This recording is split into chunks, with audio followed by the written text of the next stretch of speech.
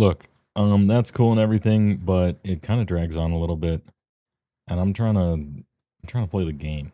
All right, how you guys doing this fine afternoon? Thanks, Artorius.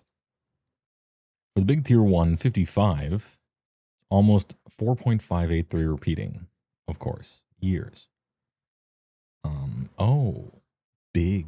Uh, yeah, rev up that milking farm. We got a new thumbnail. Ogre Rumor Monger. I read this during the intro, but Ogre Rumor Mongering confirming. Used words like confirm. Okay. That not only will the big boys lose their Mongolian aesthetic, which I'm going to be perfectly honest to you, I don't give a shit. If they kept it, cool. If they didn't keep it, cool. That's how I feel about it. It was possibly a reference to Mr. Hato, maybe just a little bit. I don't know if Docking can confirm, but to me, the ogre aesthetic, at least a little bit, came from Mr. Hart, from Hokuto no Ken. But now I'm just making stuff up. Anyway, they might be losing their Mongolian aesthetic in the refresh, but will also be much larger than the new rat ogres. Okay, new trade deal. You receive loss of Mongolian heritage. I receive much larger. I'm taking that deal. That's a damn good deal. You taking that deal? I'd take that deal. Damn good deal. I'm in. Easy. Easy game.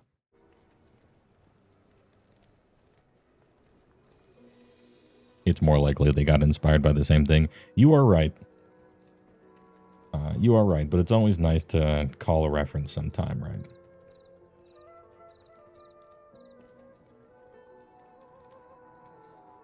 Anyway, we're back with a brand new Warloach. A brand new Warlock. Who is pretty sweet so far. Like, this guy's kind of nice. Heavy magic. We are level 67, which means we are finally able to equip Mr. Harlequin Crest, I should say. Shaco. Got a Cham in there. This is from some other character. I transferred some of my characters over to the new thing, and so I just kind of decked this guy out in leveling stuff from those other characters. And at 67, you can actually... 65 is about the level of it, but a few more levels for a few more things. And now I can start looking like a proper Diablo character, right? We got the Shaco, we got the Spirit, we got the other Spirit, got the Enigma, the one in the Archon plate. My Druid has the one in the Ghost Shroud. But this guy's going to want a decent amount of strength anyway, I think, because I don't know that I want to spend the points for this, especially when I'm leveling. So we just blast strength a little bit. I got some imp tramples over here, which are just boots that happen to drop that are actually kind of insane. For just boots that happen to drop, 30 run walk, faster hit recovery, and triple resist over 30. This shit's kind of, this is kind of fire, these guys. Hell yeah. Anyway, double Stone of Jordan. Still have the Sigun's Wrap at least until 80 for the Arachnid Mesh. And I'm using some Trang Ools. Trang Big Ools. Because I want that faster cast rate. And the cold resist is kind of nice because my resistances, as you can see, are ass. Because I'm leveling. And there we go. You know, we got Call to Arms over here on the swamp, which I always forget to use and I find annoying to use, and so a lot of times I kind of don't. And I got the Mercenary in some low-level Mercenary gear. A Vampire Gaze that I haven't even put anything into yet. Little Chains of Armor, Chains of Honor, but it's not ethereal, so it's really just... This is like the third level quality of tier stuff, and then the lowest level insight I could possibly make when I hit 30, which I was farming last time we were on stream in Nightmare on the paladin that doesn't have to click any buttons, the double dragon man. I was leveling as fire, and it was very good and very fun. Ring of Fire, man, as soon as you hit level 6, you are blasting as far as leveling on the warlock. Now, this shit costs so much mana. It costs a crazy amount of mana. As a very early warlock, you might as well just put health potions, or sorry, you might as well just put mana potions in every single slot of your belt and fill up basically half of your inventory with mana potions, because that's how you're going to be leveling when you get to Ring of Fire.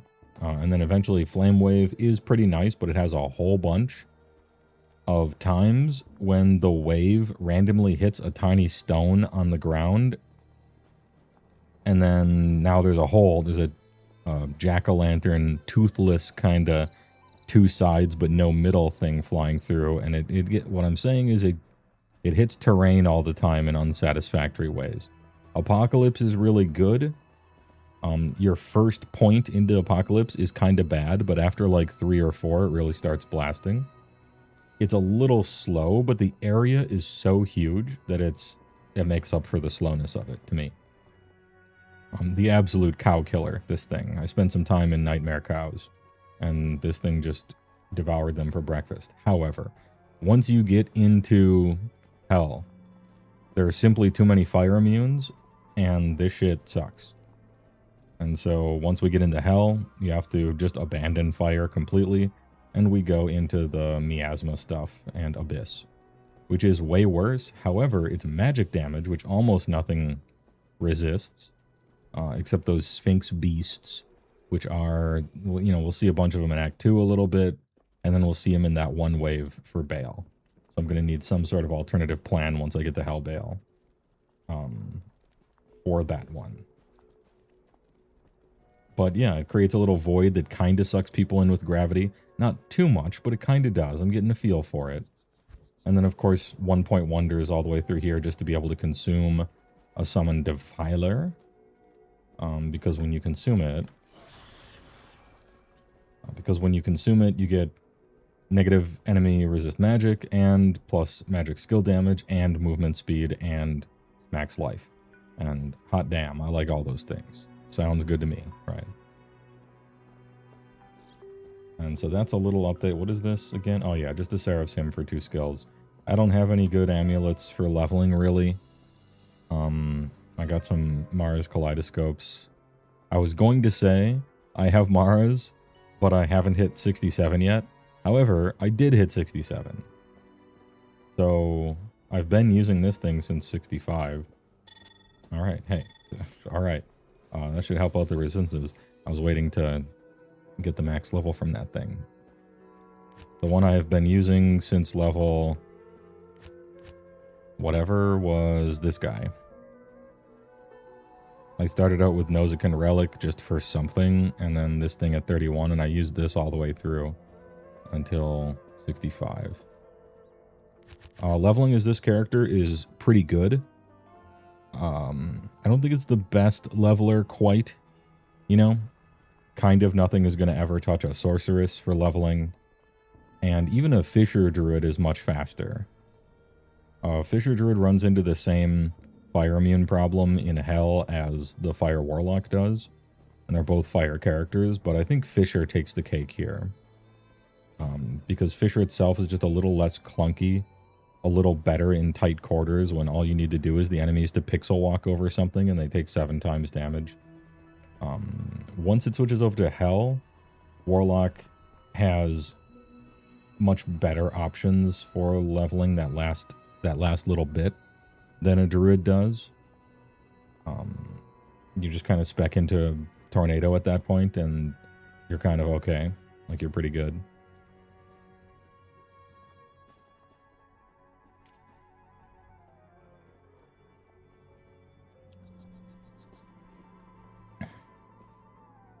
And what else? I don't know what I'm going to do with him when he hits max level. I'm going to be honest. I have so much Druid gear because I basically only play Druids. So I just have a shitload of Druid gear on everything. I used to have a Fire Druid.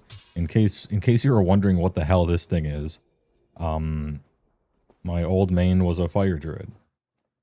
Duke Nuke them.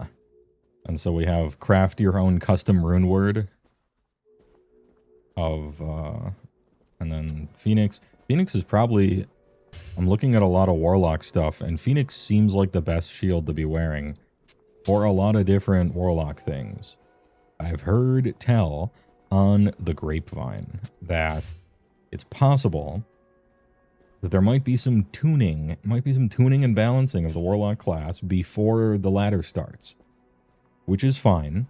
I don't think we're on Mosaic levels here, but there are some things that are probably just a little, a little pushed, and one of those is single wielding a two-hander when you also get a shield.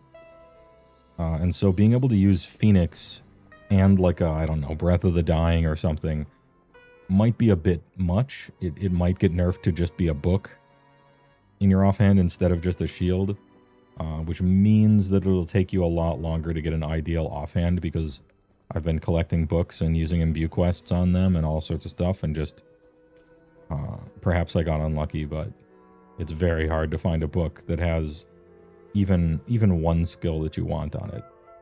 I got to level 60 before I found a book that even gave me a bonus to a skill I was using. But then again, there's a lot of Warlock skills, so hey, alright. What else for the updates? Not too much, just chugging along here. I could have jumped right in as fast as possible, found someone to get rushed through the whole game, and then do bail runs until like 92 or whatever, but I wanted to take my time, actually play the game, see how the Warlock class felt up through all the levels. Again, not sure what I'm going to do once this guy hits like 80 or something and ends up killing Bale. I don't know what the final build for him will be. I do have, I'm pretty sure I have a Fire Sunder Charm ready, because my other guy used to have one. Probably on the character. Yeah, it's probably, no, here it is. Yeah, Flame Rift. I know there's a new system for Sunder Charms where it involves kind of trying to craft the perfect one with a bunch of extra stuff on it. That's pretty cool. So yeah, I might make a Fire Druid, or sorry, I might make a Fire Warlock at max level, or maybe I'll try the melee out. It seems to have some AoE moves. So to me, like, if you're going to play a melee character, you have to satisfy two requirements first. And the first requirement is you ought to have some sort of AoE. And the second is you can't only do physical damage. You gotta be able to do something else. And if you can do those two things while still using Enigma, then step into my office. And it might be the case that Warlock can do that, because Werewolf Druid cannot do that. Paladin can do that. Barbarian can kind of do that, but he has other things that make him worthwhile. Amazon can definitely do that. Holy. And Assassin used to not be able to do that, but now it can. Game name? Just playing solo right now. I'm just kind of solo leveling up. Alex True Custodian. But I don't know if I ever have my inventory open. If you're trying to play Diablo 2 and anybody wants anything that drops, I have like a 25% chance of just giving it to you. So there is that. If you're looking for something, and I'm probably not going to use it. I'm like past my trading. I'm not trying to super trade right now, but maybe I will for Warlock stuff. We'll see. I do like the stash pages they just got. Anyway, I will finally look at chat after that long preamble of the update on what has happened so far with the first Warlock. I know I want probably a melee Warlock, I want probably a Fire Warlock, and then we'll see if I make a third one. If the Summon Demon stuff can work out or not. I'm told that you can have more than one demon out.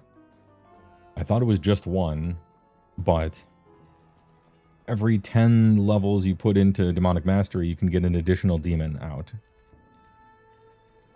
So you are very, very, very, very limited in the number of friends you can have available in your summoning tree, which usually means the summoning tree is terrible. Well, doesn't mean the tree is terrible. It just means it would be a bad character to play. For instance, like a summoner druid was just horrible because you could only have one type of creature out at once. And then they let you use all of them at the same time, and it's still bad, which is crazy. But it's like the best supplemental tree ever, and I think that's really what it's kind of supposed to be for. I suppose you could be doing a Blood Boil and Gorge thing, and maybe that's actually good. But you're not like a Fishy Mancer. You're not overwhelming the opponent with your army. You're just kind of casting spells that require a pet out for some reason. So it's a little different of a theme. However, Consume is super excellent, and Bind Demon is super excellent as the secondary tree for almost any build, and you're kind of stupid for not doing it. It seems so cool and strong. I don't know if you can blast both Consume and Bind. I think you probably gotta put points in the Bind and then find some creature in the world that has an aura. Maybe Cursed, maybe Fanaticism if you're a melee, something like that. Anyway, interesting things to think about. Point is, probably just gonna make 2 Warlocks. Probably won't make a 3rd. Alright, time to check what chat is doing now. Shaco Lit Milk, good meme. Just purchased D2R on Steam, and you're excited for the new class. Gonna fling so many pikes. Pike Flinger. Holy shit, we're huge. Do you think that the Warlock is a Chad? Yes. He can use a 2-handed Breath of the Dying and be holding a book in his other hand. And it's just floating there. The nonchalance coupled with power equals Chad. Just rescued a dog. She's back with her owner now. Happened from the start of the stream to just now. Oh, wow. The viewers in my chat are American heroes, apparently. New Sylvaneth is looking fine. I like the new model. Across the pond. Looked good. After Lumineth and Dot books, you're cautiously optimistic for your trees. Yeah, I mean, kind of one of 2 things will happen. Either it was an anomaly where we had 2 amazing books, and then the rest of them are just going to be, you know, or this is the single point in history where everything changes, and all the rest of the books will be good. We'll see. We'll see.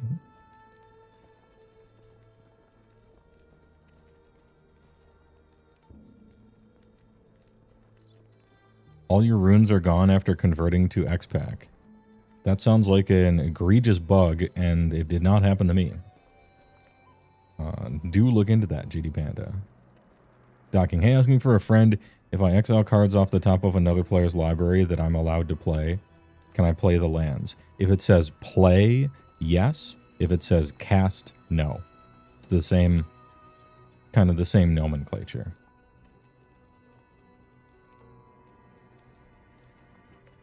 And it follows the same timing restrictions and limit of normal land play. So, yeah. Some things, like that one Eldrazi guy for 6 that exiles the top 4, he'll, like, put them on the battlefield, so it uses different language, but if it says cast, you can't. If it says play, you can, in general.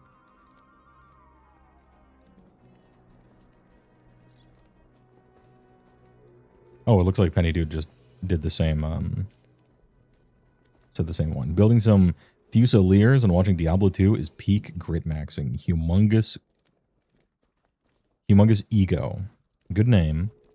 And, man, good taste. Good taste all around, chaps. What were we doing? We were just about to enter the Maggot Lair. In search of the Staff Head, or whatever. Oh, I can have 2 demons out now. That's sick. Okay, kind of nice.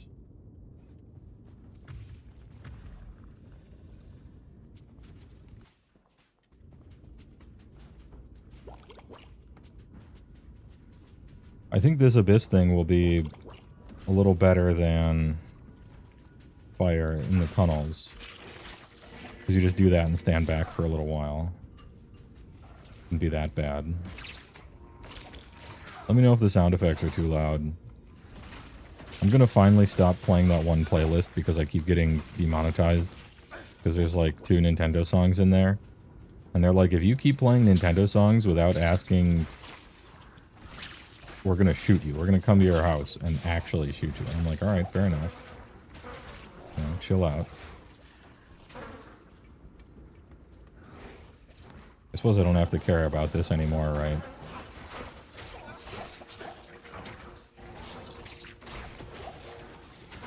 I can just teleport now. It should be a lot easier. I'm so used to running around because I've been leveling that I'm not even thinking with portals anymore.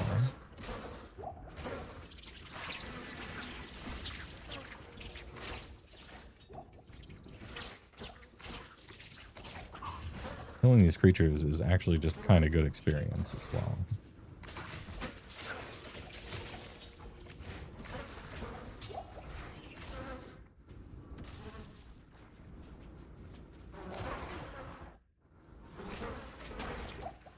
My precious stamina.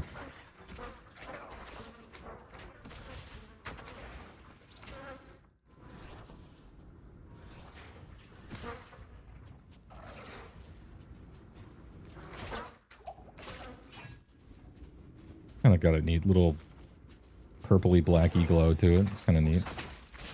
I appreciate the graphics. They're a little more neon than I would appreciate in Diablo. But aside from the neon nature of them, they do kind of fit the thematics. They're sort of low-key. They're not too ostentatious. I know that one of them draws a literal pentagram that's 50 feet across. But, you know, they showed remarkable strength for modern Western devs, right?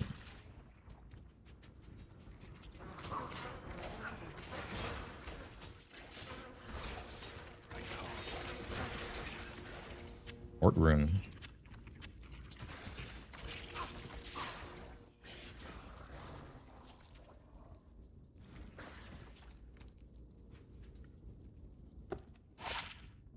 Necromancer, Loathe Fang. 1 Necromancer skill levels.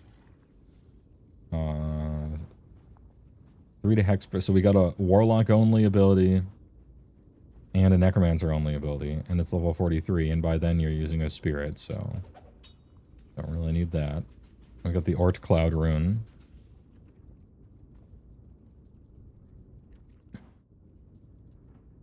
You get to live on muscle relaxers for the next 2 weeks. Pretty sure you fucked up a disc in your lower back yesterday, real fierce, and it hurts to do anything. I have had that happen, and that fucking sucks. My condolences.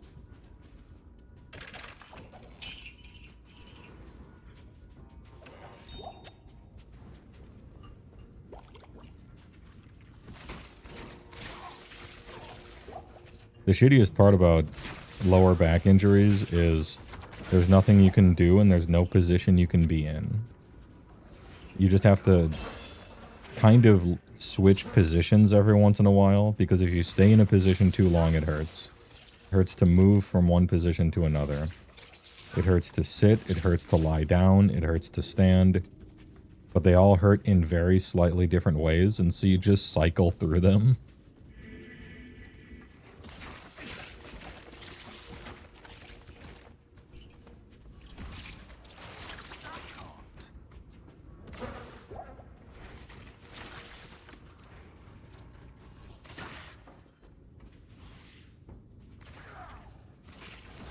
I hit an area where you can't use this ability. Must just be... There it is, okay. I can't. Had to click the mouse just so. I don't know why I don't just teleport.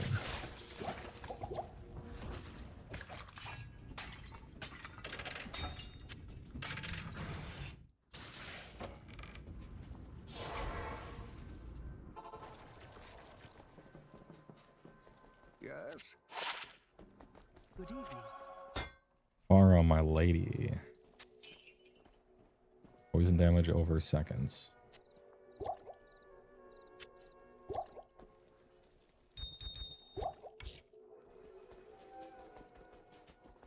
Greetings.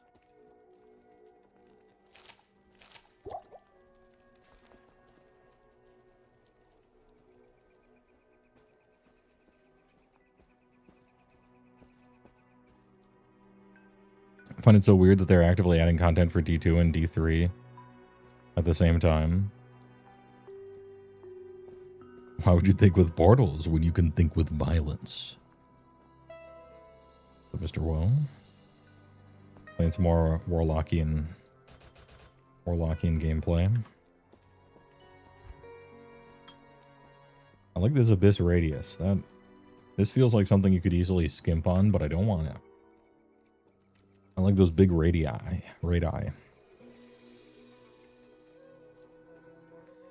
It is weird that they added stuff to Diablo 2, but I am very pleased that they have. And 25 years later, here's a new class. Hey, all right. Have my money. I essentially paid them $1 for every year I've played Diablo 2. It was a $25 expansion, and it's been 25 years of me playing Diablo 2. So here's a buck. Keep the change, kid.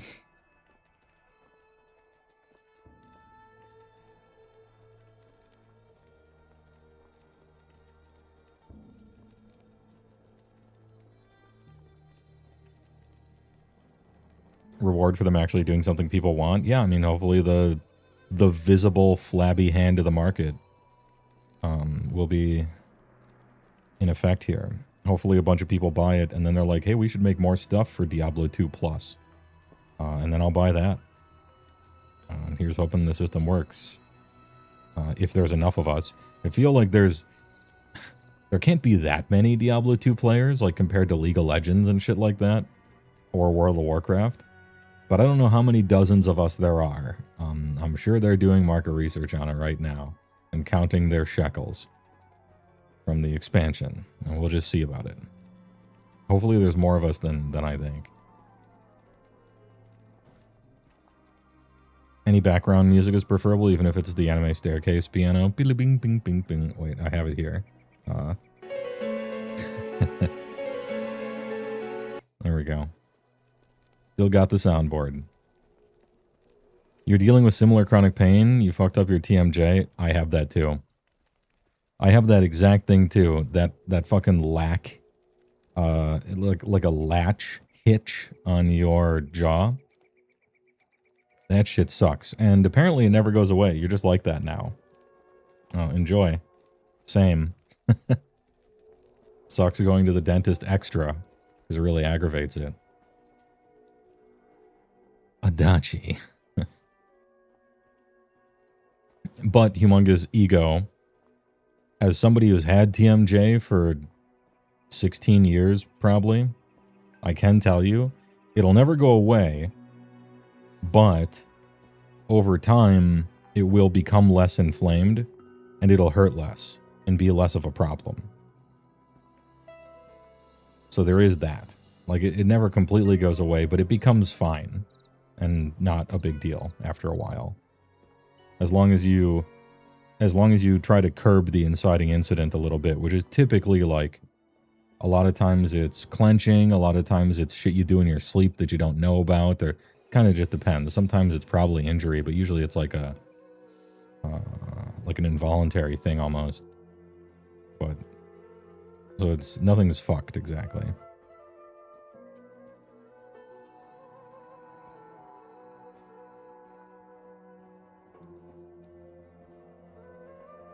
You figured it out. You need to move stuff manually from the old shared stash, convert character to new X back into... Yeah, you gotta take all your mules, which is good because I got rid of 8 mules, I think. I believe the number is 8. I had 8 mules, and now I have 2. And that's all this, plus all this, plus all this, plus all this. Plus a character or 2 I haven't transferred quite over yet. And I still have big inventories of a lot of my characters, but man, being able to use fewer mules is so nice.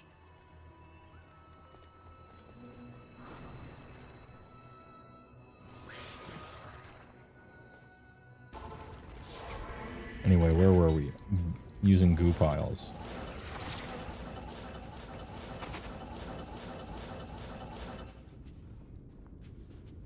Level 3.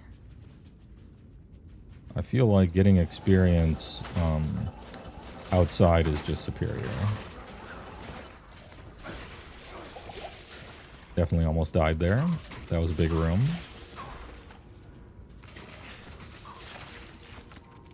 Big room.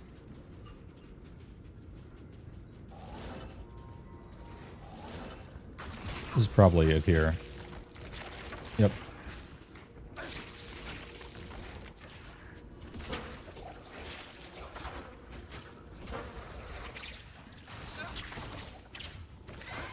Got him. Give me the Staff of Kings. This thing doesn't destroy these. Not that type of game. Hey, alright. Thus, How may I help you? The Staff of Kings. Oh, I got another one of those, huh? Are they the same? Is there a 2068, 2068? Okay, they're all the same. Cool. I just need to keep one then.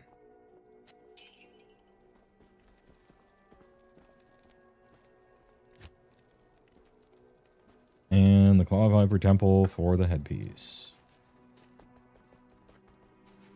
Do I have a waypoint? No, I forgot to get the waypoint like always.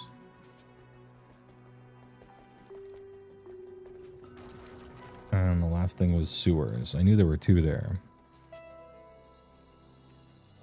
As long as the space is finite, you'll never not need mules. Same, but I appreciate being able to get rid of a bunch of them. And there will never be a reason, again, to have mule after mule after mule after mule holding perfect gems and runestones and keys and stuff, at least. At least that's nice. So the class of mule you'll need to use is permanently reduced by 4, which is great. I guess I just have to go outside. I mean, I'll go outside, chat. I'm not a complete hermit. I'll go outside in a video game. Get my fix.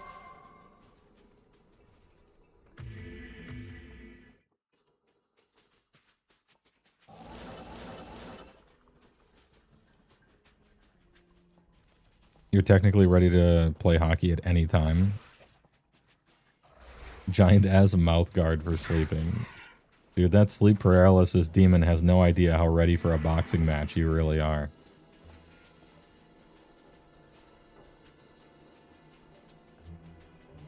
Pretty speedy run speed on these warlocks on account of Consume Demon giving you run speed.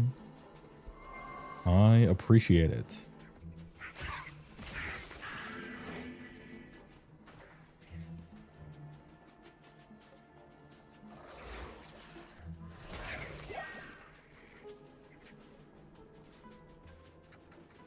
Not quite faster than teleporting, but it's sort of close. Hey, there's a waypoint.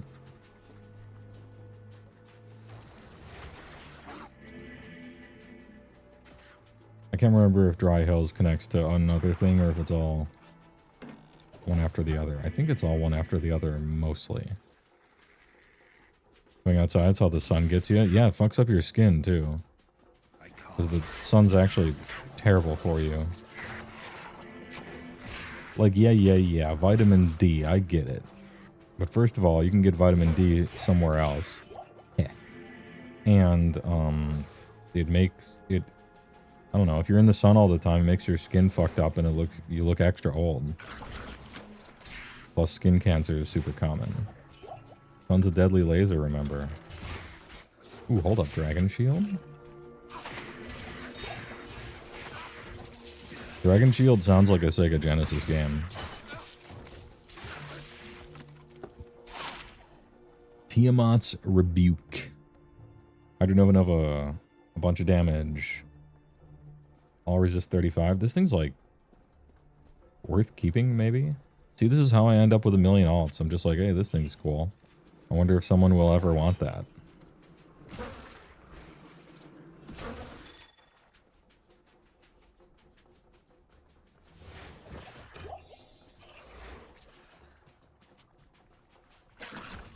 Salmon is a good source of vitamin D. True. As is milk. And, you know, that's more fun than going outside to me. Hey, you want some salmon and milk? Sure.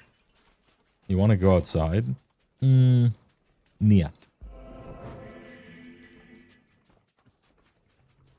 Sleeves? Darken the day, but my deeds will not be. I guess you could wear face sleeves to keep your face skin kind of nice.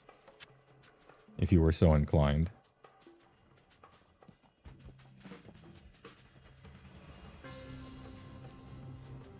Not reduced fat milk. Skim milk has like no vitamin D. Yeah, but... Well, I guess I should have been more clear, but... I think people who drink skim milk are actually the people from They Live. Like, they're aliens. They're lizard people. Why would you even drink milk if it's skim? What are you doing with yourself? They're pretenders. They're like, I like water, but I wish I couldn't see through it. I got you, fam. Skim milk. Are you magic immune? Immune to magic. Wow, very rare. Very rare, but it does happen.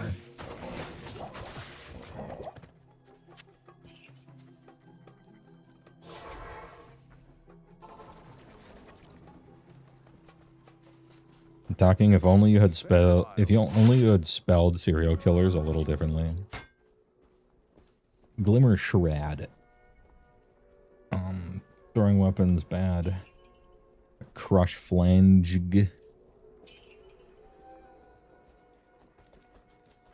I refuse. I've been. Good evening.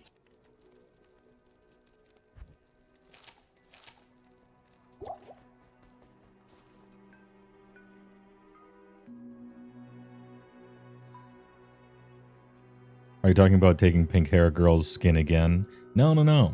Pink hair girl's skin must be protected. From afar. We don't want to bother her. I'm not trying to bother anyone. Why do you think I'm a hermit? Not even me. But it should be protected.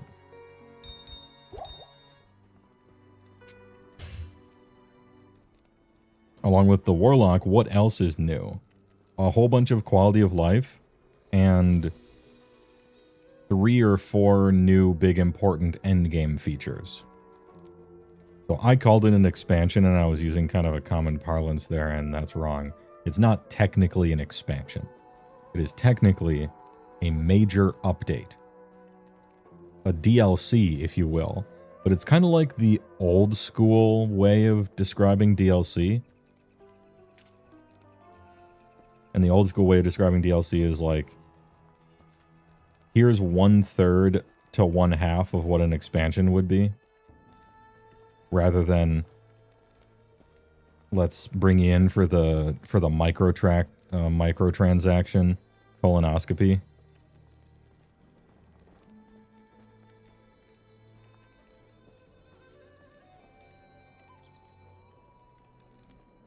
Like, Lord of Destruction was a legitimate expansion pack. This is just a big DLC, a major update. And they use that lingo too, so I think they still abide by it.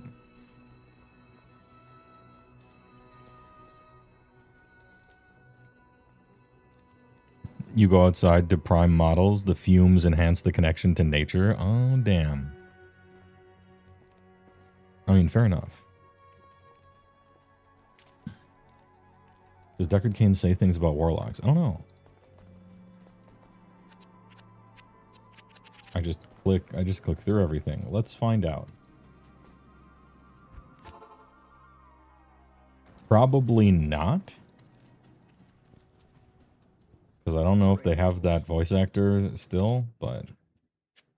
Oh, there's no introduction. The magical effect. It takes time. Alright, there's no introduction text. I guess I'll need to make a new one and see. A necromancer dialogue? Yeah, like Atma. Wait, not Atma. Alcor the Alchemist. Oh, a necromancer. I'll have to tell you about potions or whatever the fuck he says. Yeah. And who's like, oh wow, a paladin. You're kawaii and based or whatever. Who says that? Anyway, those are cool, and I wonder if there is one for Warlock. I should look it up. The Deckard Cain voice actor, he died a long time ago. Yeah, he died quite a while ago. Does Charcy talk about paladins? She's hot for the paladin. I mean, she's not wrong, dude. Paladins are awesome. The stature. Wait, I had a portal. I had a portal. Portaling.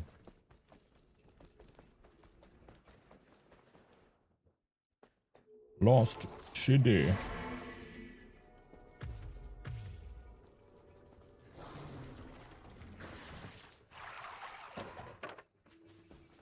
Where were we? Looking for the Claw Viper Temple.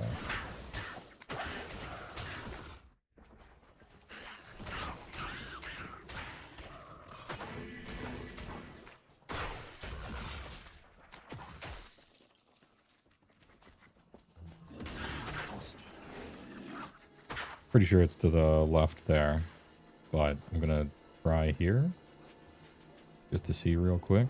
I can't.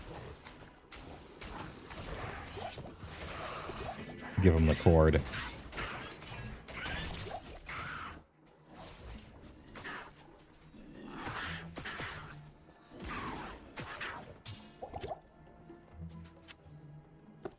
Hello, what's this?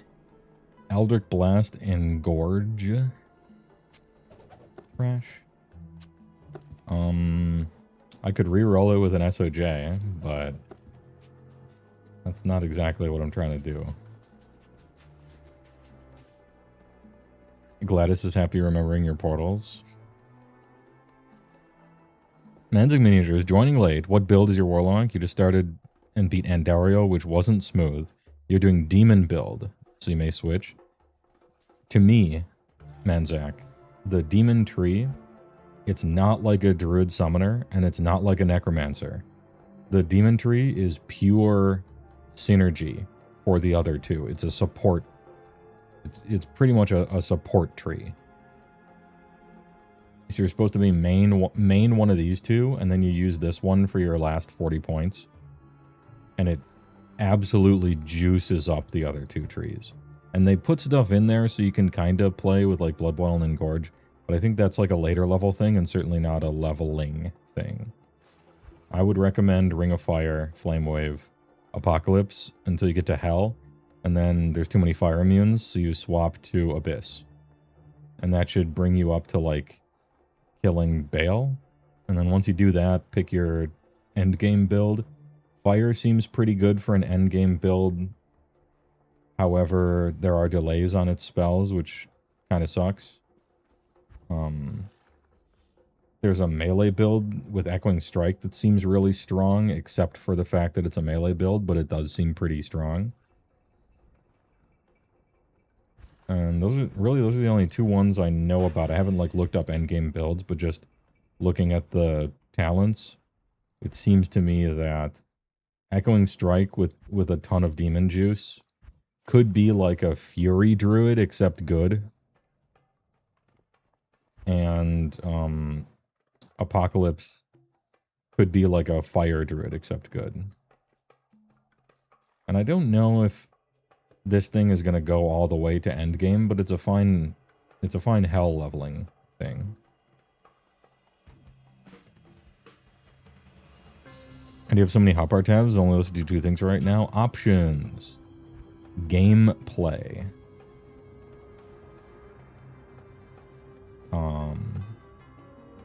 Display active skill bindings. Quick cast skills. Welcome to the modern era. Enable this to make pressing a bound skill hotkey instantly cast the skill in the direction or location of your mouse cursor.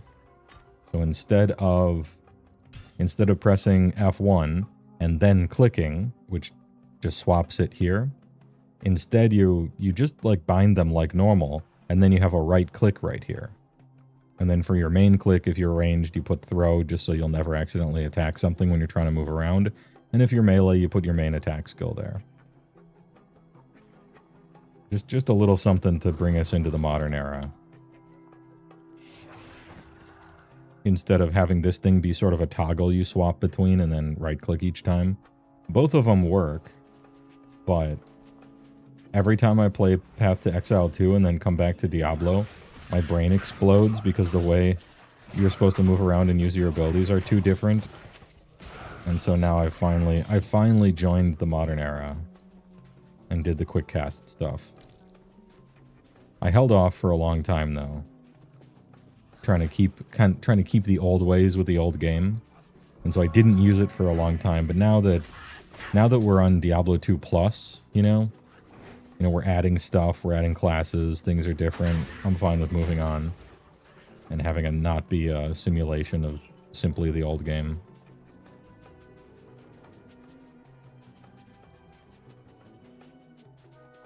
You've been self-gimping in challenge mode. Challenge mode unlocked.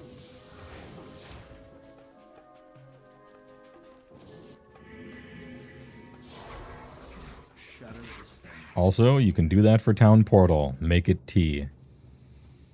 At last.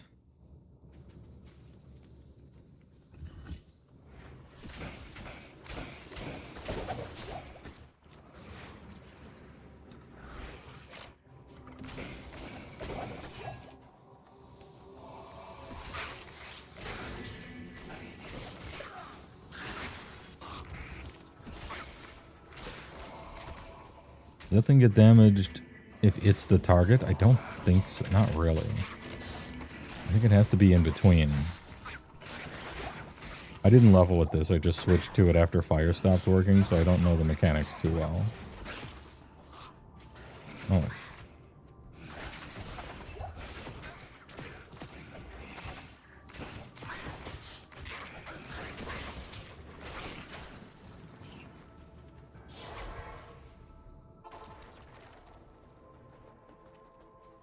It's different than you're used to with Titan Quest 2, and so now you feel like a caveman? Yeah.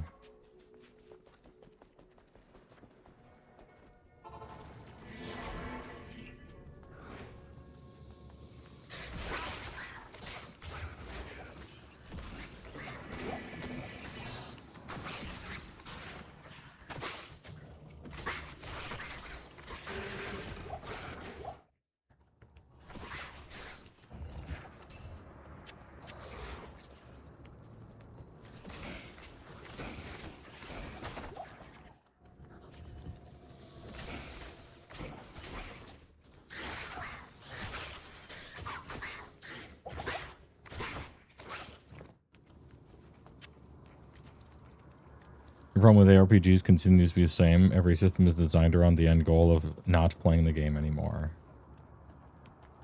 Yeah, it's interesting because there's a lot of reasons people quit games. And your job as a developer is kind of to delay that as long as possible without making it feel to the player like you're trying to delay that for as long as possible, if that makes sense. But the number one killer of gameplay, the number one thing that causes people to quit ARPG, loot collection, World of Warcraft, you know, games like that, is finally completing best in slot. And you finally get that thing you've been looking for, the final piece of the puzzle, the best in slot. You finish the set bonus, you know. If you've been a guild leader or been in the leadership of a guild, you know it. That's the killer. They'll be really happy for 1 week in the next raid, but after that, they're going to start calling in sick. It's over. It's not burnout. It's not, oh, this thing is too hard or whatever. It's, I finally got it. I did it. I'm in best in slot. Now it's time to finally play the game. And then they quit.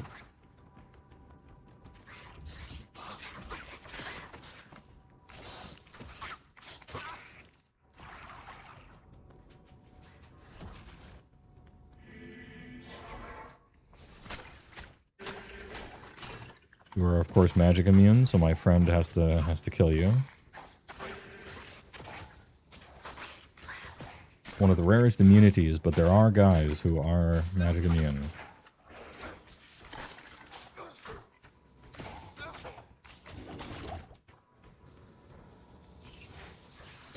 That Bale Wave is going to be a challenge. I might have to give my mercenary extra juice for that. Swap his weapons out for just that wave or something.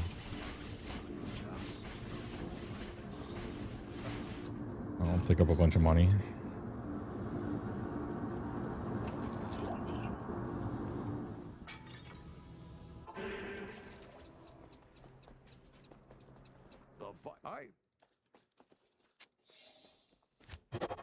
It is an honor to serve you.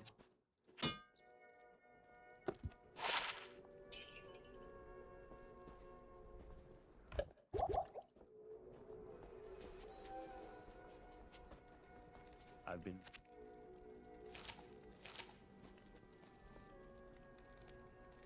So annoying this guy doesn't sell keys.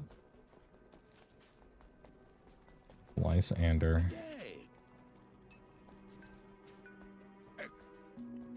Thank you. Stay alive.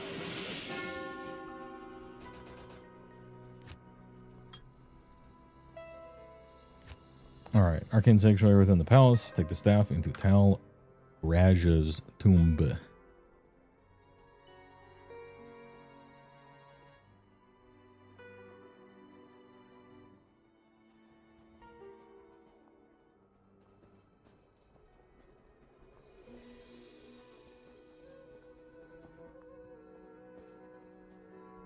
I think the favorite game you ever played was actually Wolcen, because the builds are so dynamic and cool.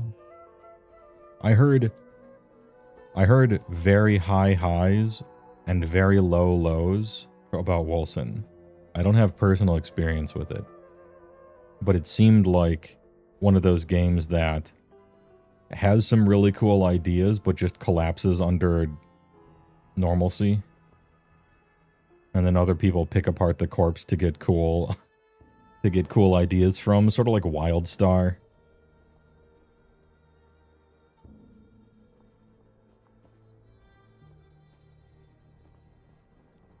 More media should work on pure magical logic and concern themselves less with physics. Like if you're magic immune and the spell grabs you with a magic hand and slams you, it should have no effect because the hand is magic. Yeah, I mean, they just got to kind of follow their own internal rules and believe in the magic a little more. The magic can have rules, and that's fine. You just can't, like... You just can't break your own rules that you wrote. That's going to take people out of it. You know? Like, what's that fucking meme with the car?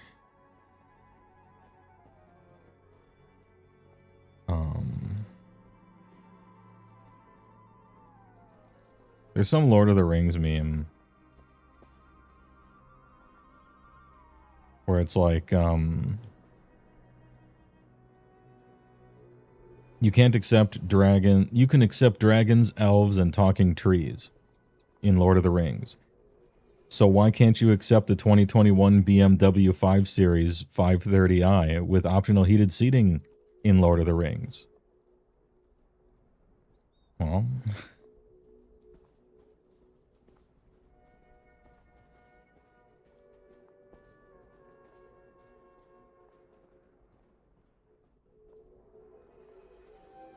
You turn into an angel mech in Wolcen? That's actually cool. WildStar mentioned plus 0.2% to the old retirement plan. The Brando Sando approach. Come up with a set of rules and then see how you can work with them. Yeah.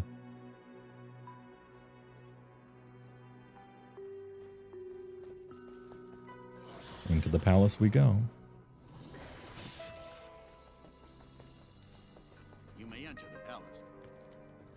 You may not pass.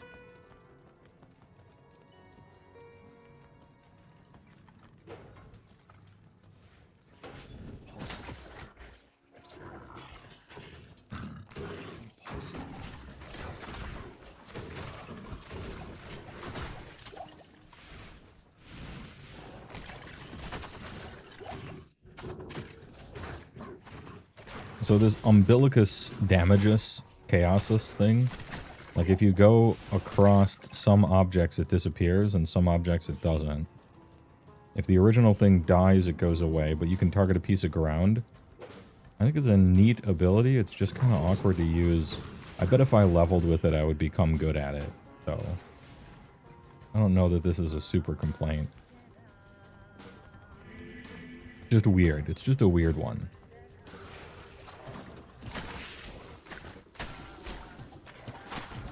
I'll take the experience shrine dealer. Hell yeah.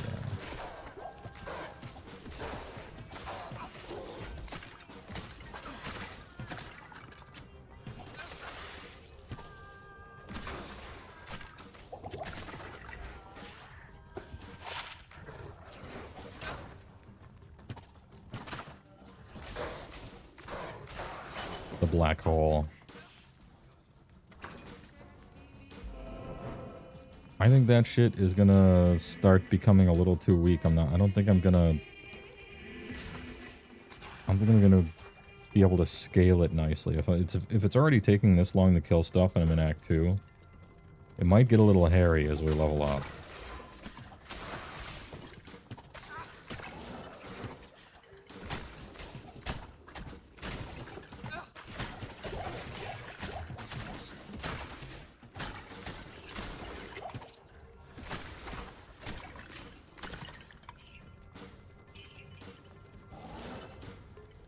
Oh wait, green boys? Oh, it's just those, okay.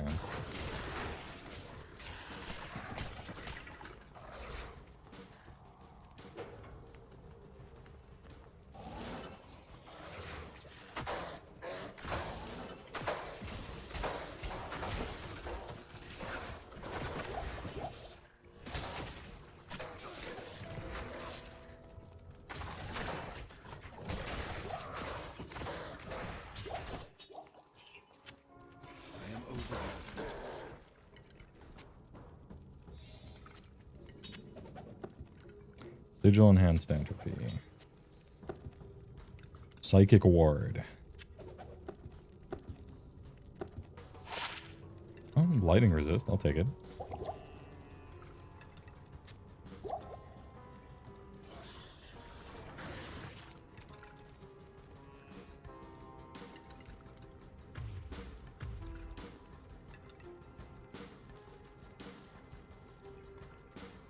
All this talk of magic systems, you need to download episode 2 and 3 of Freerin, since you're a heathen dub enjoyer.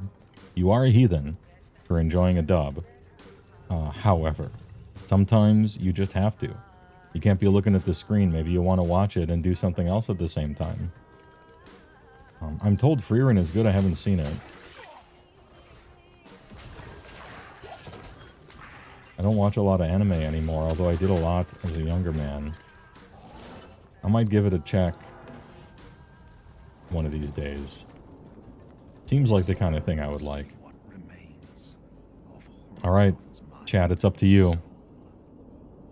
Top left is 1, 2, 3, 4. Make your choice. Which one is it? I still think no one has figured out how to tell. Or last I checked, still no one knew if there was a way to tell which way it was for speedruns and stuff.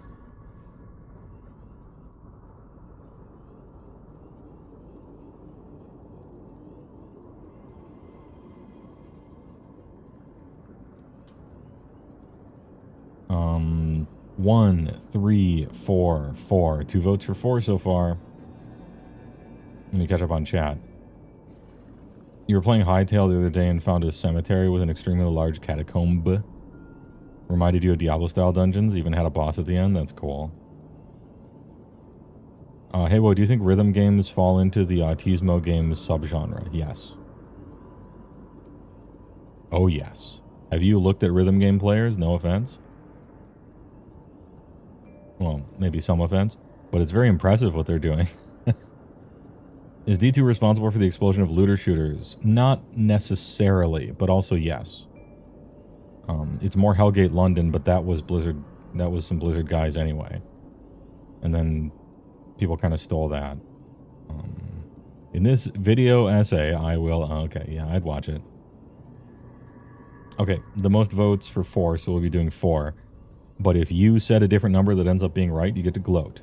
And gloating is very important. Gloat maxing. Oh, I like this ability here. Dude, lock him and sock him.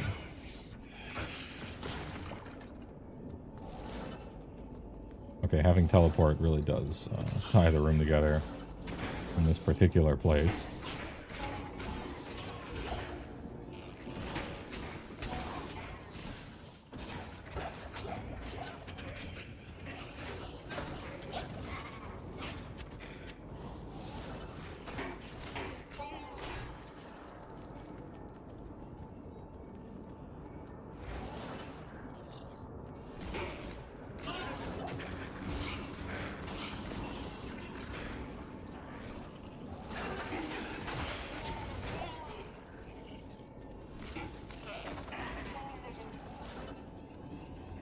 It's number 4. First try. So easy. Never didn't have it. Always kept not didn't having it. Holy. It's just that easy. Amazing. Alright.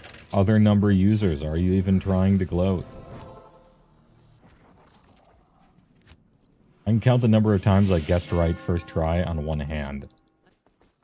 And I can still count that way. Because it wasn't me choosing, it was chat. Good day.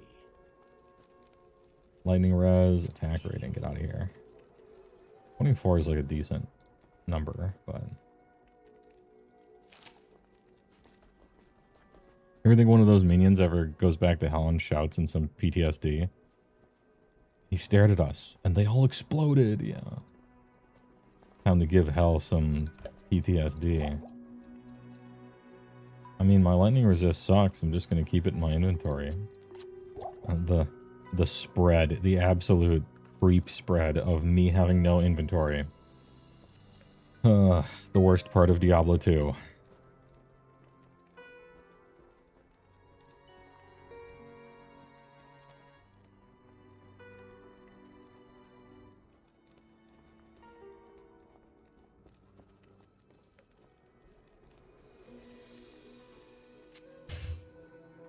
Imagine the enemies of ARPG's complexity is like fucked up when you think about it. All these guys are sentient creatures. And you're like jogging by while they're atomized. You kill more people than the Doomslayer. Yeah, well. Just doing your job doesn't cut it when you're an actual demon from actual hell. Maybe don't fuck with me.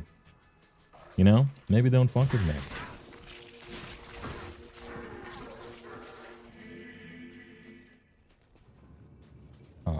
The smiley face, right? Yeah.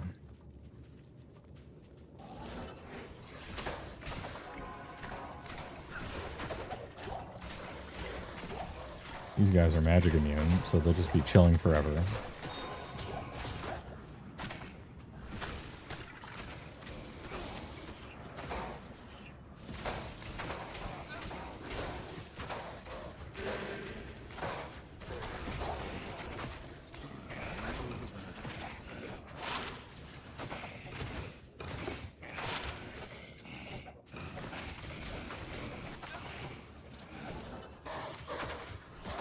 Dude, they got some big life.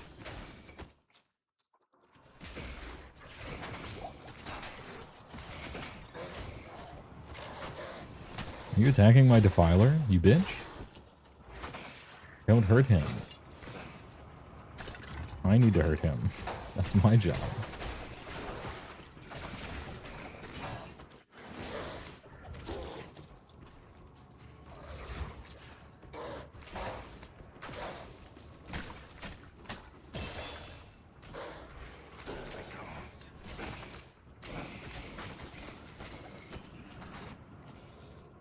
See, sometimes that chain lasts forever. I think it gets broken if you walk past a pillar or something.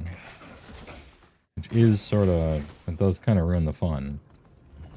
There's a lot of pillars everywhere.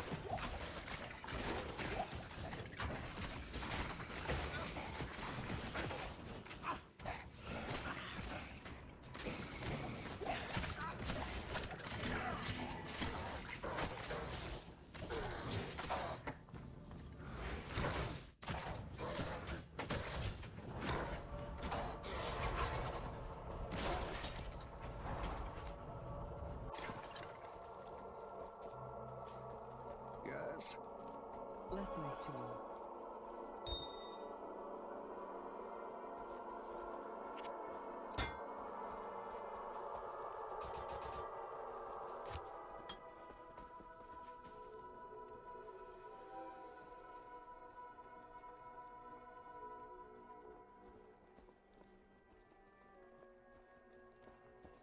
Unlike the Doomslayer or whatever, your character in D2 is so dispassionate. You just stand there blankly and listen to Deckard Cain staring off into the horizon. Yeah, because I'm talking to chat during that, and so my character is just like looking at the horizon for 5 minutes, and then he goes and atomizes 1,000 guys.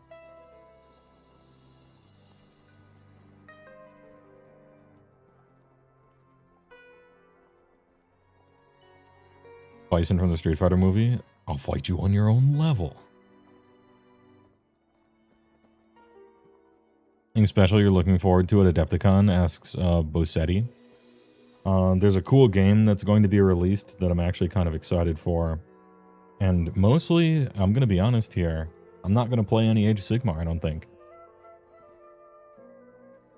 I'm excited to see the flats from Discord go get big dinners and big breakfasts in Milwaukee and play like 10 hours of Magic the Gathering every day. And then leave. It's going to be great. It's going to be a good time.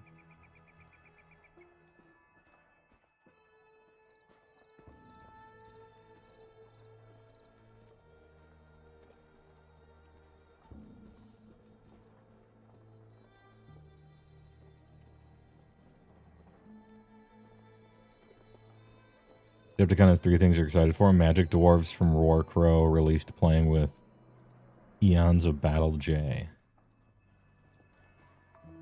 That sounded like a Tears in the Rain speech. You're hyped for StarCraft, but it's about the people. It's about family. That's what really matters. Will be neat once Hytale's fully out with the RPG adventure stuff that's currently available in vanilla. It's quite promising to be able to make a Diablo-style game without mods. Yeah. People are cooking a lot of RPGs. It's sort of a resurgence, you know? We got PoE 2 that's grinding along and will eventually get to the point where PoE 1 is now. The PoE 2 is looking great, moving along towards release. You have original Blizzard North devs making a spiritual Diablo game. That's probably going to be sick. They're doing updates to D2R apparently, which is awesome. It's kind of a good time to be a ARPG enjoyer, finally. Because for the longest time, it was just Path of Exile and whatever bullshit Blizzard was making when they had clearly lost the sauce and lightning in a bottle 10 years ago, 20 years ago, whatever. So we're kind of getting a resurgence, which is kind of sick. And I guess there's Diablo 4 if you're an extremely casual player.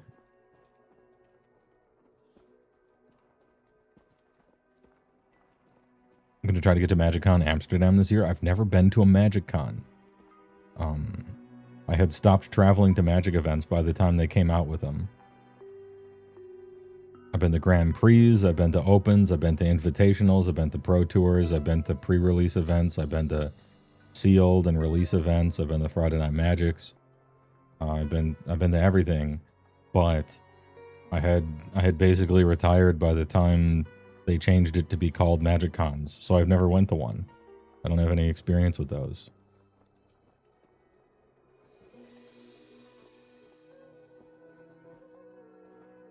Oh yeah, I guess I've been to regionals and states and stuff too back when they used to do that. Hello.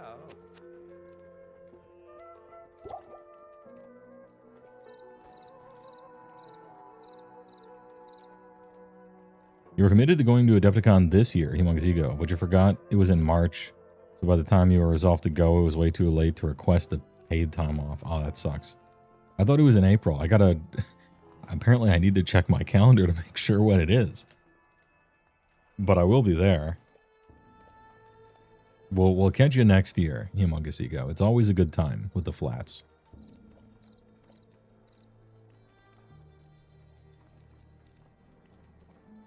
Titan Quest 1 was good, 2 has been fun so far, but it's still pre-release. Okay. There's a Minneapolis one in 2023 that you weren't playing at the time for. It was the last weekend of March. Okay, so when I said April, in my head, I must have been thinking last weekend of March, or close to April, or something like that. Alright, that's enough staring off into space, doing nothing. Oh, that's right. We're gonna kill Duriel, so we gotta do some Duriel prep.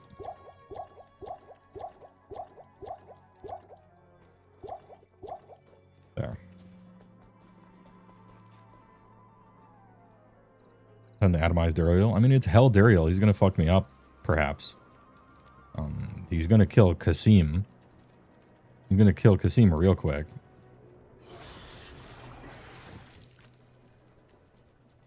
So there is that. We'll see how it goes.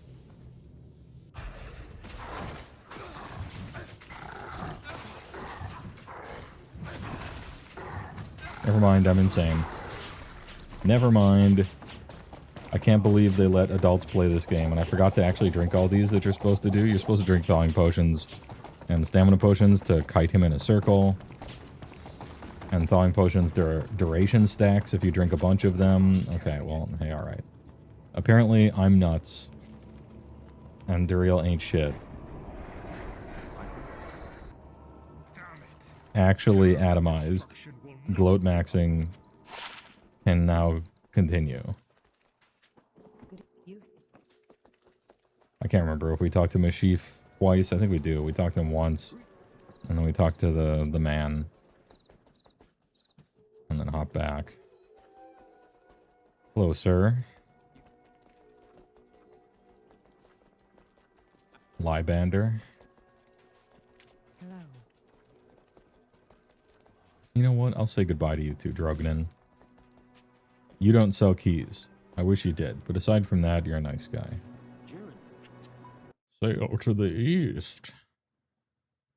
Greetings. Welcome to. Give me the money. Do I need keys? I don't. Dude, he didn't even kill Kasim. Although actually, now that I think about it, I did give Kasim my third-rate max level character stuff. I mean, it's not the best ones, but it's the pretty good ones. So I guess that makes sense. Oh, they have a nice little material section too. That's great. Damn. Guess which boss I don't kill very often? It's Mephisto.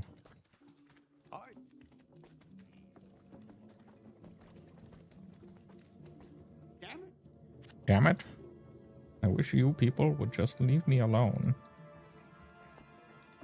Wait, what does he say? Because he says a necromancer when... So what does he do? Does he recognize the warlock? No, he does not. Okay. I didn't think he would. Oh, a necromancer.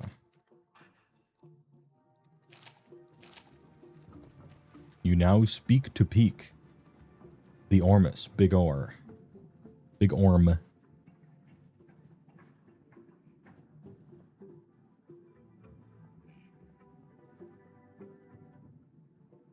You're just hearing a 1-second scream cut off and you walk around the corner with empty eyes carrying Ancient Demon's corpse.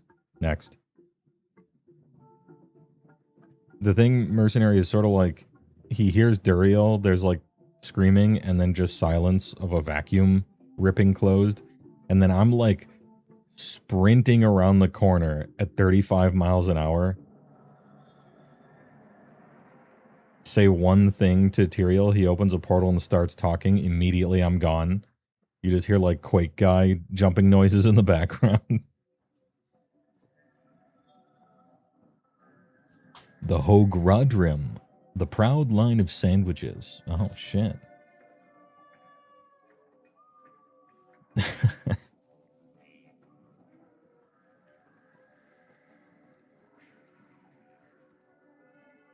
Diablo 2 needs a crossover event with, like, New Balance.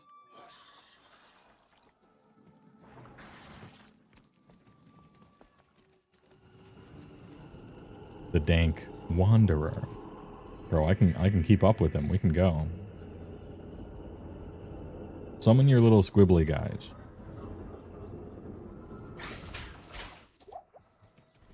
Eat shit.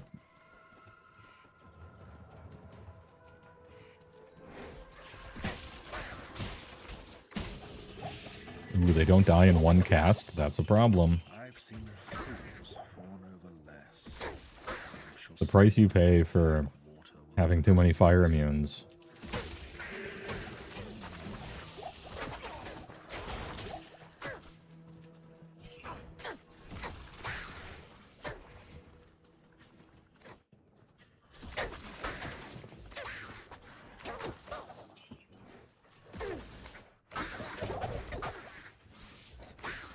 I think it does. I'm testing it right now. Okay. Oh, yep. I go past the tree and the umbilical cord breaks. That's it.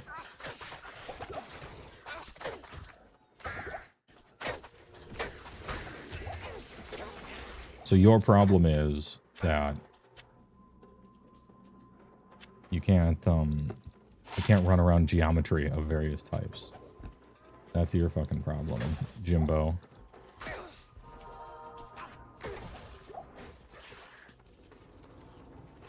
Get this shit off me.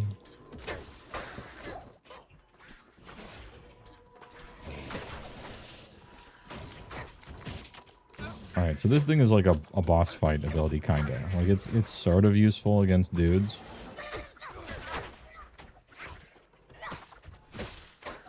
But really, it's for casting on the other side of the boss and then just walking around and standing there. I suppose.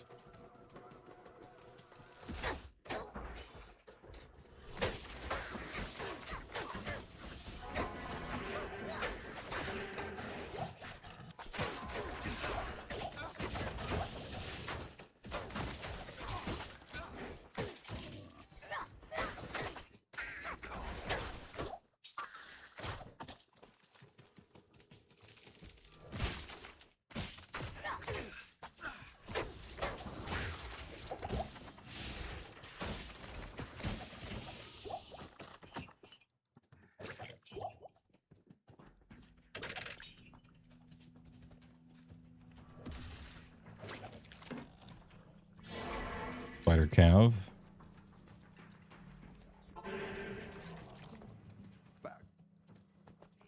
Back in Lutko Lane. Show this to Mashif.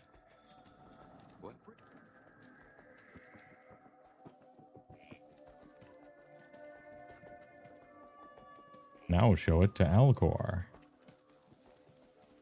Good day. From the ashes of Quile, I have mixed for you a potion. What do you need? From the ashes of Quile, I have mixed for you a potion. Hell yeah, dude. Give me the max HP. Nice-oo. The treasure hunter. Never forget that our final goal, yeah, ultimate purpose or whatever, is Bale.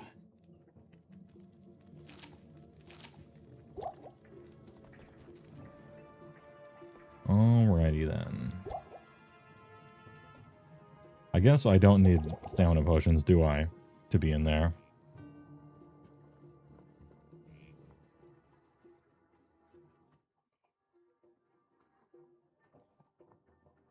Anyone been unmodified with hobby projects lately? You got all your bits just creatively roadlocked again with how to proceed, D2 and Hightail not making it easy. I don't know that the purpose in... Like, it's fine to take a break, you know? I think you should, with your hobby anyway, with your hobbies, you should generally do what you feel like doing. They're for you to relax. And you generally shouldn't treat them like something that has to be done. Or like, God forbid, a job or a task. Or like, oh, it's time to vacuum, you know? It will wax and wane, I think.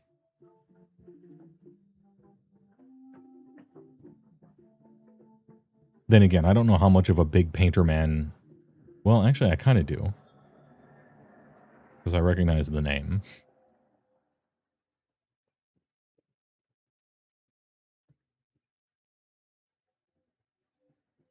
But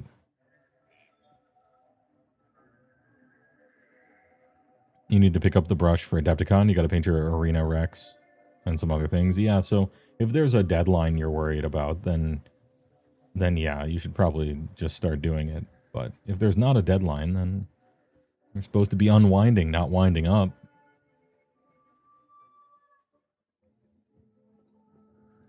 Something will come out or some event will be on the horizon, or you'll become inspired by seeing something, and then you'll be like, oh man, all right, I want to do this. Then you just will.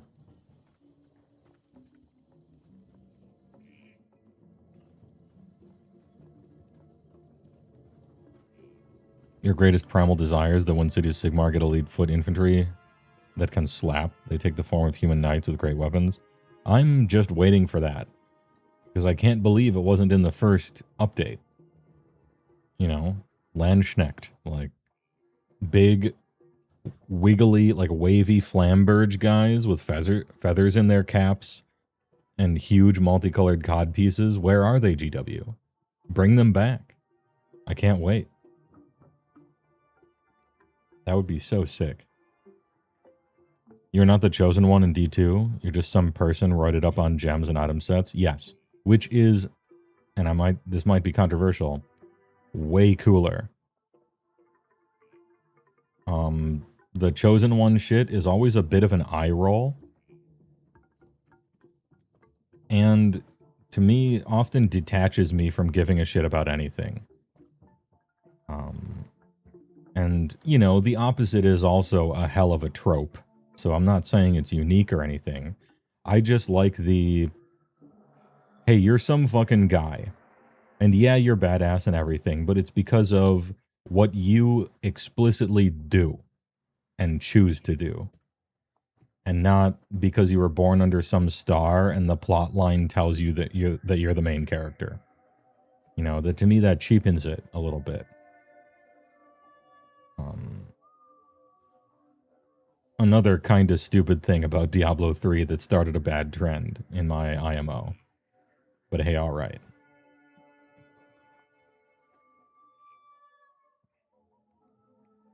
You think decision paralysis is what your big hang-up is? Too many options? You could probably fill a tier list? Oh, okay.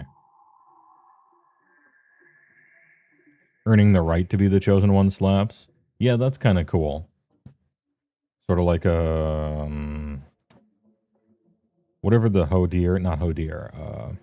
the Zeus quest is in WoW, in Legion, where there's this guy who's supposed to be the chosen one, but you have to fight before the god of war to prove yourself, and you just show up and fucking do it, and then he shows up late, and he's like, but I was the chosen one.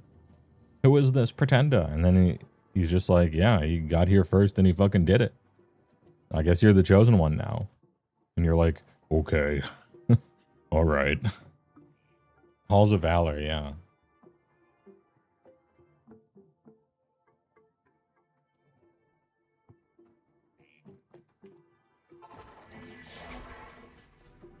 Spider Cavern.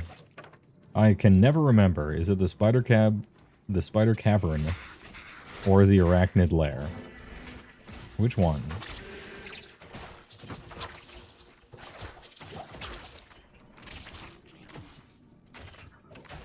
It is the Spider Cavern. We guessed right. Warbelt? Question mark? Nope. See ya.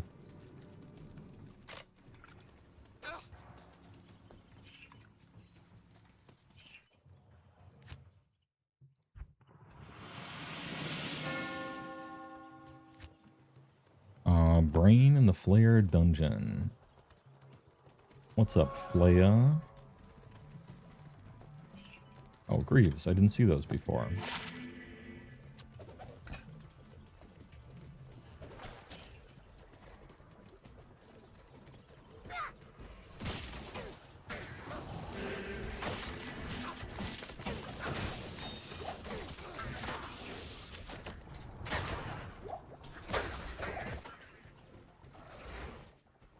I mean, it could curl around, but it probably won't. No, it curls around. I guess that's why you check. Arachnid Lair, we don't need anything in that place, but it's always next to the waypoint.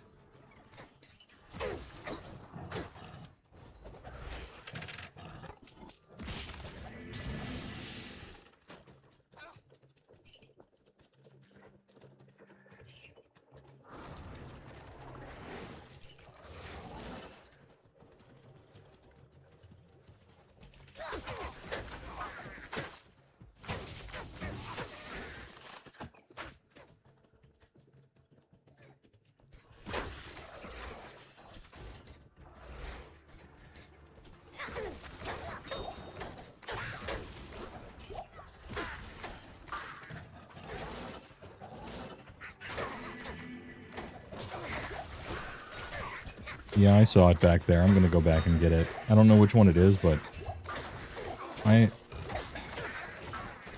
having room for all of your runes, no matter what they are, has brought me so much joy in this game. Like, just being able to pick up every rune no matter what, instead of, oh, I got plenty of Tal runes, hold on, you know. I appreciate the infinite stash tabs allowing us to just pick them up. Just pick them up and use them. Eldritch Brast? Oh wait, it's Voter Forest. We don't want that. We want the Flare Jungle.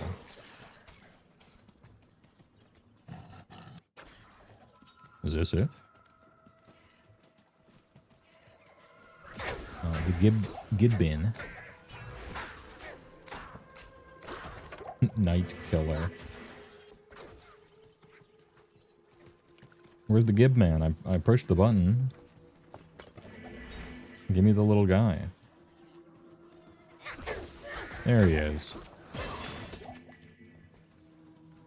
Thank you. Relic. Almost might know what purpose it could serve. Oh, a Codex as well. Don't mind if I do.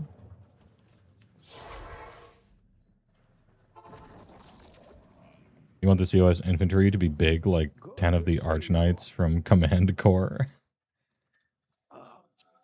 I like them being normal dudes who are just wearing flamboyant shit to overcompensate for the fear they must have. Yes. Big swords and skill. What can I say? I'm kind of a sucker for that thing.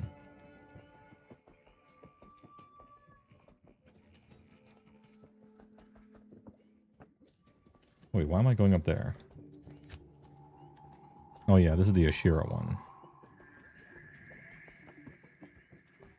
Would you paint up a City of Ogres fancy lad if they make one? Oh, like in the comic?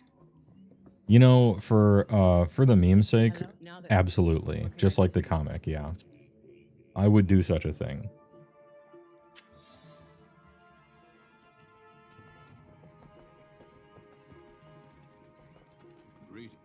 Give me the ring. It's trash. Nice. Good evening.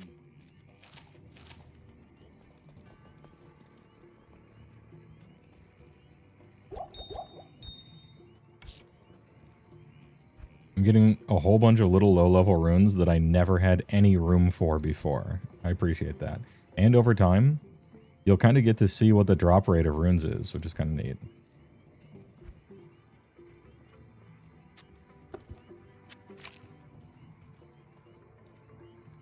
Find Demon Consume, huh?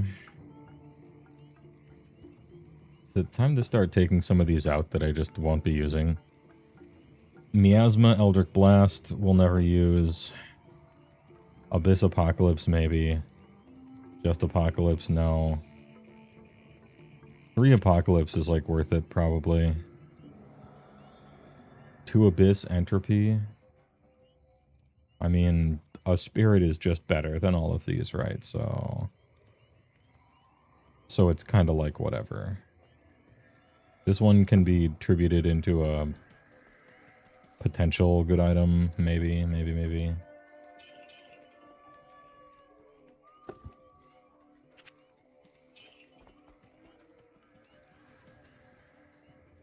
think I'm saving my tributes now.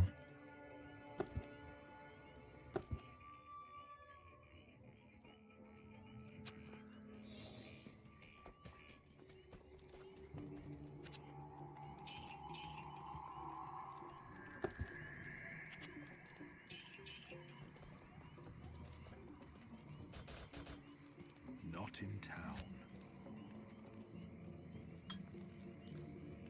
Increased mileage, increased yardage.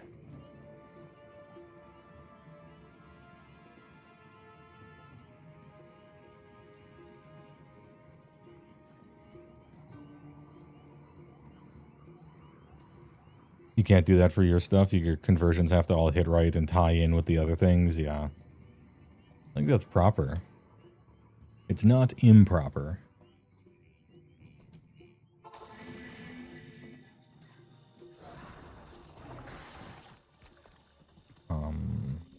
Player Dungeon. This place is going to be a lot less annoying with an enigma. But these guys actually give pretty good experience, so I'm just going to be killing them.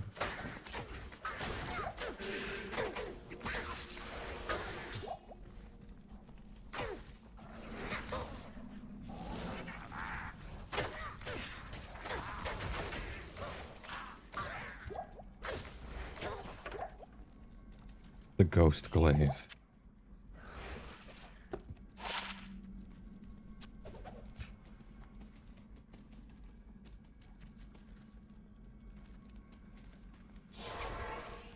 The chance of instantly dying down here is actually pretty high. With the exploders, with the little explodey guys.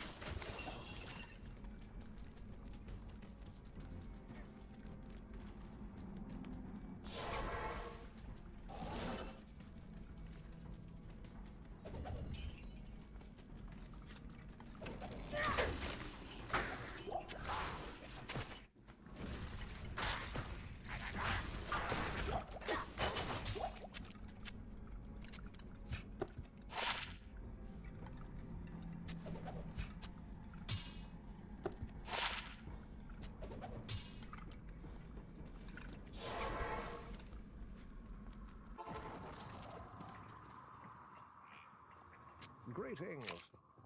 This is... Greetings. Yes? I don't really have to do anything. He left those gloves right there on the floor while the starving children in Africa.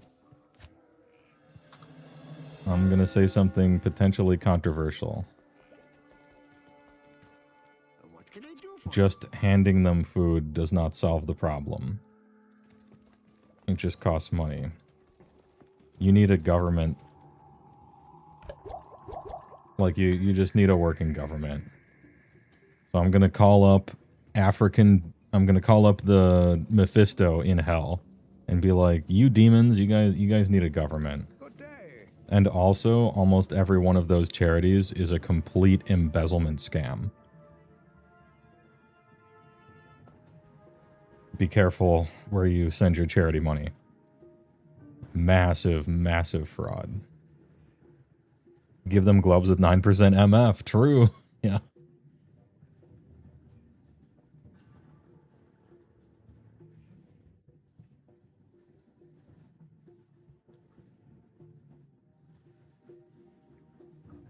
Someone asked for your D2 Tool song of choice yet? No, I haven't. But go ahead. You probably go with Hooker with a Penis. Get that early 2000s nostalgia. That's a good one.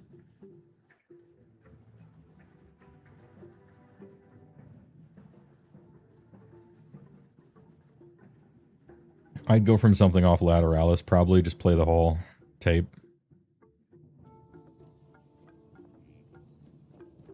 Today you learned that skill shrine adds skill levels. Yeah, if you want to be like kind of optimal, you'd take the skill shrine and then you resummon all your minions and redo all your buffs, but there's a lot of things you can do in Diablo 2 to be slightly better, but the laziness quotient has to hit right. You know, for instance, I have a Hoda, or I'm sorry, a Call to Arms.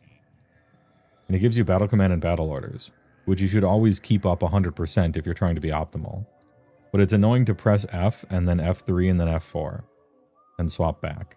And so I'll often just forget to do it unless I'm going to fight a boss or something. If this was World of Warcraft, you have to do that all the time because other people are relying upon you. But in a single player game, I'm like, whatever, I'm not playing hardcore.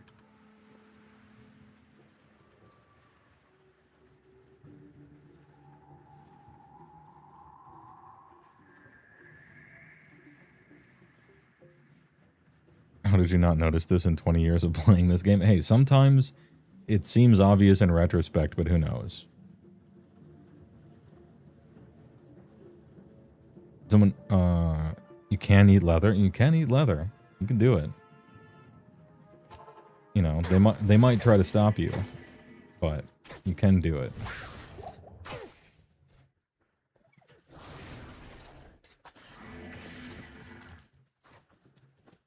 Sacrifice your demon for movement speed and hit points.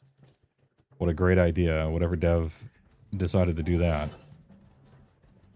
Hey, TY. Good work. Turns out I did not get the waypoint like I thought I did, so we're running back.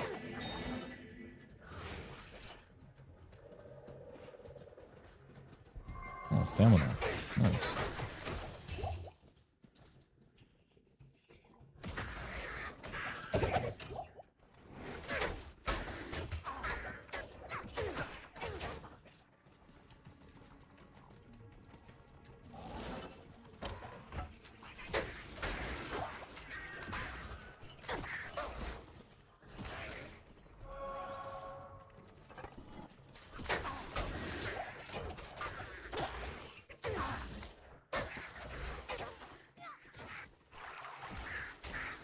What did he do? Well, he was glowing.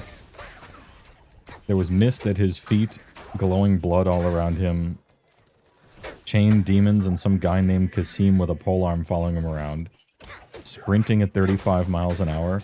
Whenever he got to something that stood in his way, he teleported past it without even visibly casting a spell. And he would just pull stuff into black holes, and they would get converted into Hawking radiation.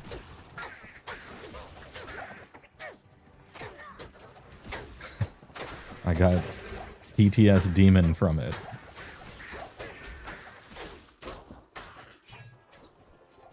So you're saying this guy was the chosen one?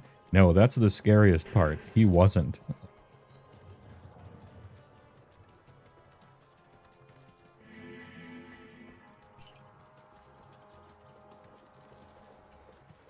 Oh, there we go.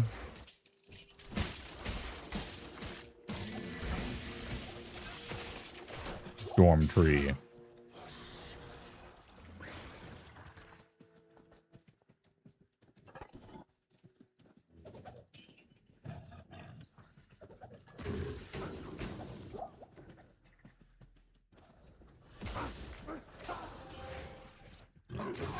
The warlock is truly ancient and truly evil. Porgos.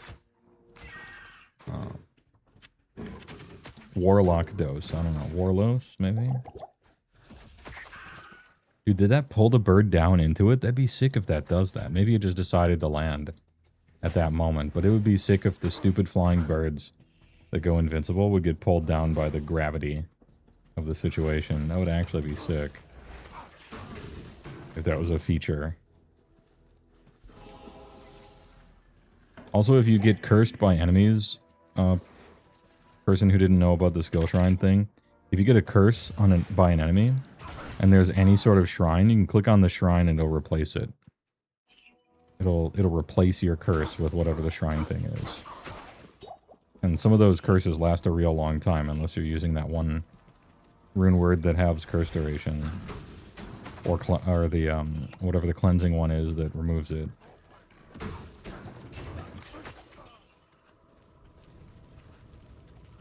This is the area you're supposed to farm for low runes in, right here. You just create a game over and over and over and over and over. Create a game, teleport to this area in Lower Kurast. Ignore all the monsters and just open all the chests. And this is and do that for like 18 hours. And that's one of the main rune farming areas in the game. Is right around this particular fireplace here.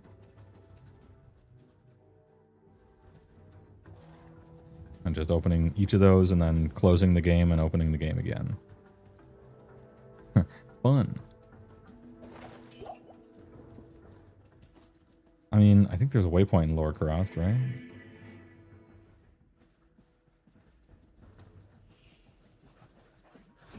There has to be, otherwise it wouldn't be a good farm.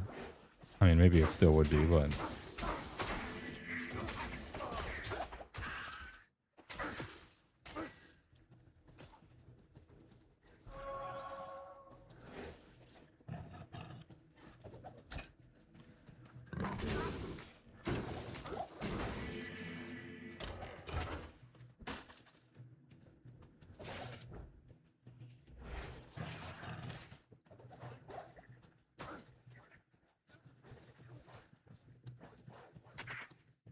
There might not be.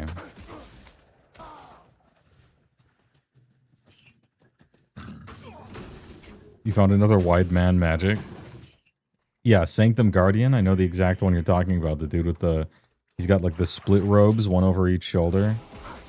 And if you look at the art very carefully, he's holding up a pillar the size of the entire room he's in. Dude, Sanctum Guardian is fucking huge. He is positively wide. Okay, I found it.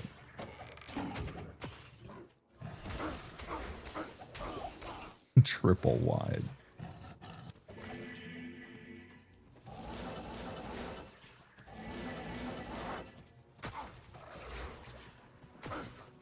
I've been going the wrong way the whole time? I thought it was here. I thought the exit was up here. Am I crazy? Did I get turned around? I really could have sworn the exit was to the north. I'm losing my mind.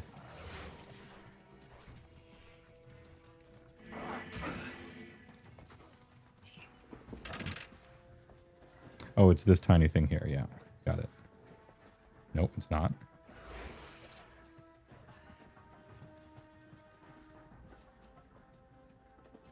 Huh. Is this an actual update to D2 or mods? This is an actual real update.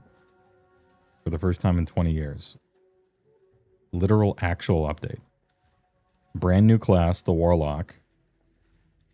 3 new endgame things to do. Maybe a 4th one. Big Ubers. Terror Zone's much better. A bunch of stuff to look for. Tons of quality of life. Like an actual update. It's kind of amazing that it happened.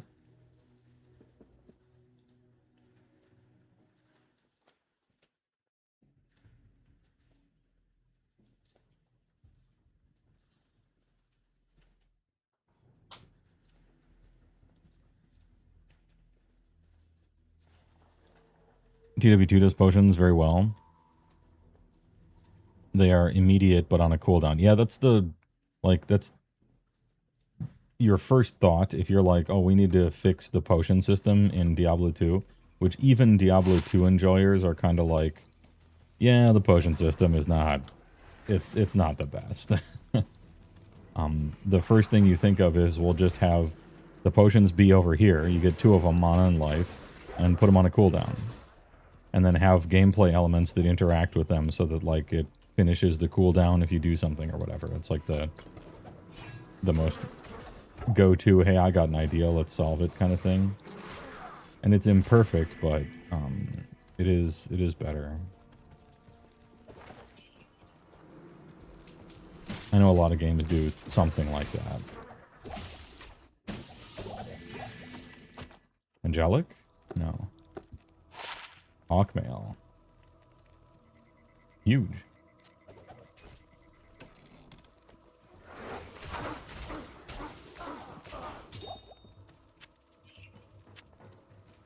for that chronicle. The Chronicler. In-game Grail tracker. I found a Tiamat's Rebuke.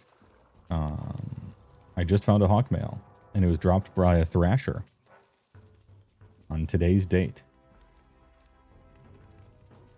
I am 3% done. Hell yeah.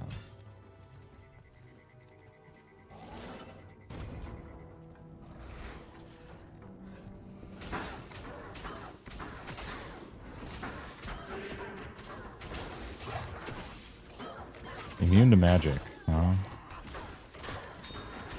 Well then. I'm just gonna let my boy Kasim here. Oh, nope, he's dead. Okay. I tried. I tried to give him his time to shine.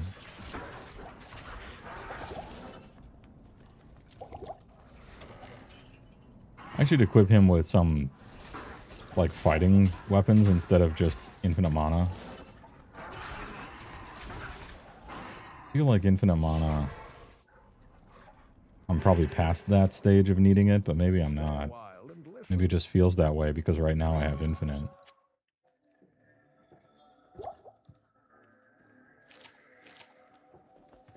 What if I gave him a fighting weapon?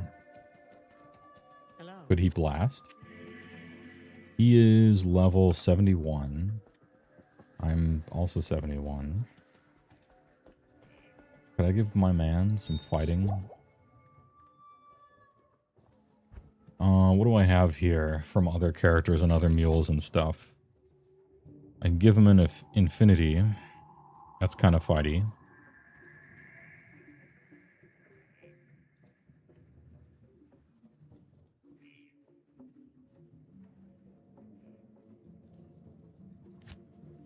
I could give him a Reaper's Toll.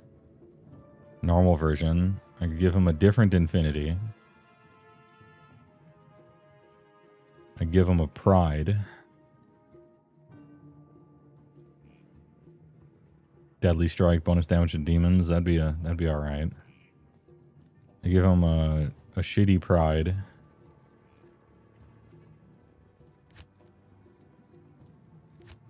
That's about it for all the rest are on my real mercenaries from my real characters. I give him a big dick infinity maybe. If he has 130 dex, I don't know if he does. Actually, oh yeah, I got 70. I can use one of my Anulus. Use an Anulus. Keep these color coded a little bit. What even is this? Geed, Run Walk, Eldritch Skills, which I'm actually using. Alright. Alright, boyo. Do you have 130 dex? You just barely do. Does this add dexterity? It's 5 to all attributes. Alright, I think you can use it. I'll put that to good use. So from 600 to 2200. Alright. Let's turn him into the Slammer. Is his armor okay? I mean, it caps out his resistances. His damage reduced by 8. It's actually pretty good. Do I want a Vampire Gaze for Lifesteal, or... What's the other thing? That's 83. Can't do that. I could give him a Crown of Thieves, which has more Lifesteal. Can't be frozen. With a Cham in there.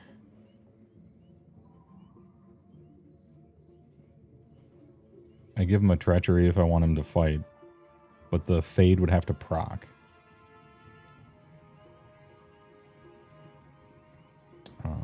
Maybe we'll give him a Crown.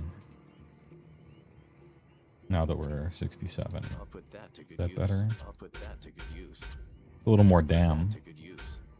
A little more damn, a little more lifesteal. This one has fizz damage reduced by 16%, though. It's probably actually better.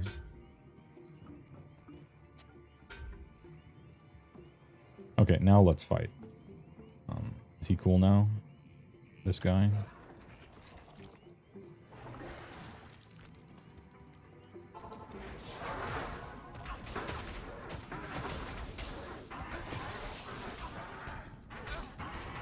Nope, he's getting blown up.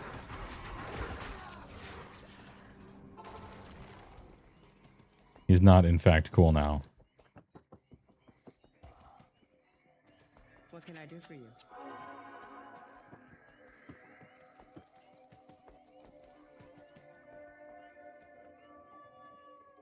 Alright, back to the drawing board. Instead of Chains of Honor, give him a Treachery. I'll put that to good use. Oh, but then he can't use this, which is fine.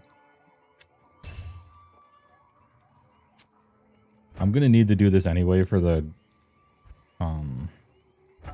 Bale Wave that's immune to magic. So I'm kind of taking this opportunity to test out what I'm trying to give him.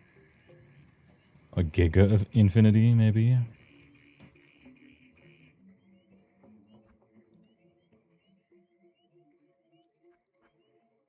I mean, Infinity is pretty good.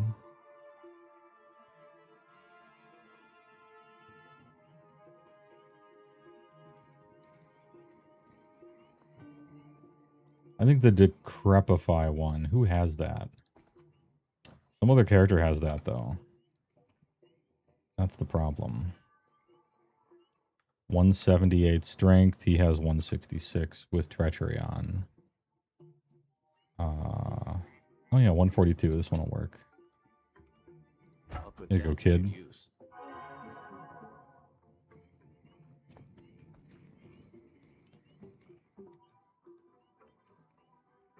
And then we hope it procs, I guess.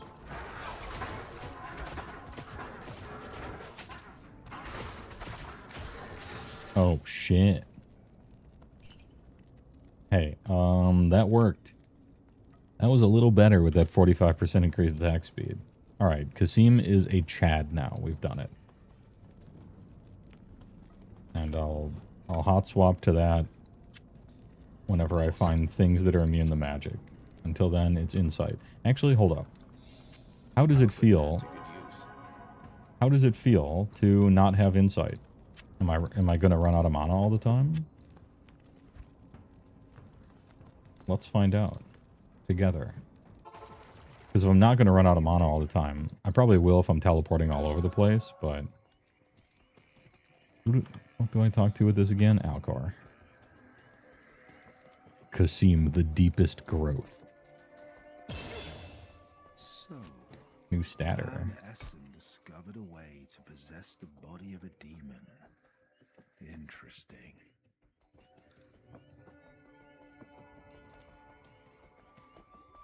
Good morning.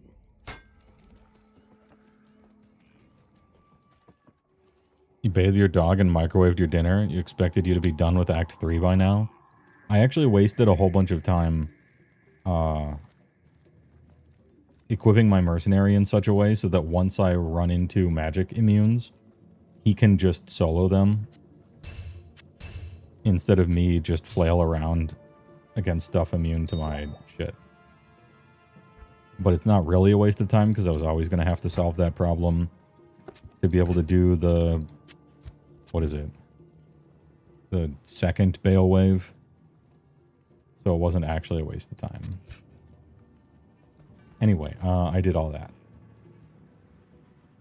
And now we can proceed.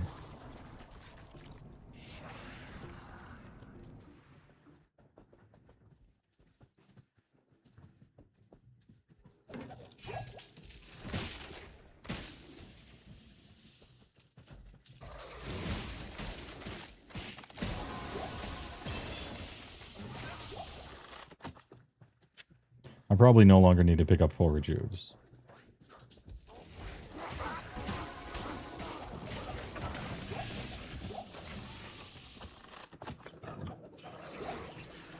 Also, side effect, now Kasim is kind of a killer.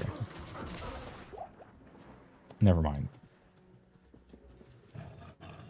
At that exact moment, he happened to run into those insects, and they are physical immune. So, look. It wasn't a flattering picture for Kasim there, but they're immune to physical damage. You can't blame him. That's not their job.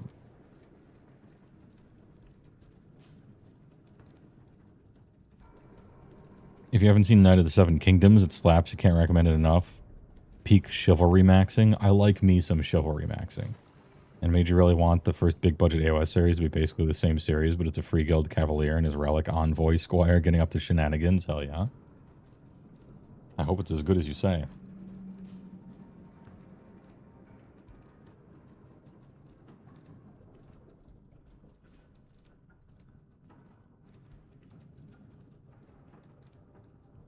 Facebook is definitely reading your Twitch chat because the vids is recommending are now a lot of pink hair girls. Damn, Facebook is getting some ideas.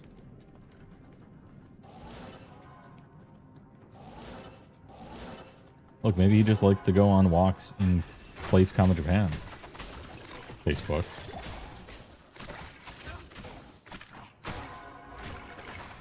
Kasim, handle this man for me. Get him.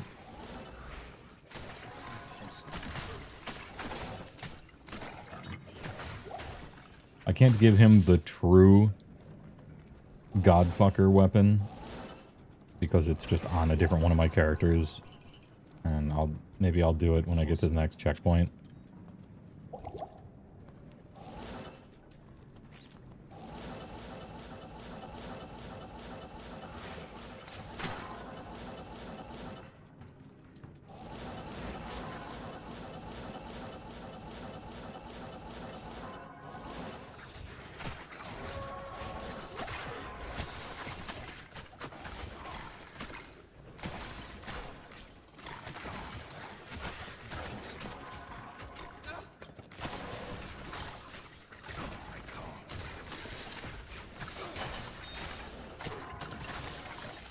Oh, this isn't the place. This is not the place.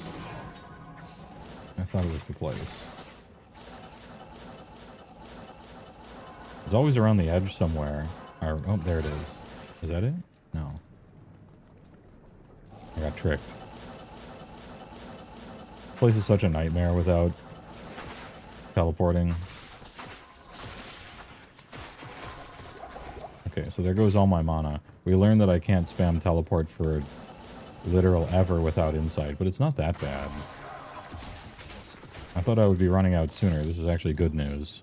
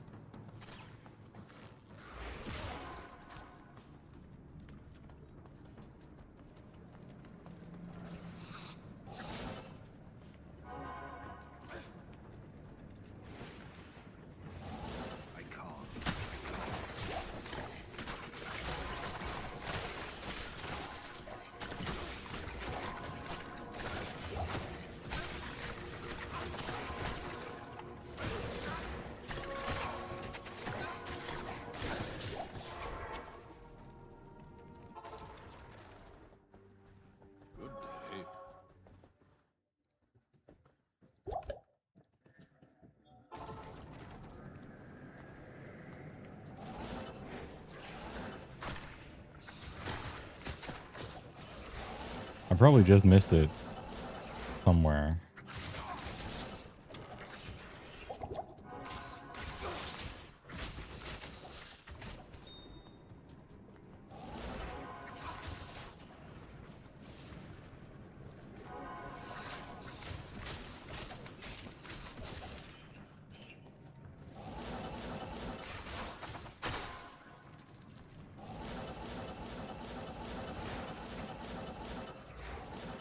Ah. There we go. What a horrible place. It's so bad, the sewers.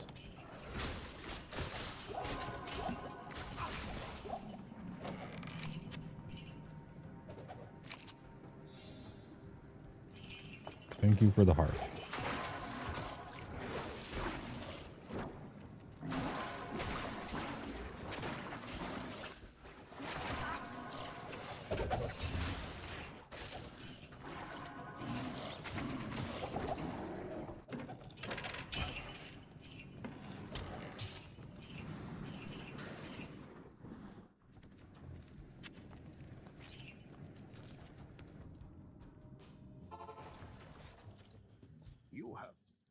You have. I don't think I need insight. Greetings.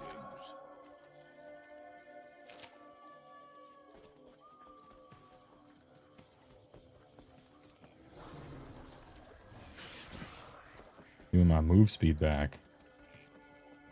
Good day.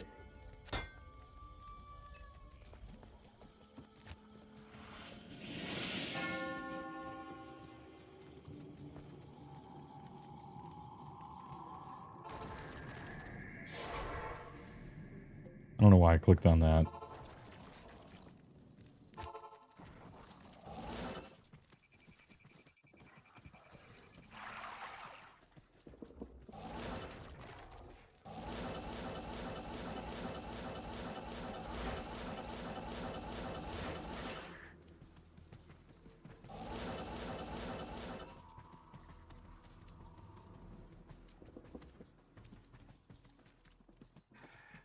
You're simultaneously young and ancient. Because you're playing a D&D game set in Dragonlance, where you're playing such a paladin. Oh, Dragonlance? Dude. Margaret Weiss and Tracy Hickman? They were on something there.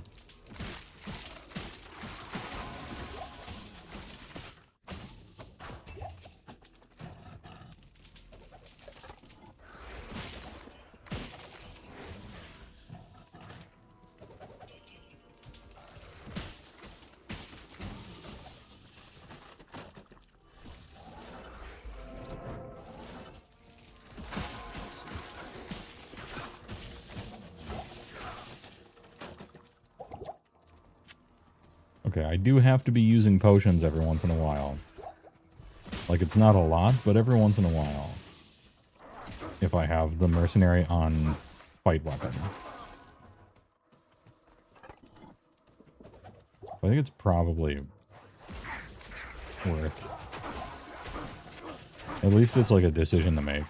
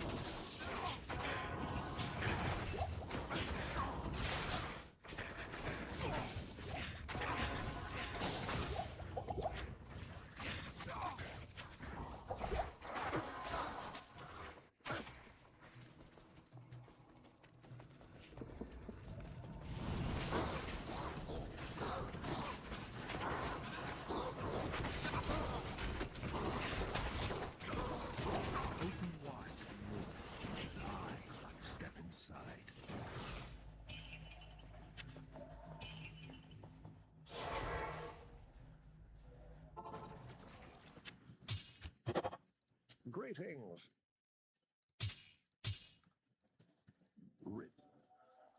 Greetings. Yeah.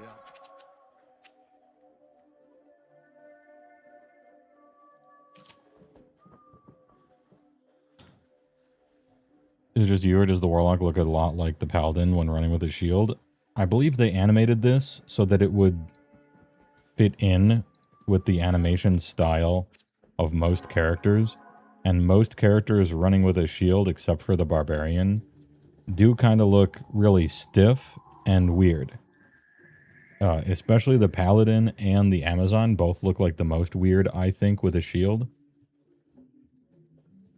But to me, it's just kind of like matching the aesthetics and trying to have it fit in that way.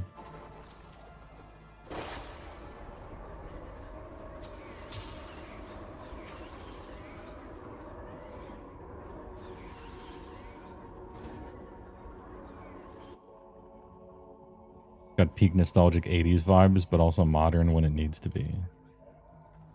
True.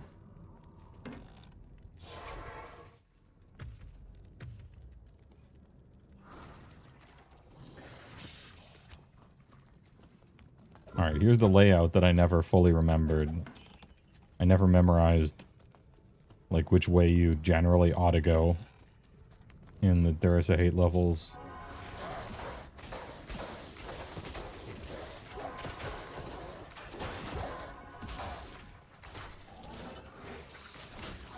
And it's also got the exploder guys. That when they die, they blow the fuck up and kill you. And it's like... It's so damaging.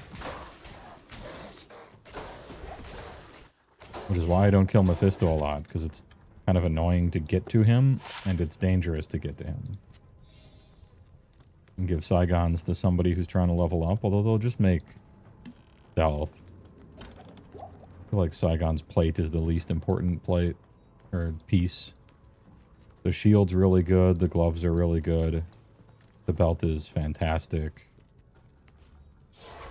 The boots are pretty good as well. But the plate, you can kind of take it or leave it.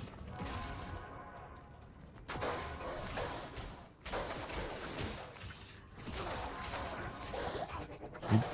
I got hit just a little bit from one exploder. Almost dead.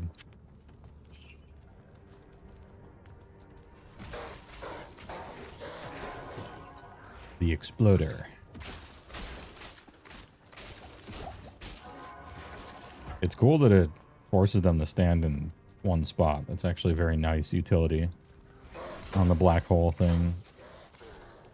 It doesn't completely force them, but it hampers them enough. They kind of stay out of your grill. Which I appreciate.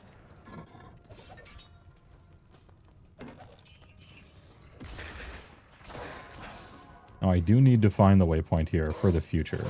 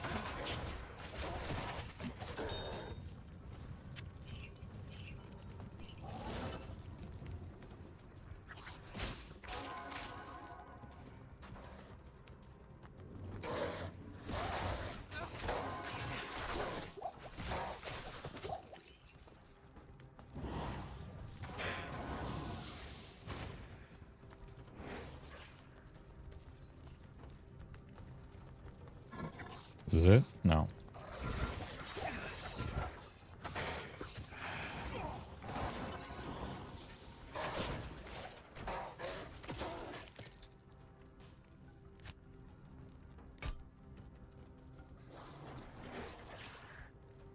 Are you playing hardcore? No.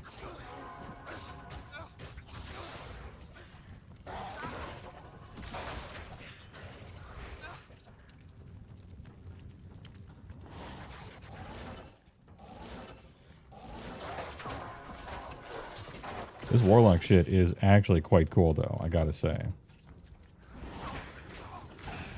I'm quite enjoying it.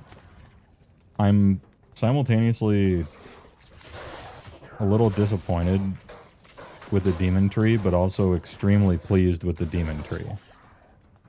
I got two minds about it.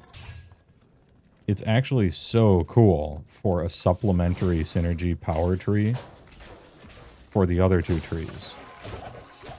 It's like kind of perfect for that. It's so cool. But I see a summoner tree, and then I want to play like a necromancer or like a summoner druid or something, and I don't know if you can quite do that in that way.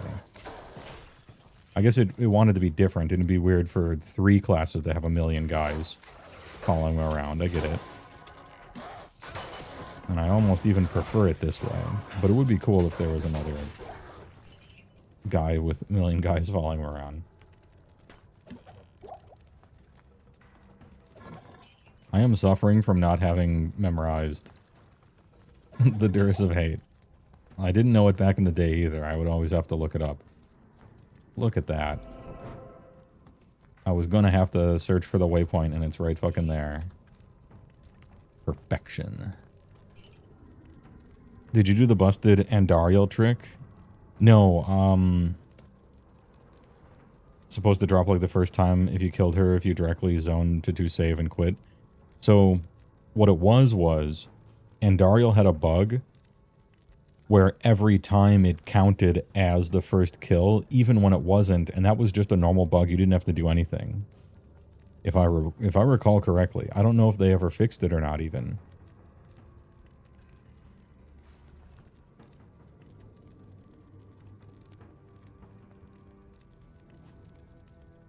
I know they fixed that one mercenary bug right away in D2R, where you could get him trapped behind a door and then you run so that he re-teleports to you and then he's invincible and can't take any damage. That was a fun one. For a little while anyway, when the game first came out. And by the game, I mean, You Just Lost, and also Diablo 2 Resurrected, not the original. It's a D2R specific bug.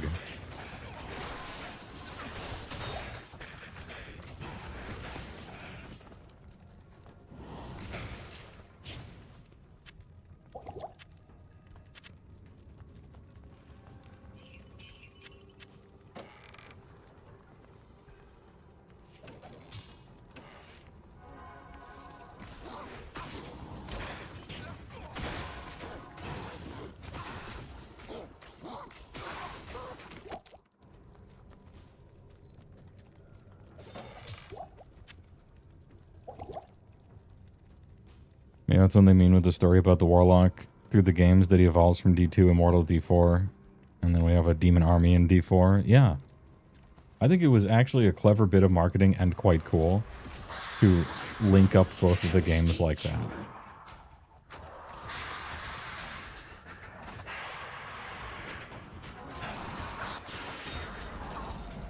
If only conquering you physically would destroy hatred in all its forms.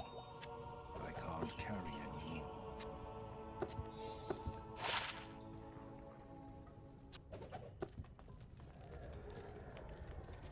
I'll pick that up later. I guess I'll pick up the Soulstone right now. Armor racks are actually OP for getting class-specific items, which is why I always click on them, even if it's kind of a waste of time. But I don't think it is for armor racks and stuff. Class specifics are rare enough as it is. And I still haven't found a good book.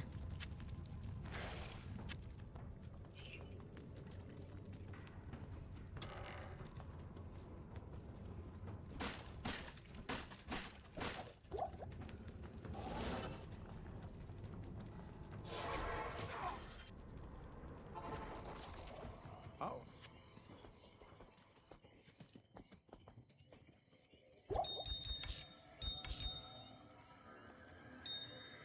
Hello.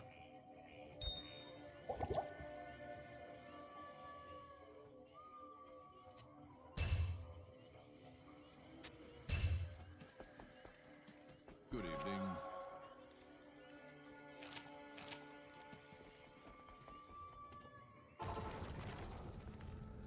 Oh, Bovine Bardishi. Oh no, it's Dimox.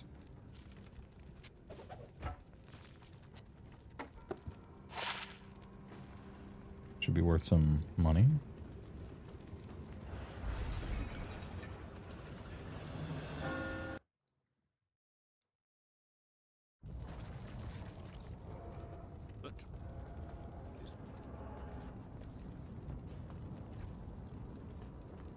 Hail to you, champion. Hail to you, champion. Hail to you, champion.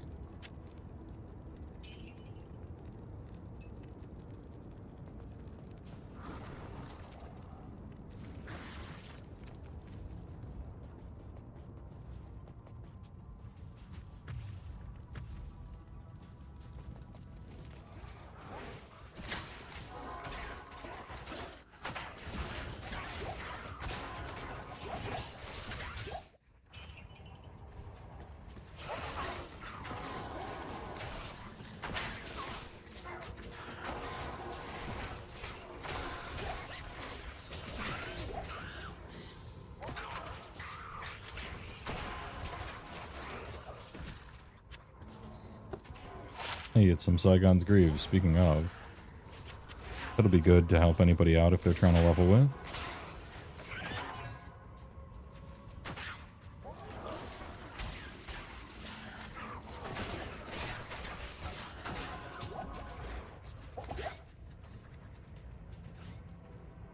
Anyone remember, is Nightmare level cap 70 or 75?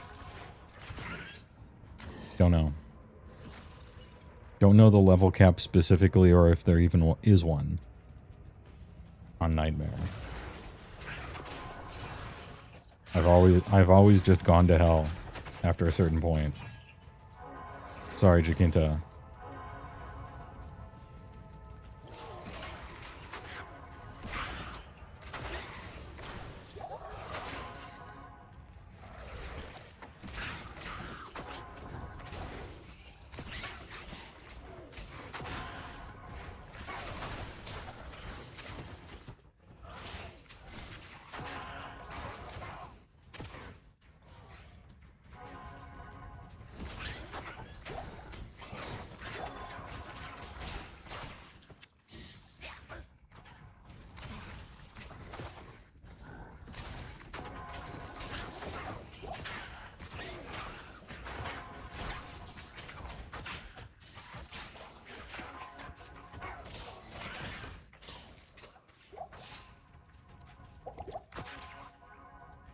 No problem, mate. Have fun. Hey, you too. Thanks for stopping by.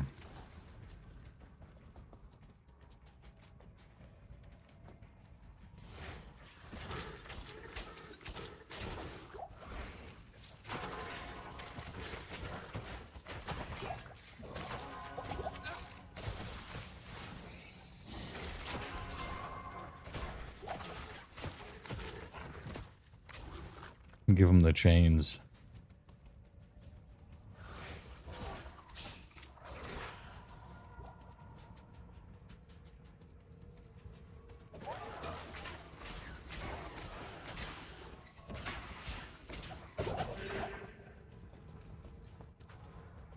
Alright, City of the Damned is north. I just wanted to reveal that on the map a little bit so I wouldn't forget about it later.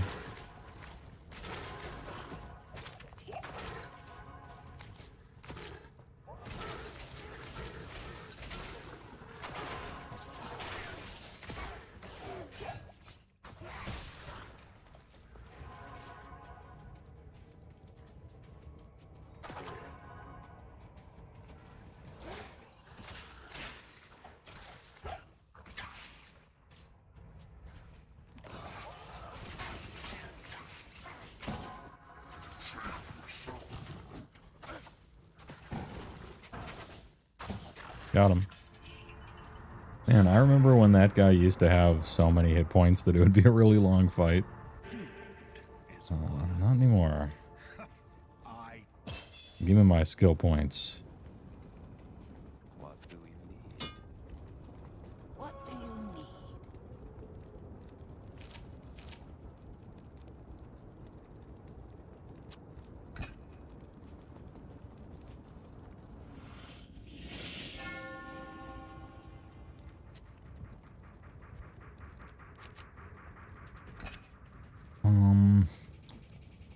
What can I get rid of?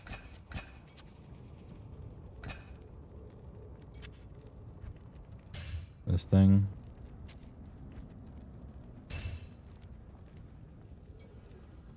I mean, no one's gonna actually level with 2. This is like the helping people.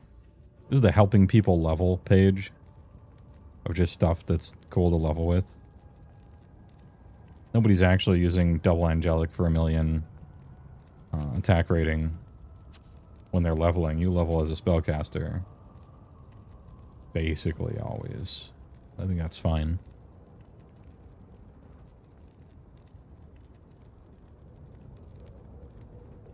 Alright, give me my points. And what, there's 2 more for the biggest abyss radius.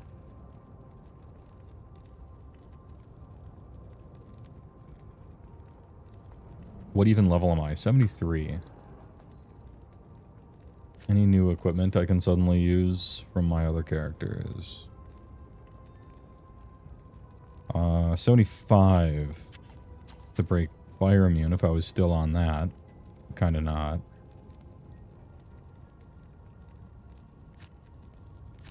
Well, it might be time to just get some proper upgrades. Really, the only thing I'm waiting to equip that I just have from random other characters that's generically good is Arachnid Mesh at 80. To replace Saigon's, I've been using Saigon's Wrap for 73 levels. Well, okay, 66 levels because I required level 6 to use it. And I've just never used anything else because it doesn't matter. So I have like one more update, and then my gear is like the most generically good. You do this for everyone kind of stuff, and then I can start thinking about how to customize with Warlock. I'm going to take a 2-minute break or so, get yourselves a drink, stand up, stretch your feet a little bit, and we'll come back and finish Act 4 over here. Hey, thanks for watching so far on this nice, relaxing Saturday. I'm going to put the Beer at Back screen on, but we'll end it with a commercial once I get back. So, hey, BRB.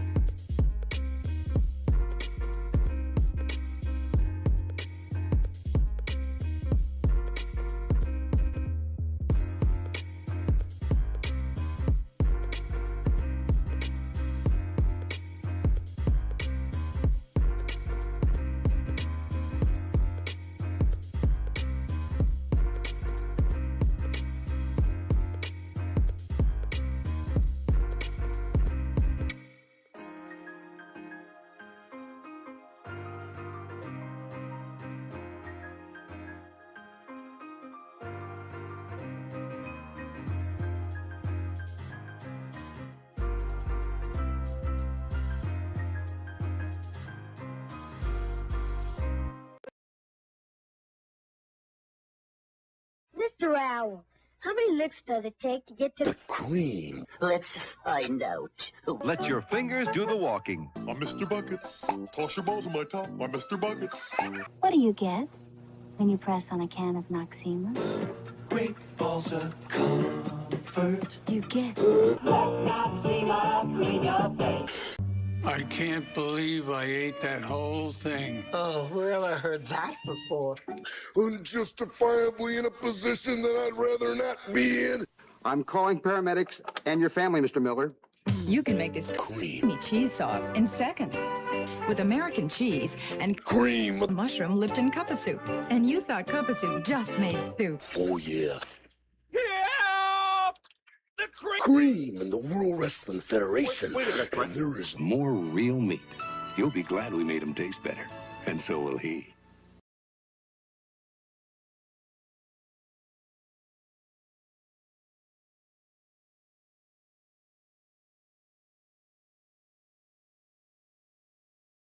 Run it back.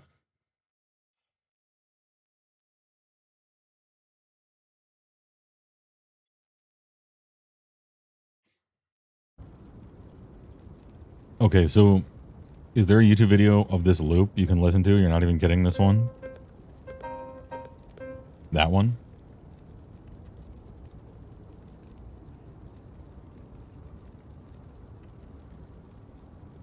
So it's an extremely obscure remix of Heartbeat Heartbreak from Persona 4. And I don't even think it's from Persona 4 Dancing All Night. I think it's just somebody did a remix of it. And I've only ever seen it in a compilation of Persona remixes that got uploaded like 9 years ago. I don't know if I can find the link to it, but I've given you some keywords to search for. The song is Heartbeat Heartbreak from Persona 4, and it's a remix of it.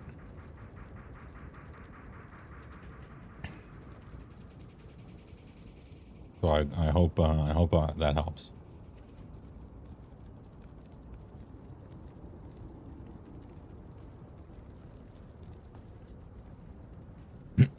Ahem. Now, where were we? What was I doing? Who am I? Take Mephisto's soul stone to the Hellforge.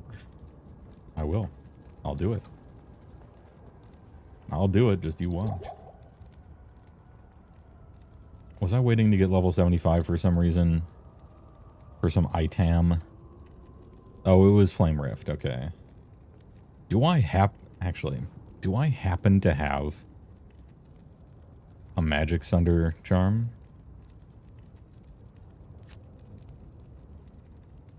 I got a cold one and then a bunch of skillers. Skillers. Alright. Yeah, I don't have a magic cracker.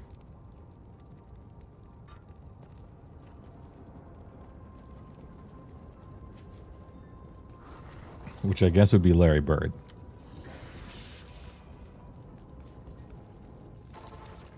Anyway, time to go. YouTube vid better have Rise in it too, or you're calling the police. Well, if it's after the end of Persona 4, when you call the police, Chie might answer the phone.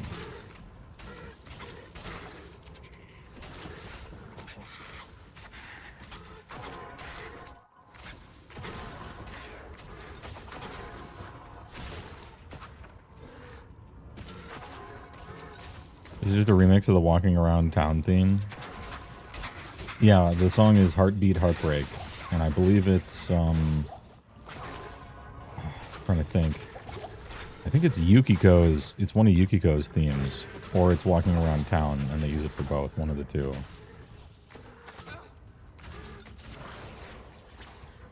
Dragon Shield. 3 cold resist, 30 lightning, 3 fire, 3 poison. Damn, you were almost pretty cool. You were almost pretty cool.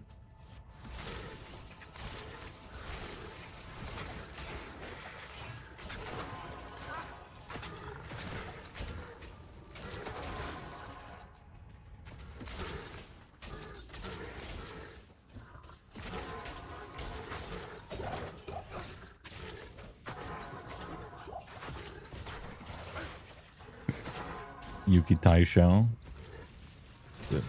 Yuki Ho. Nobody thought... I don't... Actually, never mind. Famously, there's only one person in the world who actually had Yukiko as their waifu. And I don't understand it.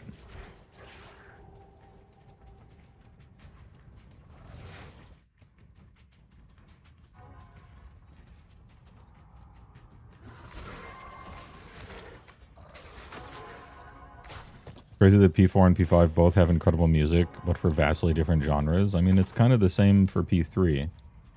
Although you and a lot of people might not like the weird Japanese trying to sound like a white American guy rapping to rap rock piano kind of stuff.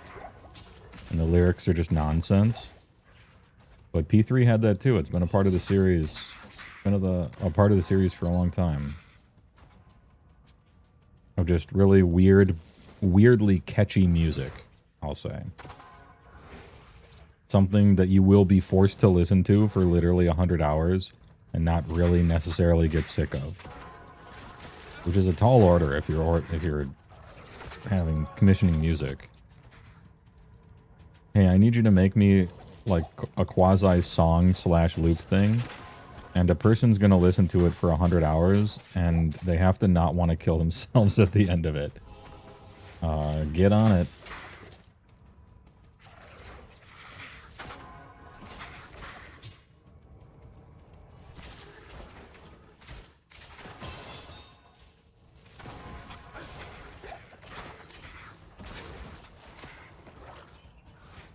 There's the waypoint. There's the river of flame. All right. Always where you look last.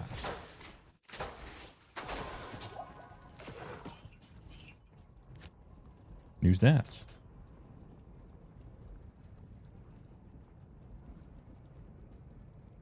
That game was waifu rich? It was, yeah.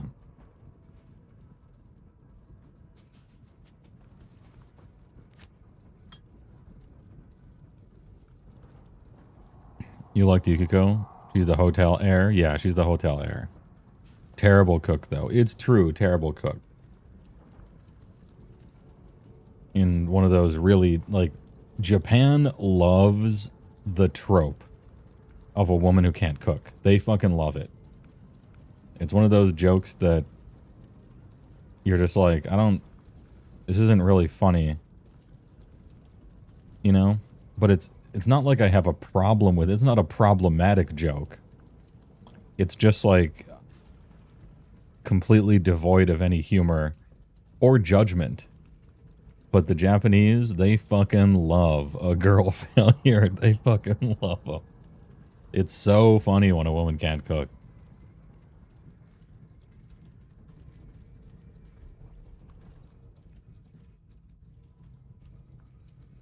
You haven't paid P3 yet, but the intro song for the remake is incredible and a daily listen. It's a good gym song, you know. I mean, I imagine, right? I imagine it would be a good gym song. Imagine going to the gym.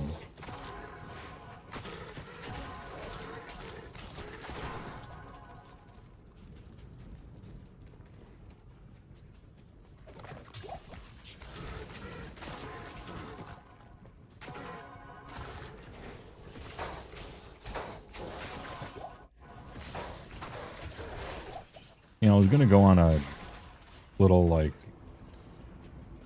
have an interesting think about the concept of the girl failure. Like, isn't it weird that, or maybe not weird, but just noteworthy that, you know, a girl who's, like, terrible at everything is actually cute in some way. Like, that's cute. To be bad at something. Like everything. The girl failure, you know. Like, you walk into the kitchen and she has put the cereal back in the fridge and has put the milk in the cupboards, right? And you're like, oh, you, right?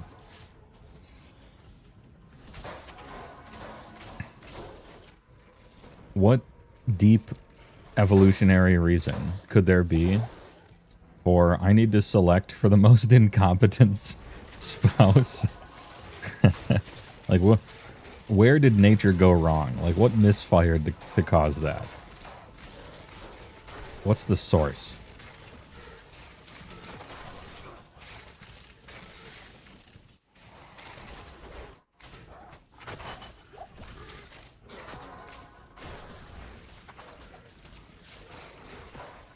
Like, consider Henya, okay? She's bilingual, which is, to me, always very impressive, to be bilingual. But, you know, her English is not perfect. And when she fails to speak English correctly, it is both funny and cute. Why? You know? Is it a man versus woman thing?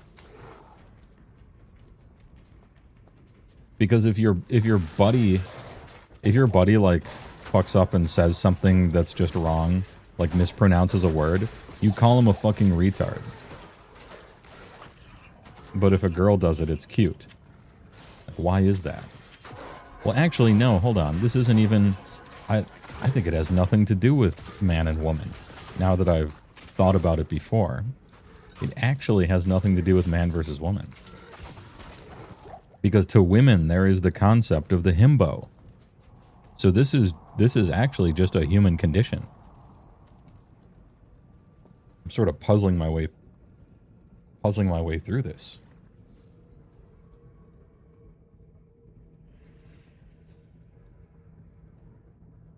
It's a pure expression of empathy.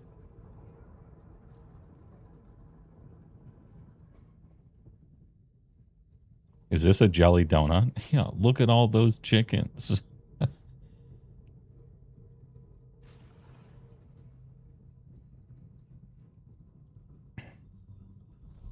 Feels like the opposite of performative instead of a tropey girl boss. Oh yeah, I suppose so. It's a trope that is much closer to reality than the girl boss who can kung fu fight dudes that are 7 feet tall, I guess. But that's just like an inversion of a male power fantasy, except just with the genders reversed. But I don't know if the audience is there for that. I mean, maybe it is. But certainly to a lesser degree than like some dude watching Judge Dredd, and he's just like, hell yeah. Dude, that could be me, right? But a woman watching Wonder Woman with Gal Gadot, or whoever that person is, would be watching the movie and think, this movie fucking sucks.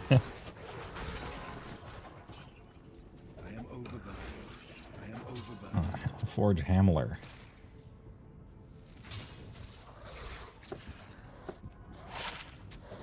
I mean, 31 is actually kind of noteworthy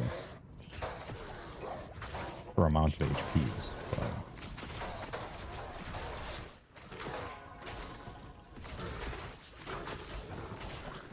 Maybe I should have chose a good movie. Maybe I'm setting them up to fail there.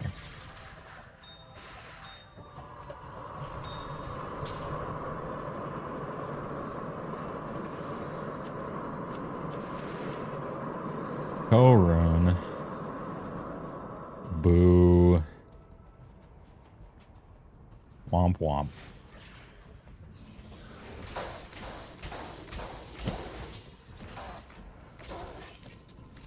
If anyone wants to help Manzek Miniatures break his hobby spell, he added a recent thing in Hobby Congress. Leave a comment on an option direction or laugh at his pain or both. Just a note for people watching the VOD. It will probably still be on Discord at that point.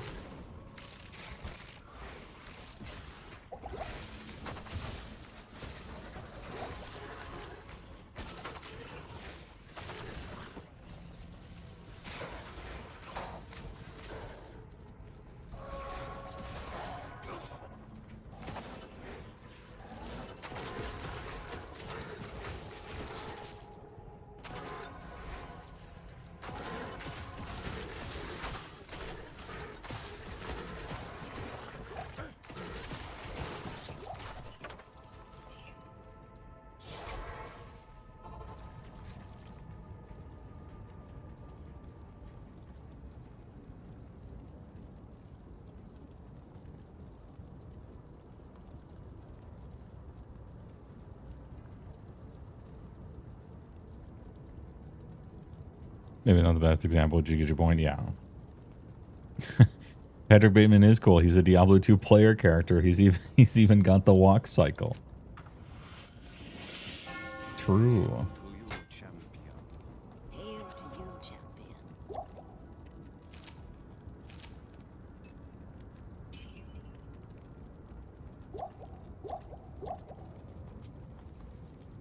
He just jogs around and atomizes people.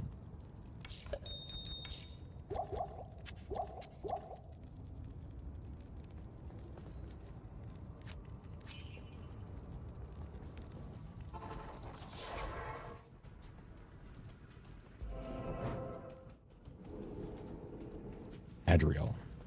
Proceed, hero, into Terror's lair. Know that, and I've never listened to any more of that speech. I've always clicked past it at that point, so I don't know what he says.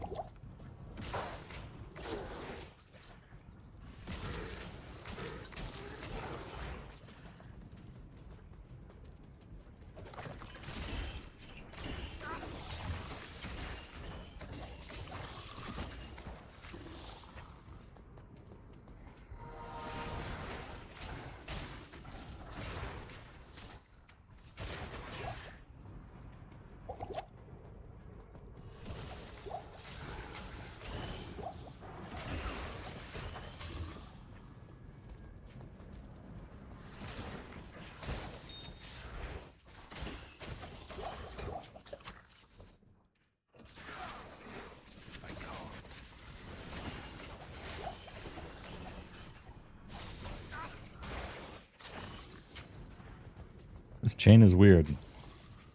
It's a weird chain.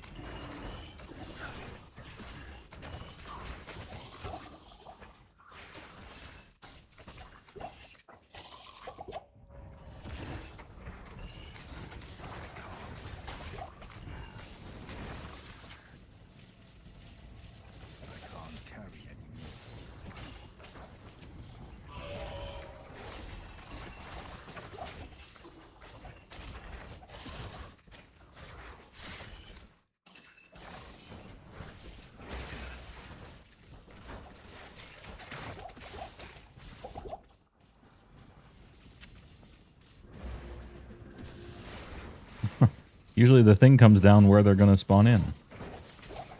I got bamboozled. That's weird. Usually it does that.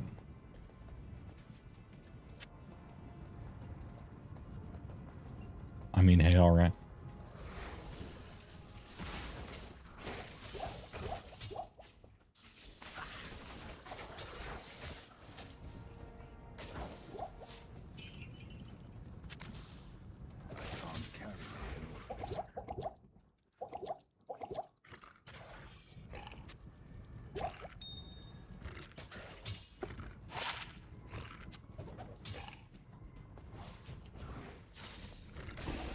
I just do this.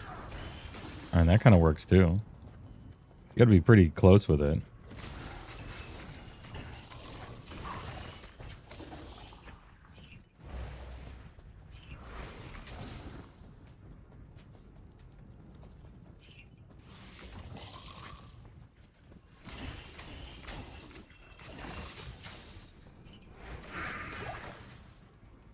Okay, the chain's kind of funny. It's like a little mini game.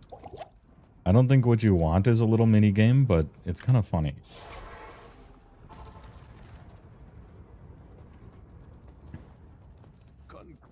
Congratulations, hero.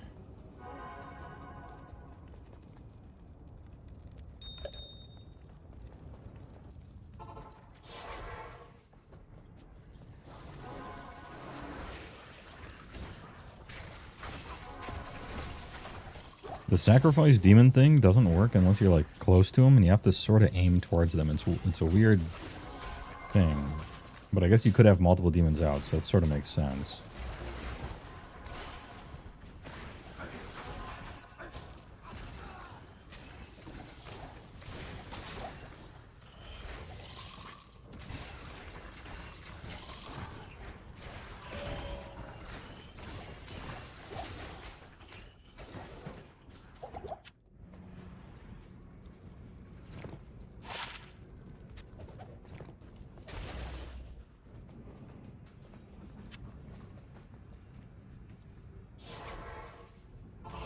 Kind of want my man to get experience from Diablo. Greetings.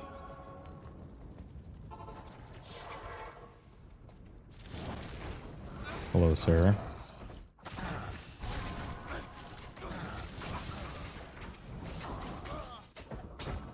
Oh no, he didn't quite make it. Oh well. So close.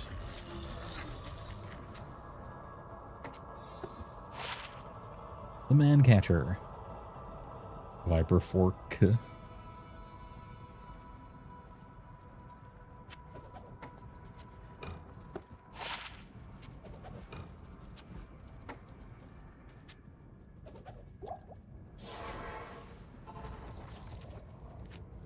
Hey, well, playing at being a snow speeder, tying up AT-ATs.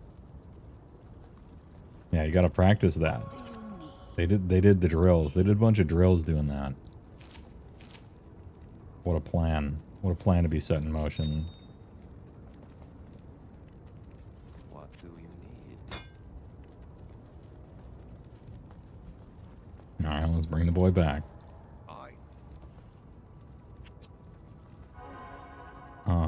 You're back. What's the next magic immunes? I can probably switch back to insight if I don't want to be picking up mana potions anymore.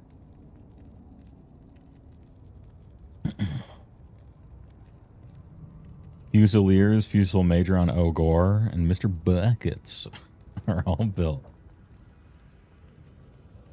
Nice. Alright, Act 5 it is.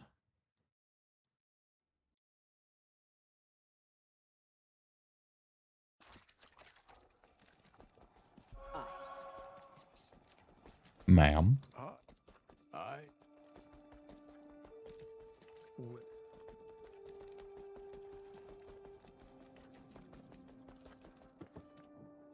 Larzuk, dude's big. He's big.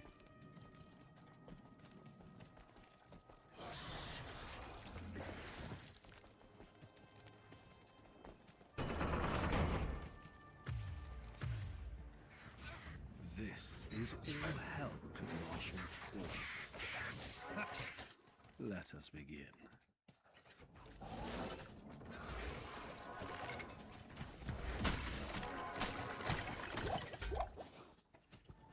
I think I no longer need to pick up 4 rejuves. We're just...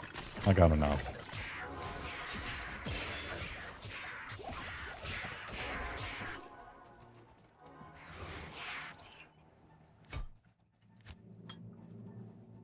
Alright, we maxed it. 20, 40, 60, 80. Now the only way it can get better is if I start putting points in... Consume, right?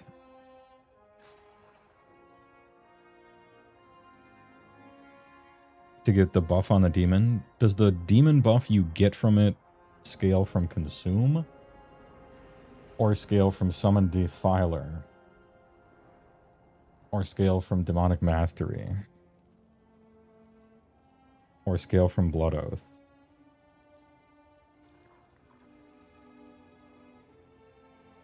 It might not scale at all. It might just be that you get -10 plus 20, and that's it, no matter what level it is. And only the max life and run speed and stuff scales. If so, I don't know where to put in the rest of my points. Well, that's a lie. I start building up Bind Demon. And then find some demon with an aura that I want. Oh, you know what I could do? I could find an aura for Insight. And then I could put a Giga Weapon on my mercenary and he could fuck up magic people. And I could have Insight.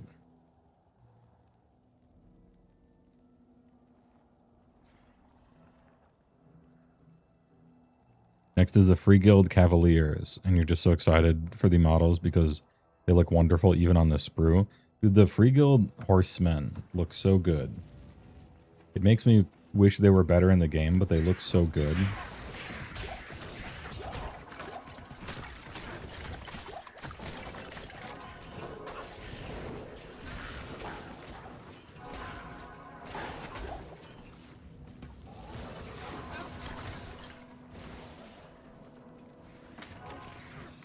They're so like cheerio, very characterful.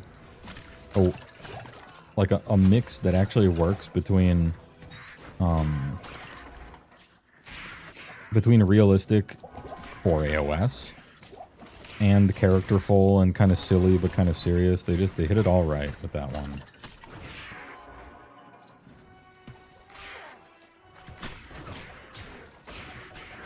A war dart is a dagger, right? Technically? No. Throwing dagger. Angelic? Cathan.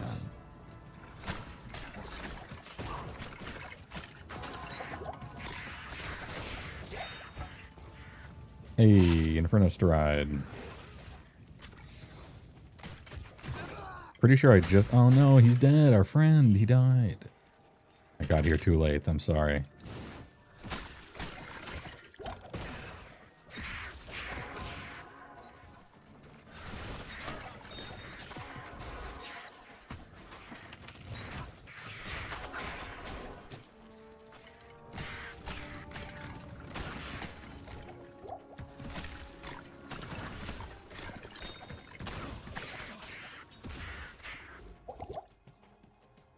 Described cities as 17th century German, designed by Terry Gilliam. That's pretty accurate.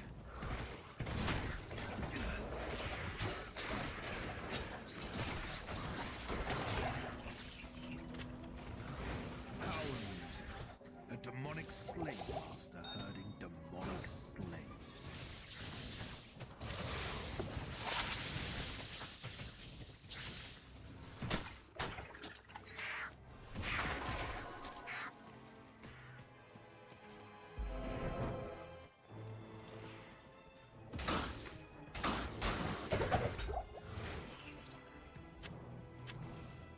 Carnegie Helm.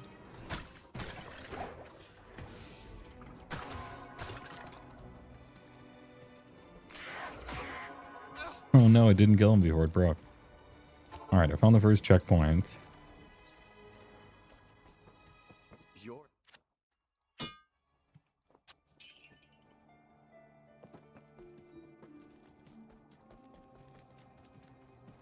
Good afternoon.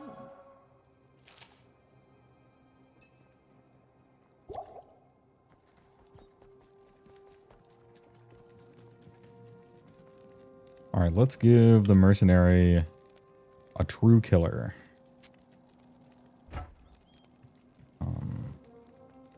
Even better than Infinity.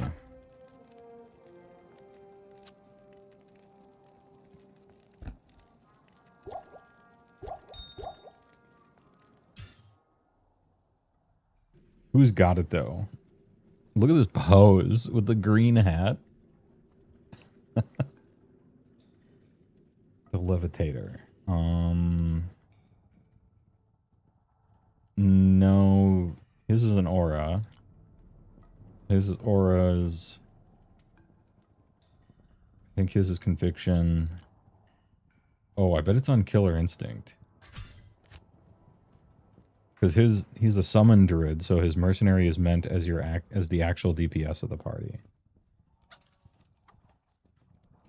The Reaper's Toll, Eth with a low.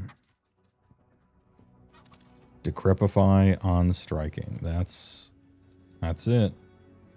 That's what we're going for.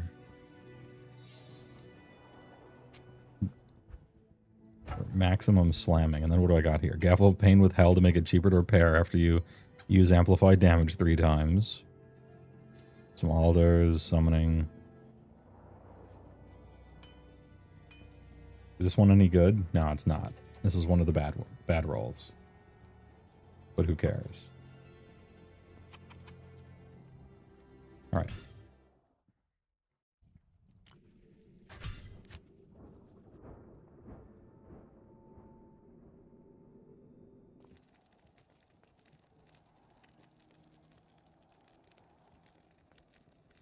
He got a box of steel helms and decided to freehand the symbol of the Black Company from the books on each one. And unfortunately burnt yourself out.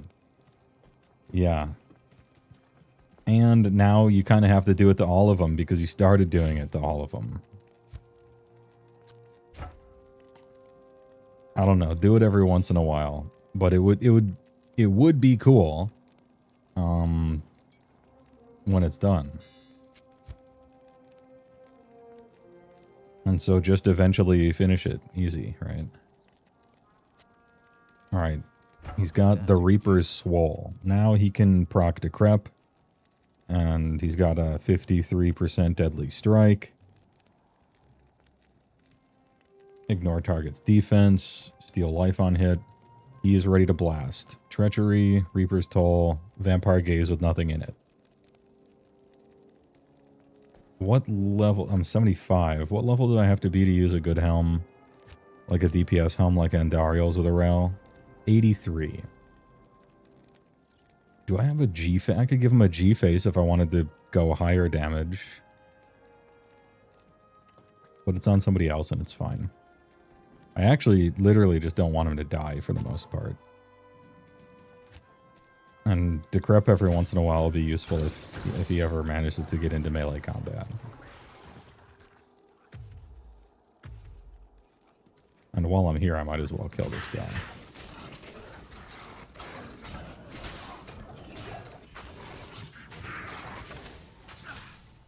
Is there a point?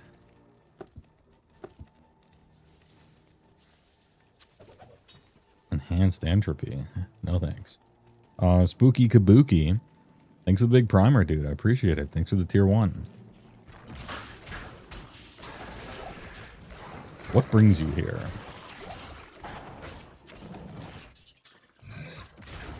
I'm just exploring the new Diablo stuff.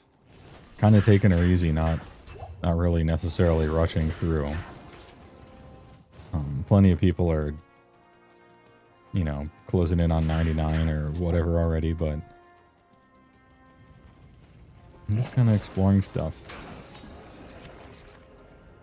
Seeing what the builds are like. I'm very much enjoying Warlock. What a good job they did on this class.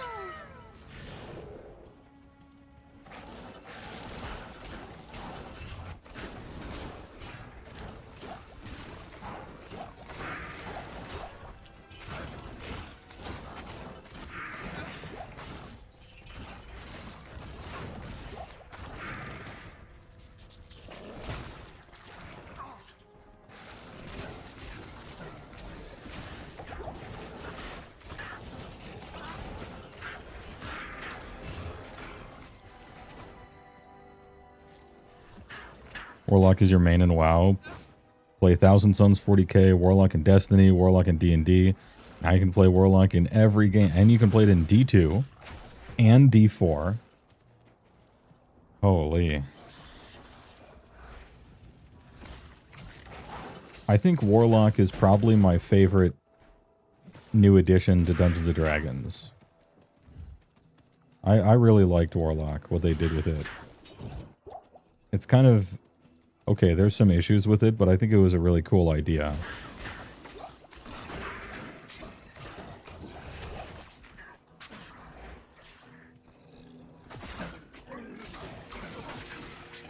I kind of like a class that obliges you to write a backstory. Like, it kind of necessitates a backstory. Like, oh, you have this otherworldly patron, and you pledge something to it to get your powers. Oh, shit, okay, what am I going to do for my backstory? Well, who's the patron? What did you pledge? And why? Oh, hey, true, okay, yeah, just this shit writes itself.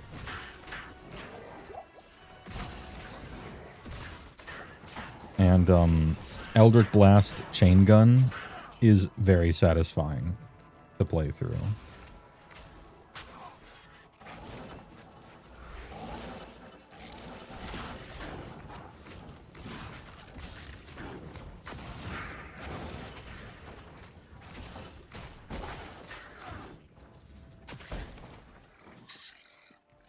Draw the line, Bard. There it is. There's the line.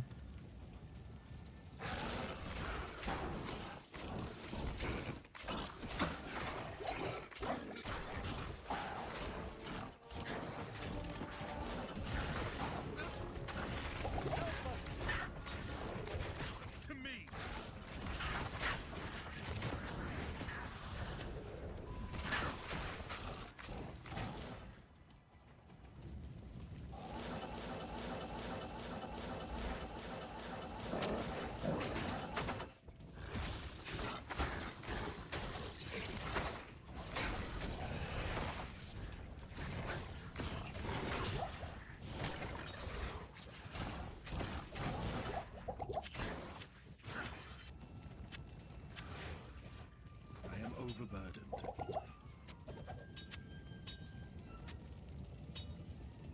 Hmm. 3 mirrored blades is a decent start.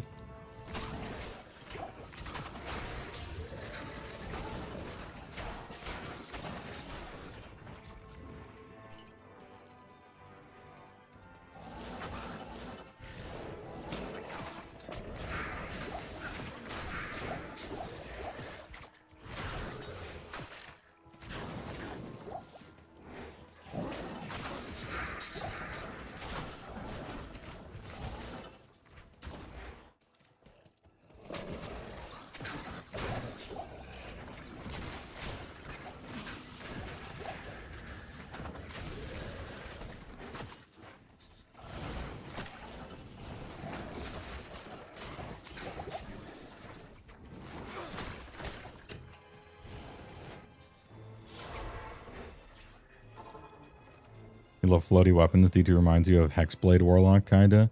Yeah, and they definitely took they took inspiration from that. Because there's hexes you can put on your blades. So, yes, I would say that Hexblade was something very much on their minds when they were writing this.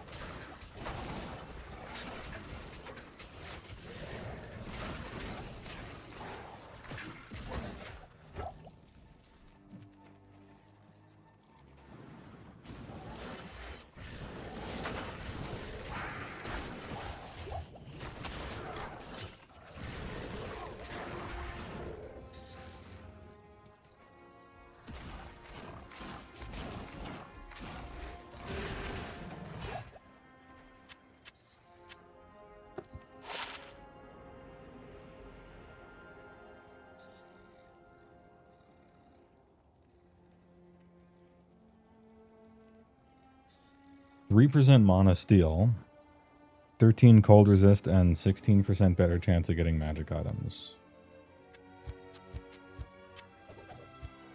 That's like almost a halfway point between a few different uniques that people would rather use instead. Got like kind of a little bit of a few different stuff. Superior Avenger Guard.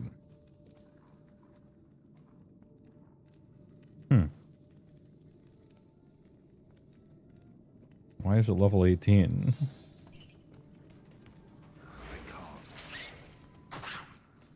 Can you click? Thank you. Hang on.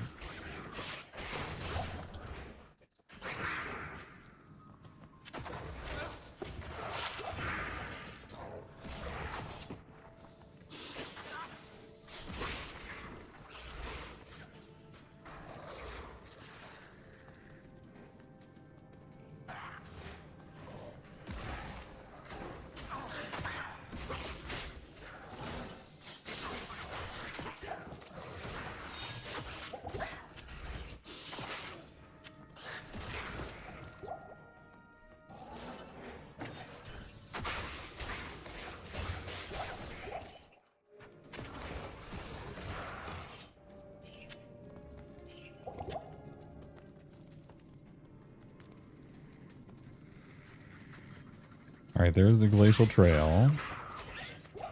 The Crystalline Passage is the one where there's 2 things connected to, if I recall. I always get them mixed up.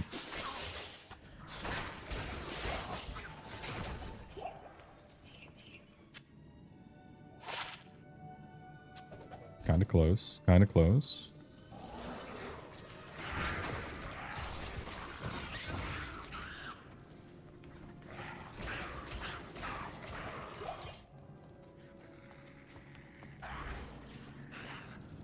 I'm commanding demons because I'm better than them.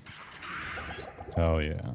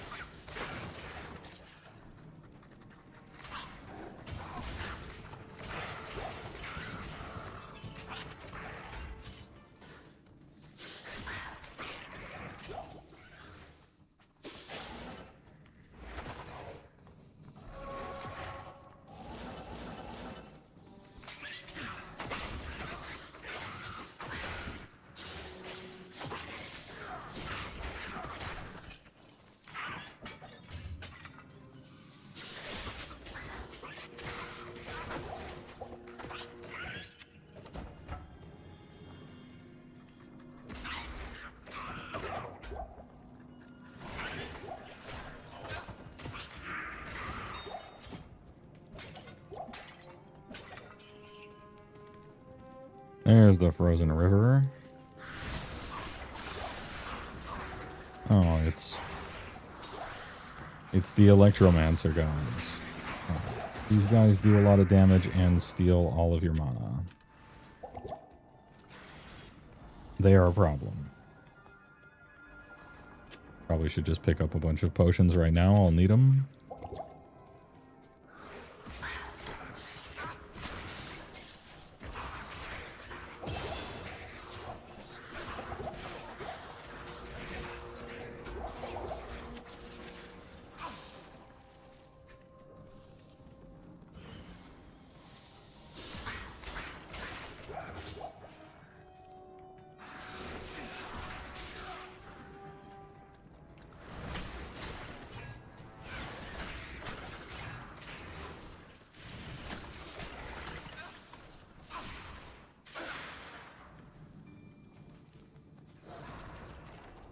Well, it's selecting a core belief similar to Chaos.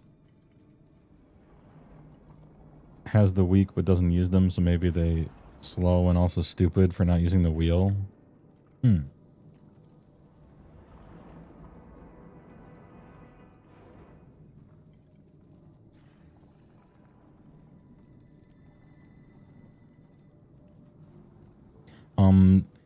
Drew Linley asks on YouTube, I'm sure it's done before, but your take on paladins just being warlocks, really, if you think about it.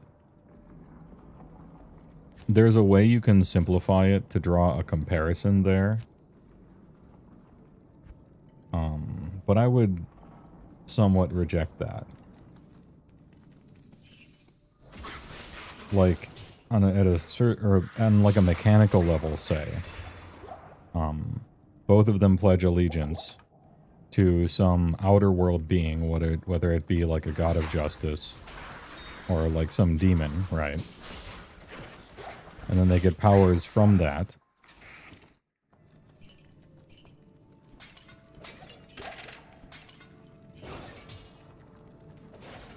But I think the nature of the servitude is meaningfully different.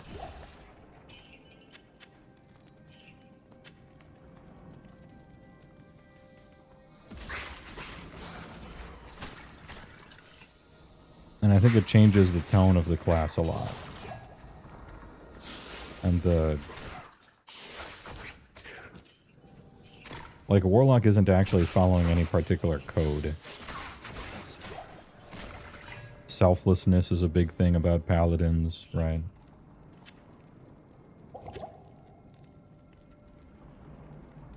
You know, game mechanically, I suppose you could say warlocks are just like an alternative cleric. And that getting spells from a god is basically like getting spells from a demon or Cthulhu or whatever. There are evil gods. But I think there's more than that because there's evil clerics, you know? I think it's meaningfully different enough.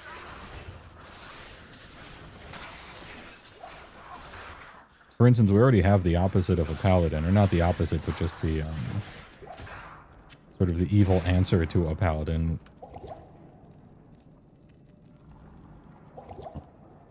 Like a blackguard. And then we have clerics that are good that worship good gods, and clerics that are evil that worship evil gods. I can't. I'm running out of space to hold all my stuff.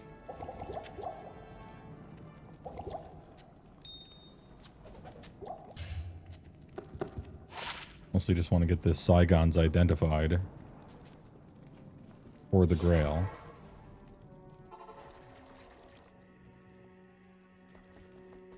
So,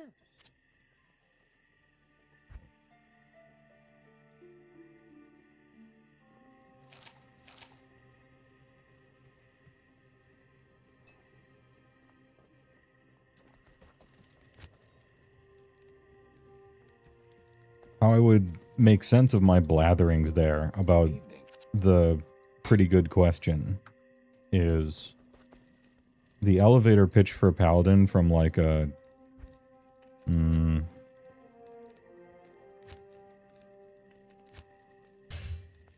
first principles sorta would be a mortal man trying to exemplify all that is good about humanity, striving for greatness in the image of their god so that they can become truly a hero among people, like the champion of those ideals and people themselves, right? Like generally good things. The ways that paladins are being good tends to change. Gygax liked to tie it to history, so he just went back to like the 1600s or whatever and just copied what they were because it was a little more of a simulation of that era in original D&D, and now it's kind of genericified. But the Warlock's starting place... So anyway, the Paladin's starting place is one of a little bit of selflessness, and the Warlock's starting place is one of selfishness and taking shortcuts and following the letter but not the spirit of laws and making bad decisions and gambles because either they feel they have to or they feel they can get away with it. And so I would say they're meaningfully different enough.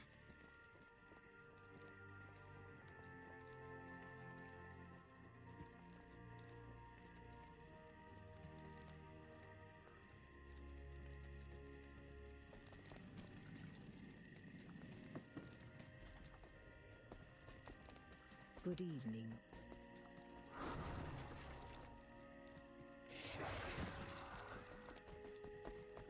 Thank you.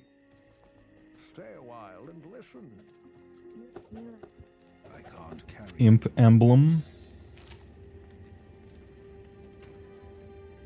+2 summon Defiler. Books I get not be terrible. Challenge impossible. What do you need?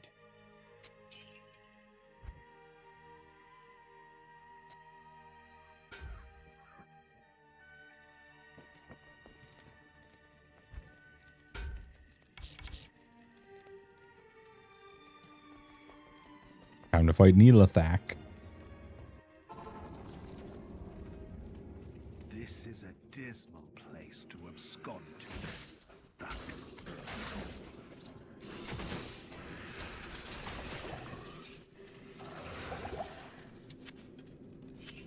A compendium? Books I get not be terrible. Challenge impossible. Hey, alright.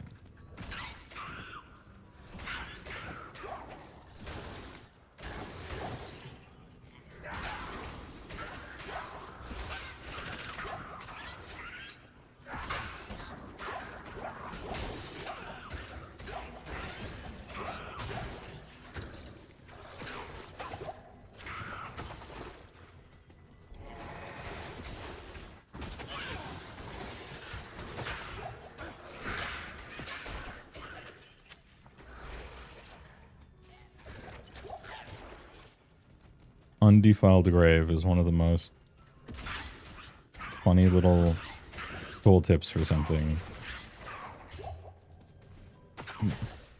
Kind of environmental storytelling when you think about it. Oh, what should I do to this thing? What happens if I click it? What happens if I click on undefiled grave? Well, I got news for you. Getting defiled.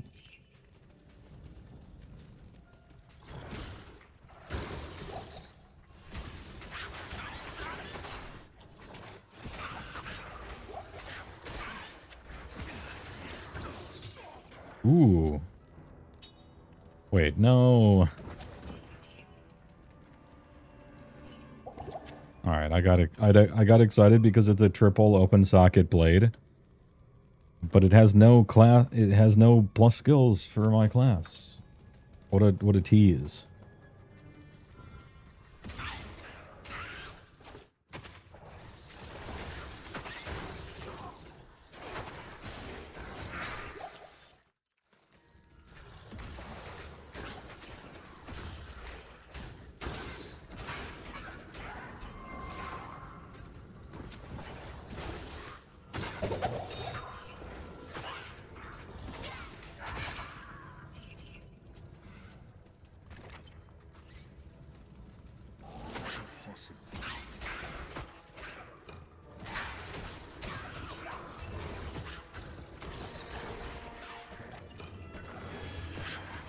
Oh, lidless wall, hell yeah.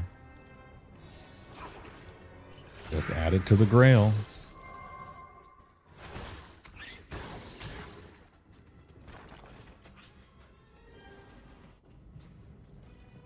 The halls of pain.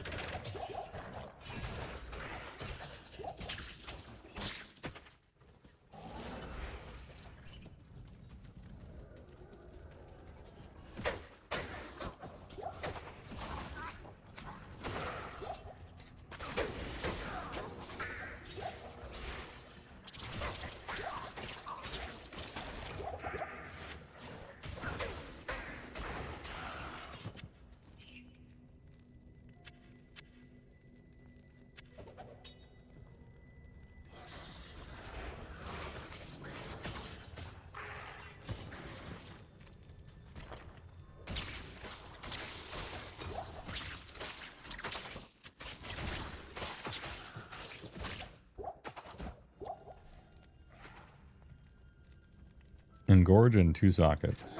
Close. We're closing in.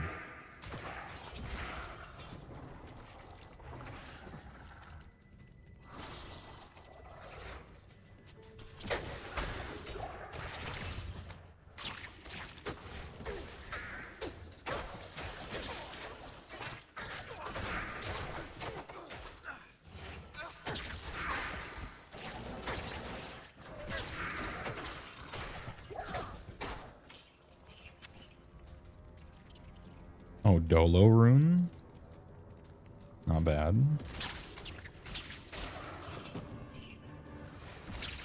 I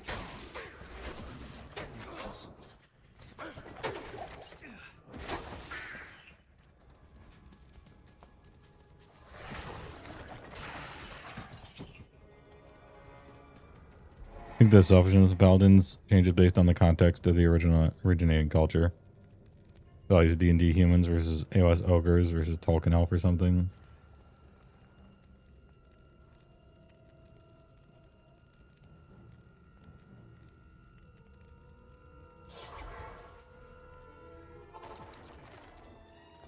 I think it varies more on what the paladin is in that particular media.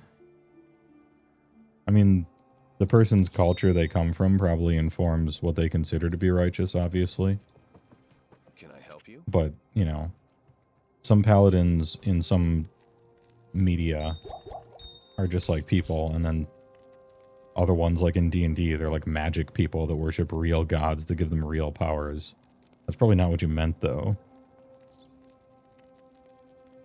Or selflessness, I should say.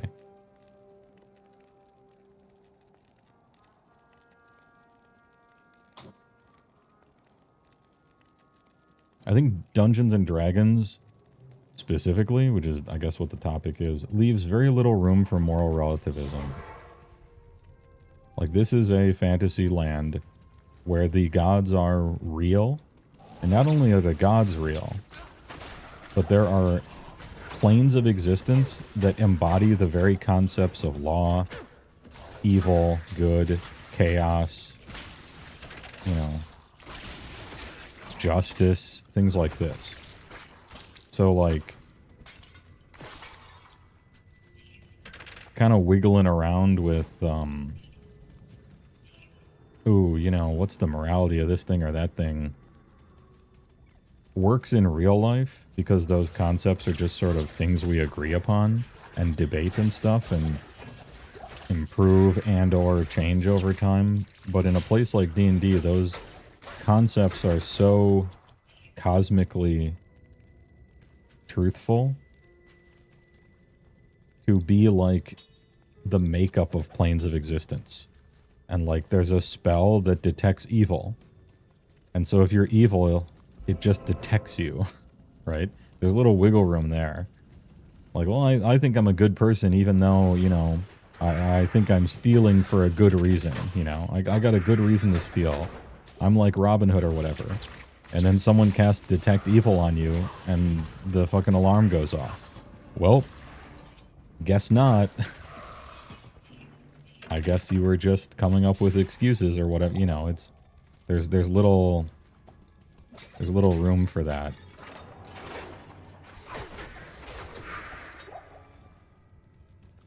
Which I think is fascinating. Like truly fascinating to take to not even its logical conclusion, but its logical extremes. Or even normals, like what would be normal. In the same way that I think it's really fascinating the concept of a elf society. And how that kind of a thing is so hard for humans to wrap their minds around, they rarely address it. You know? The fact that elves live 1,000 years, like what's your culture look like?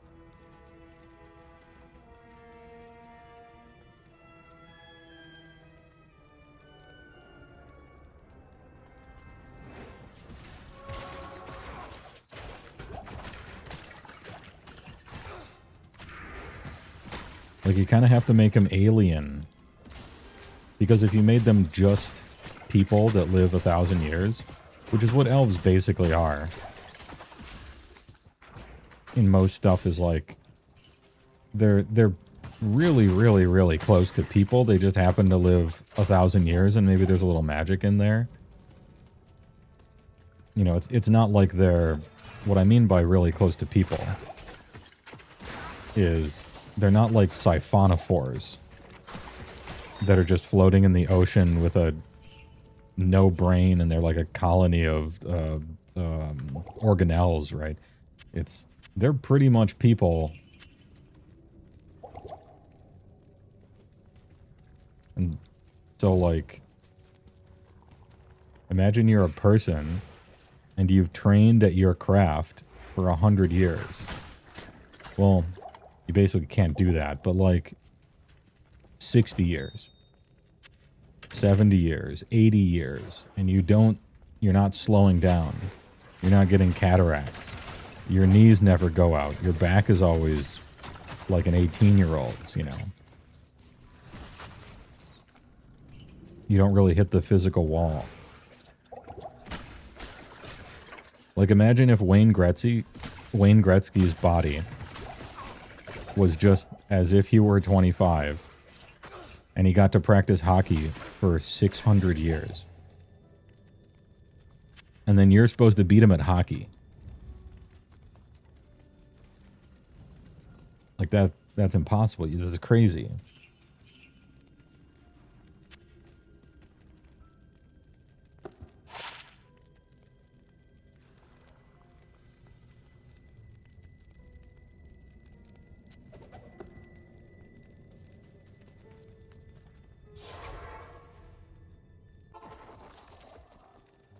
Good afternoon.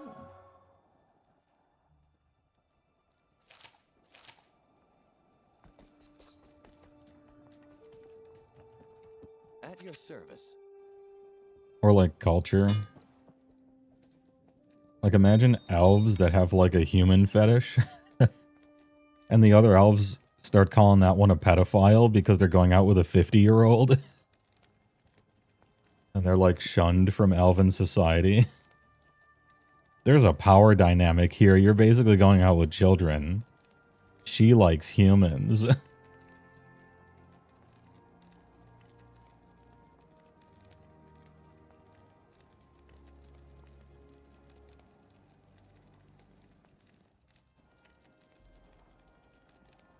Your mate's hot take is righteousness is the 8th deadly sin. I think... Nah, I think I disagree. But what I think your friend is getting at is that one of the most dangerous things in the whole world is when someone thinks they are being righteous, but they are not. Now that is dangerous. So we can agree on that part of it.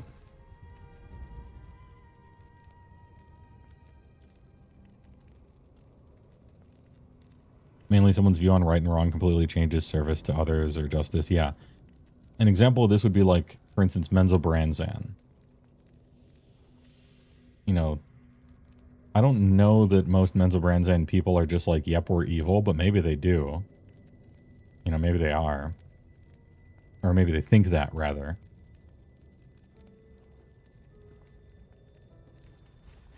So, to what extent someone is deluding themselves about their alignment is sort of neither here nor there to the fact of the matter. And in D&D, there just is a fact of the matter. On account of the planes and spells and gods and everything. And so I think it's, for once, kind of interesting to live in a world where you're just, like, cosmically certain about basically everything. And the only time it's a question is when you have imperfect information about the particular situation. Like, is this person lying or not, and things like that. But never about what you ought do in a particular philosophical question or something like that. Like, I imagine in a world like D&D where there's a plane of justice. Like, justice as a concept is just solved. It's so solved that it's a material, physical reality. And it's called the plane of justice. You could just go there and ask them a question, and they will give you 100% the answer to, like, some philosophical question about justice or whatever. They're just like, nope, this is it. Yeah, that's the rule. As it happens, that's it. We come from the plane of justice. I'm not even technically a being. I'm like a being whose existence is made out of the stuff of justice. It's just this.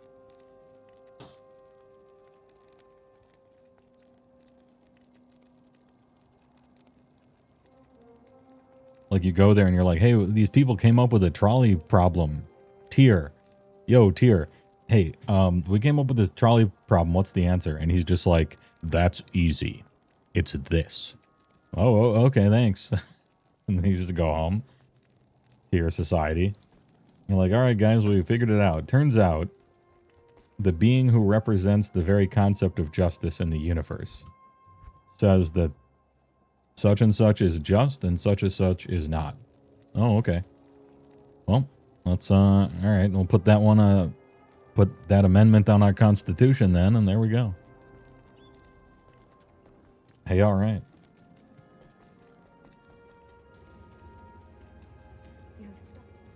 You have stopped Neelathak. I will now personalize one of your items, so it has your stupid-ass name on it forever. Not yet, but I will do that eventually.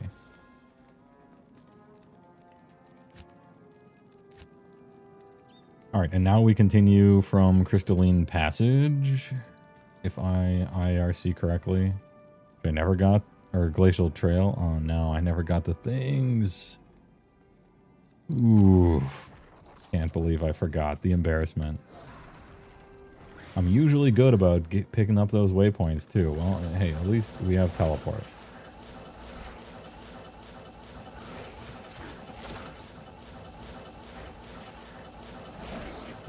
Thanks, Runeword Enigma. You mean that I can never truly waste too much time.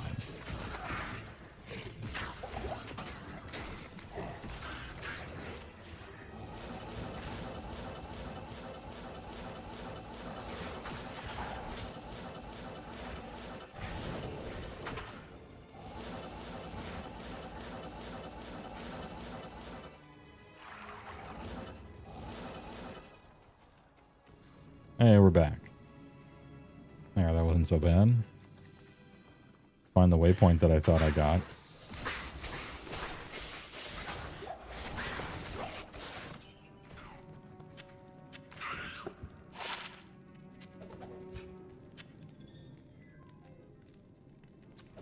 I thought it was triple. I thought it was triple for a second there.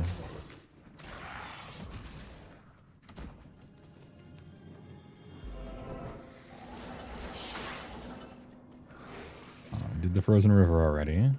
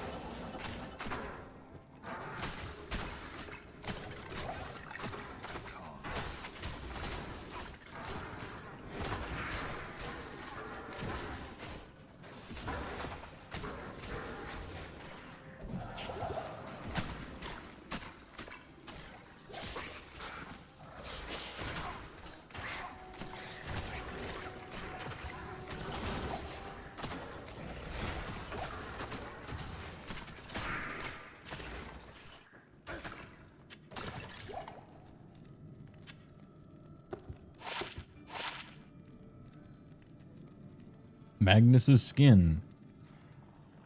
20% attack speed, 100 attack rating, enhanced defense, fire resist, light radius. These are kind of good. Cool.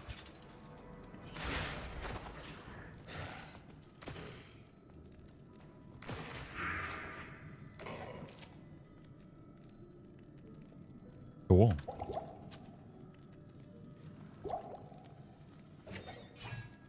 Giant sword.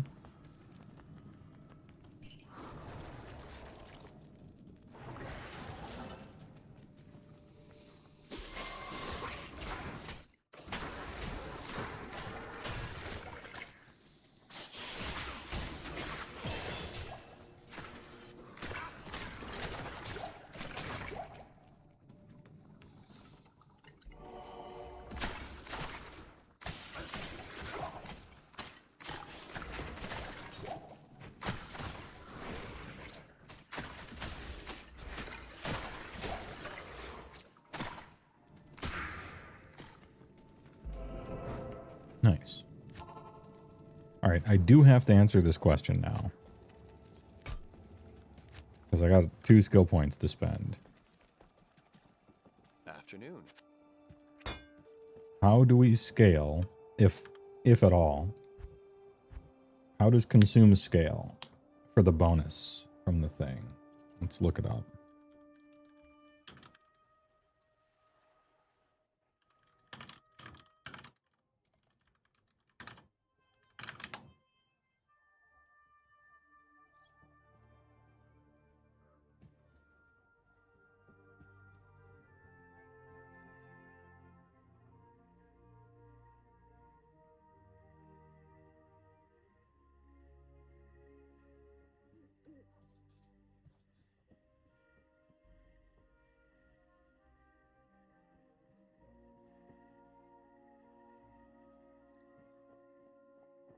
don't look this up too long, but I do because I got points to spend. How does consume work? After binding a demon, warlocks can use consume to absorb the pet, granting powerful buffs. Each demon carries unique potential buffs. These can include amounts of resistance, piercing, below auras. The value and sometimes duration of buffs and consume is driven by the total skill level of consume, including gear boosts. There are also level caps for certain buffs, such as maximum resistance gain. Consume by itself, when the demon is bound, grants only basic bonuses like increased life. Okay.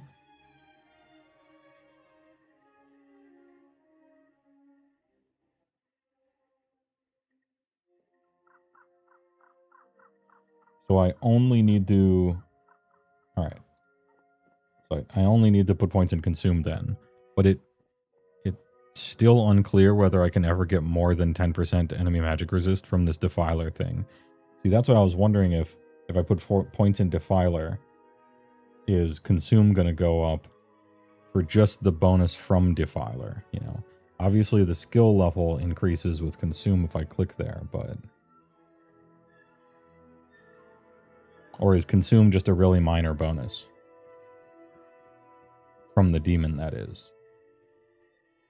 I guess I could test it. I have 2 points, and this is worth testing now, because this is not going to be my final build. This is just my leveling build. Alright. 10% enemy magic resist, 20% magic skill damage. What if I put another point into it? Into this one instead of just 1? It's still just 10 and 20. So let's summon another one. Yeah, it's still just... So this doesn't do anything for this, for the particular thing. Now what if I put a point in it? It's still just 10 and 20. Okay, so... Unless it's like once every 3 levels go up or something like that, it seems like you're only ever going to get negative 10 magic resist, and you're only ever going to get plus 20 magic skill damage out of it. So truly, this is a 1-point wonder, and this is a 1-point wonder. So the ideal route here is 1 in everything, 1 in literally everything, and then a bunch in Bind Demon. And that's where you're going to get your scaling from the synergy. So the points are 80 here, 20, 40, 60, 80. 1, 2, 3, 4, 5, 6, 7, 8, 9, 10. That's 90. And then how many skill points you get in total? Is it something like 114 or 112 or 109? Can't remember. And then the rest goes in Bind Demon so that you can get some named that always has... well, I guess it depends on what you're doing. If you're a caster, maybe there's an Insight Aura or something among uniques I'll have to look up. If you're melee, it's much easier. You just take a guy with Cursed and Fanaticism Aura. And then you don't need to use a bow mercenary for Fanaticism Aura. Instead, you can use a better mercenary, like an Act 2 or an Act 5. Alright, I'm just planning things out for when it eventually matters. But I like the theory crafting.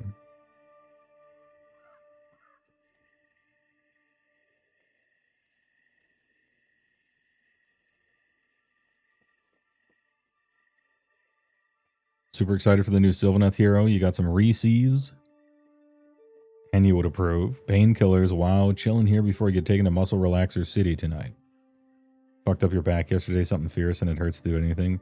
You told me that 3 hours and 25 minutes ago. And you know what that tells me? You told me all those things 3 hours, 20 minutes ago. And to me, that means those painkillers are working. That means you got the good ones.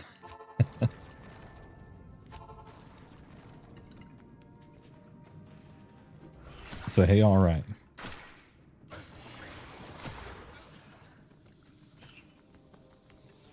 No, you just forego. Oh, okay, fair enough. I mean, I figured you just forgot. I wanted to make a funny joke, though. I tried.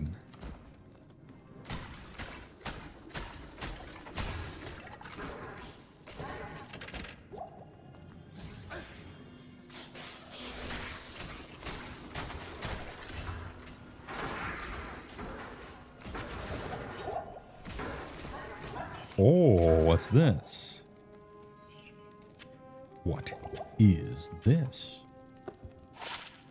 Heart Carveler. New, unique. Never before seen. Huge enhanced damage. Adds 15 to 35 damage. Ignore target's defense. Deadly strike.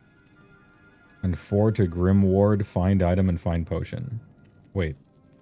I've seen this before. Never mind. I thought this was... Sorry, I got mixed up. I forgot Hard Carver exists.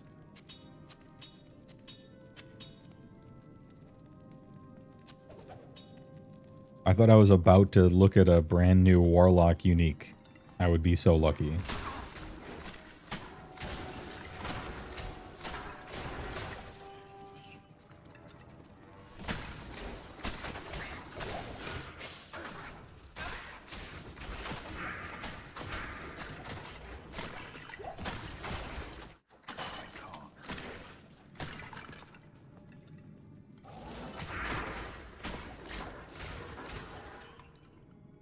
You're leaving that money? I mean, it would sell to a vendor for some amount of thousands, but I don't care that much. You know, I've been wrong about items before, but it didn't appear to me to be an item with any use.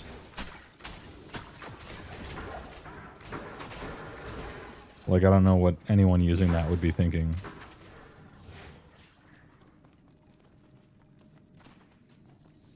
Gives a bonus to a bunch of barbarian skills that don't matter.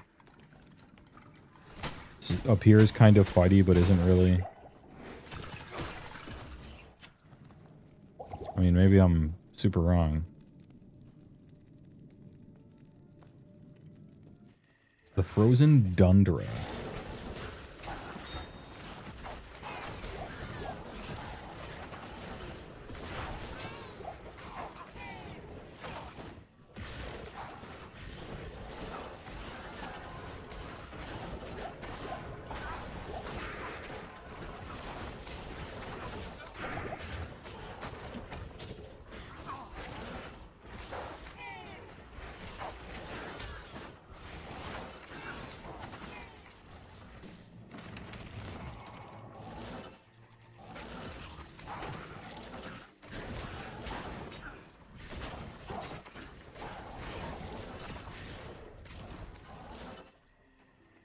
Just realized that my build is the American Chavez Warlock build.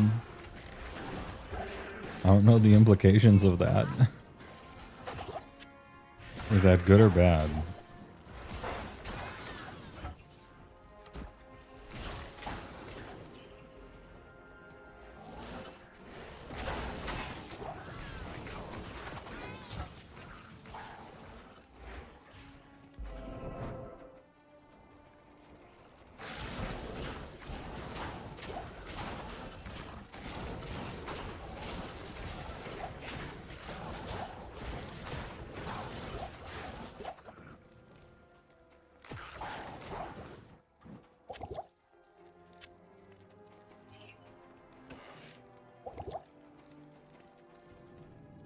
The Ancient's Hway.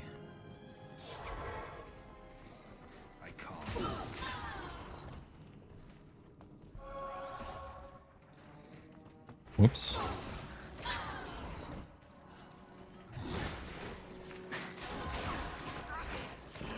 Okay, so it won't kill one of those guys in one cast.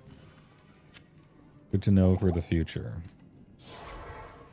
That is a nasty poison.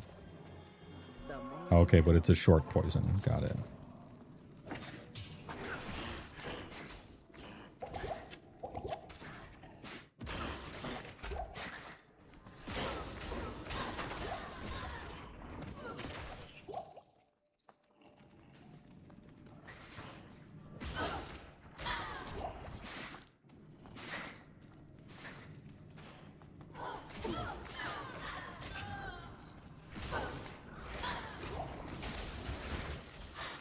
And these guys, oh, okay, so sometimes they die in one cast, sometimes they don't.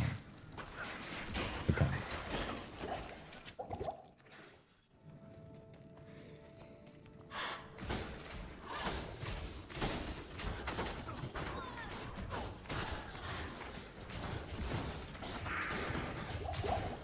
Alright, those guys were fucking big. They did not give a shit. War gauntlets. Are these Immortal Kings? Hell yeah. IKs, baby. Icy Cellar, which I believe is just treasure.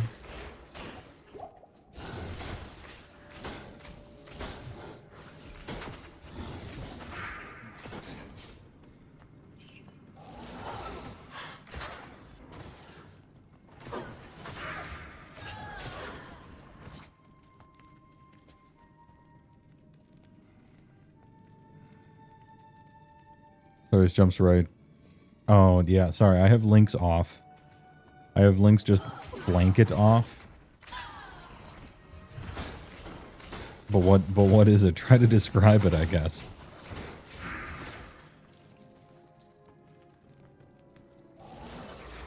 Alright, time to fight the ancients. Am I strong enough? I don't know. This thing does not do a lot of damage. But at least nothing is immune to magic, so might as well do the full buffs.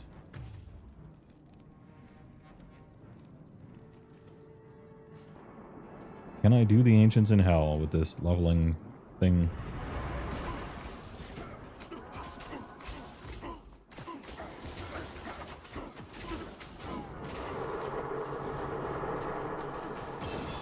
The answer is yes, very easily. Okay. Absolutely mogged.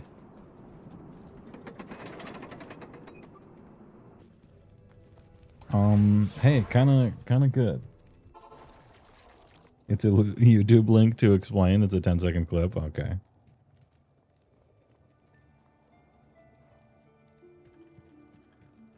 What was his name? American Sanchez? Kind of looking it up here.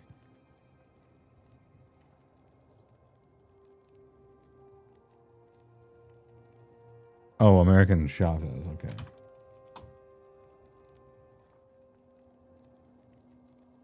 It's a superhero appearing in American comic books published by Marvel Comics. Oh, okay.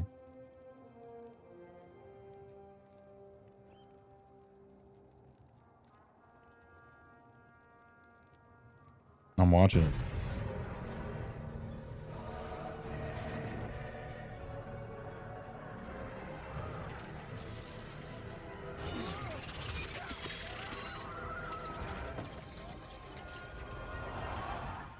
Oh, pulls him into the void. Okay, I get it. I mean, it does look like that. That's correct.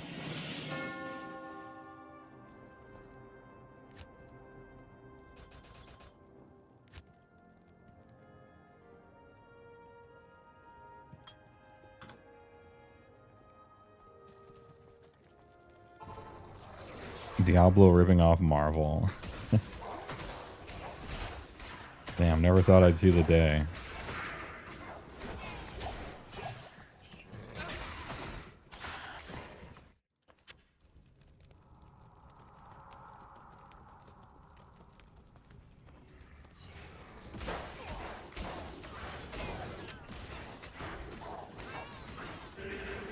Look, I get to play a bullet hell game while I'm waiting to cast my spell on cooldown. It's great.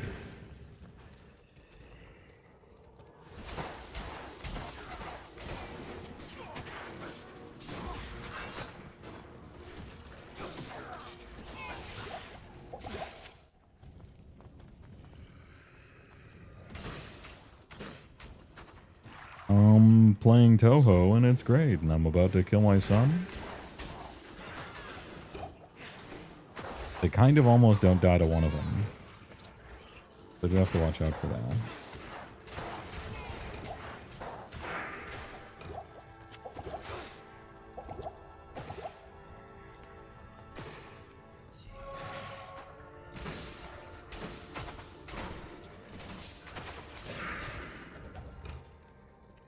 Rhino. How you doing this fine evening? On myself, I'm trying out this goofy warlock on D2.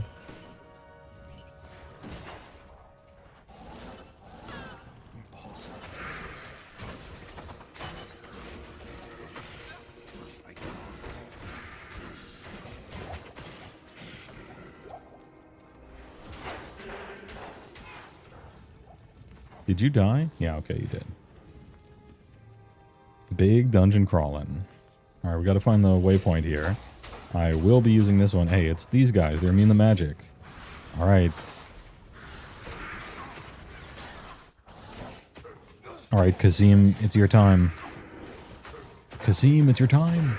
Oh, he's blasting. He's blasting. Hell yeah, dude. Kazim. His greasy sausage fingers were ready for some Tekken. That's how we deal with magic immunes. Oh, here's more. Get him. Get him. Oh, blasted. Dude, I gotta log into my other character, give him a G-face. His attack speed is still not quite all there. But he does do it. He does do the work.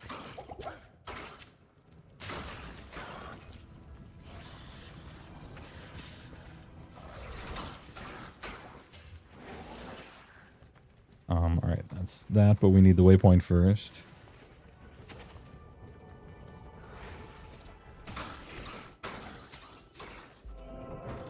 There we go.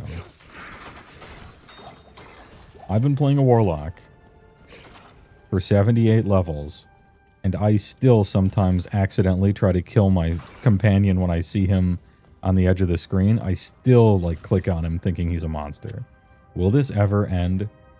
Will I ever get used to seeing him there? Only time will tell. Like, he's supposed to be a friendly little boy, just giving me a bonus. See right there. I targeted him.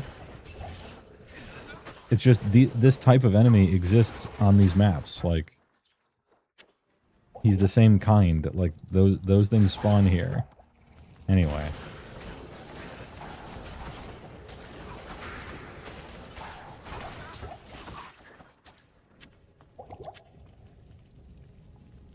Good things, you'll get the Warlock in your next paycheck. You have the game on Switch. I can't believe, well, maybe I can, but it's surprising to me that they made it for Switch. But supposedly it plays pretty well. And it was a simultaneous release on Switch with the new stuff. Kind of proves that they're sort of serious about this thing. Enhanced Entropy, Psychic Ward. It is trash. Get a book that doesn't suck. Challenge impossible. 78 in. Get there eventually.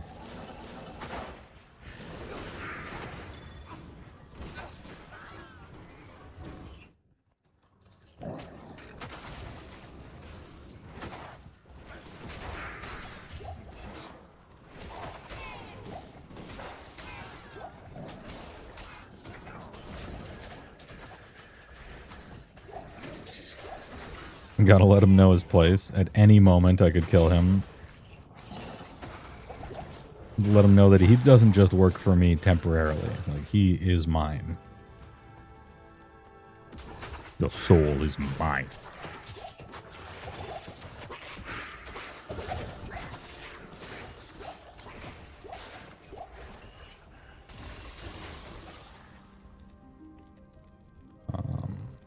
I guess I'll take some full rejuves for...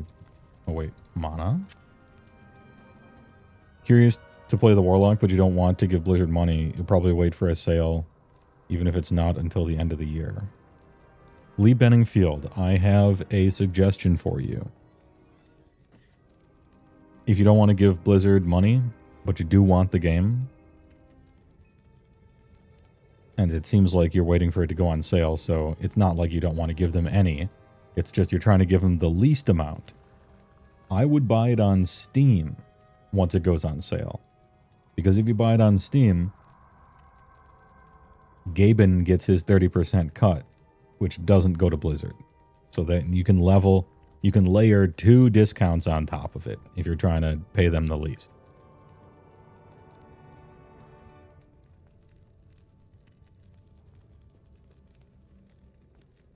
Just got back from Iron Lung.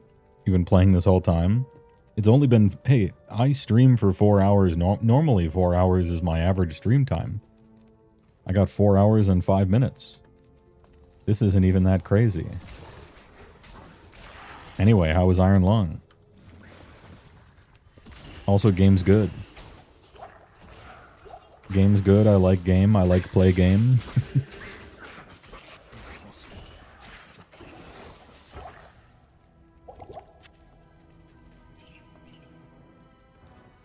Thoroughly impressed, you say?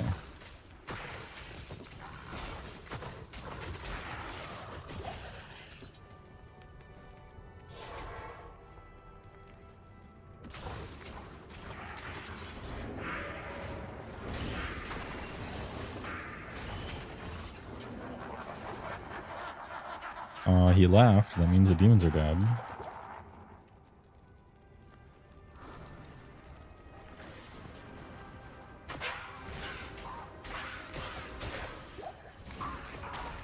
Got him.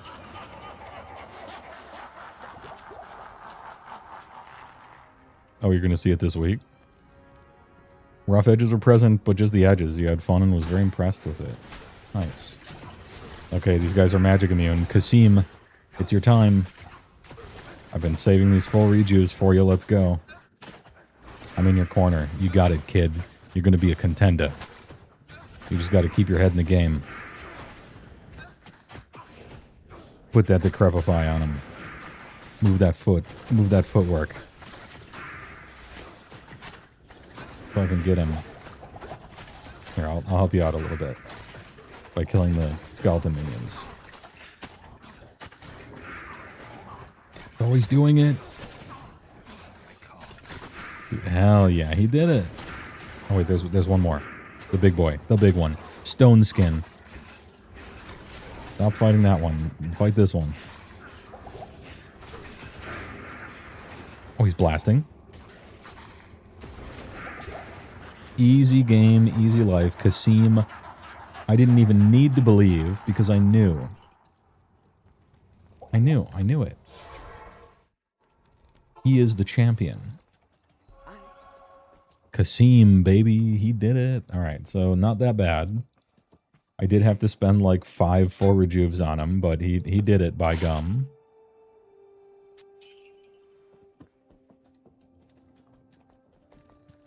Hello. Kasim, the hero we deserve.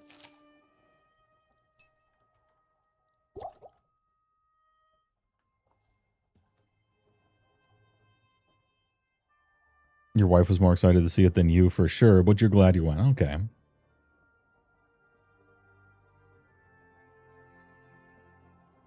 Dude, my wife is Kasim, and he just fucked up those magic immunes. Eat shit.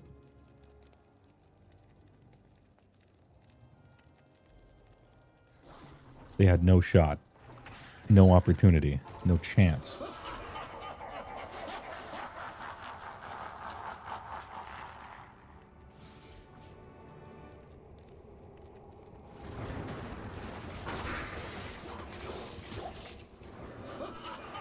But douche didn't even summon a Hydra. Consider that. Consider the embarrassment these demons must feel. Didn't even get to summon a Hydra.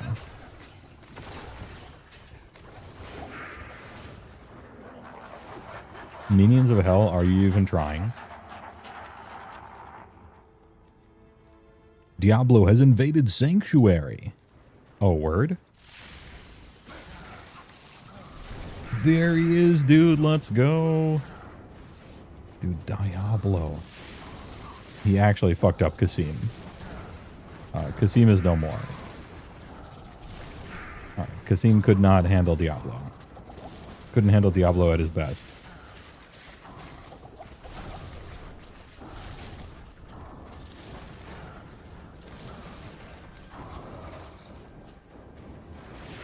I gotta get this stupid chain in between them, but there's too many things on the ground. I'm trying to do the chain. And I clicked on the portal by accident. God damn. That's a annoying place to have to fight Terra Diablo. I guess I can get Kasim back so he can give Decrepify. trying to bind him. Alright, I have to fuck off over here, open a portal, bind him. There. Alright, we're in the position.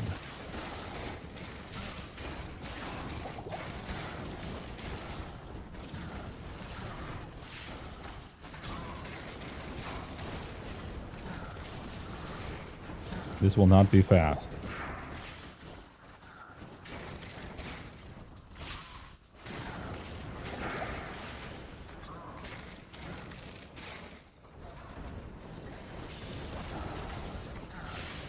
I'm fighting him away from Bale just so I am not decrepified the entire fucking fight.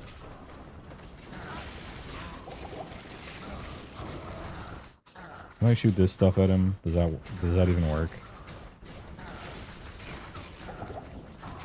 I mean, no, it doesn't. Okay, so the spec isn't exactly a boss killer. Let's be clear.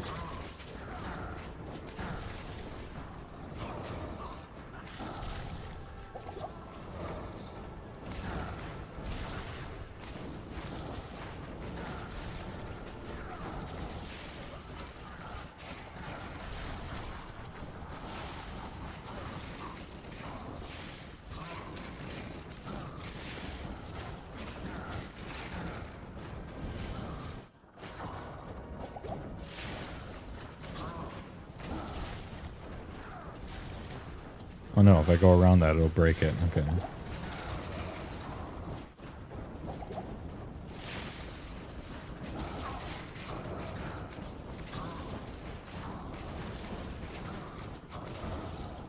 I think he has too much regen. I can't kill him. The spec is too weak, too slow to actually kill Diablo.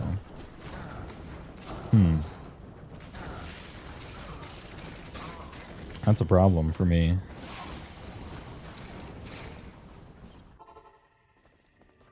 Hello.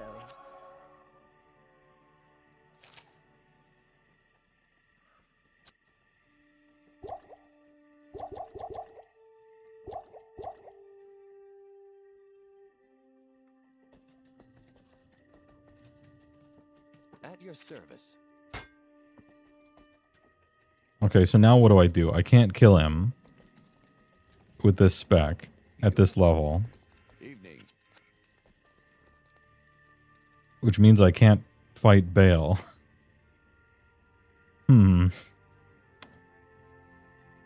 Interesting.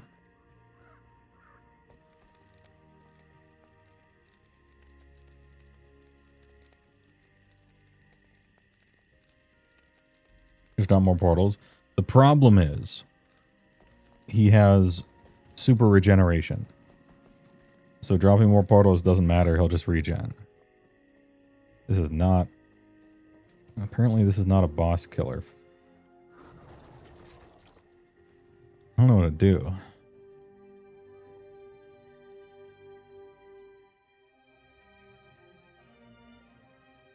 Drop more portals. More purple stuff.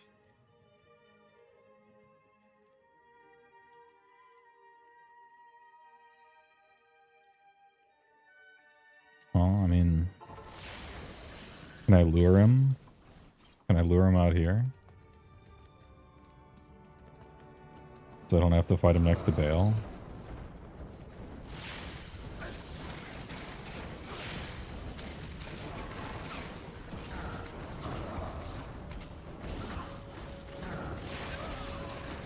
Damn, look at that health regen.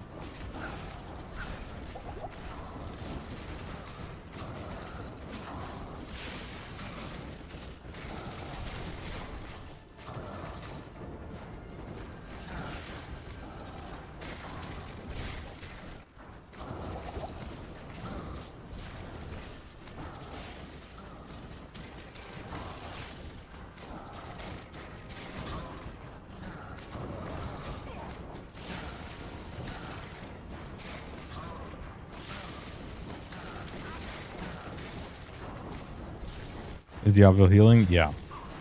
He's healing to full, like... He's healing to full life extremely fast, like every 5 seconds. I can't really outdamage that.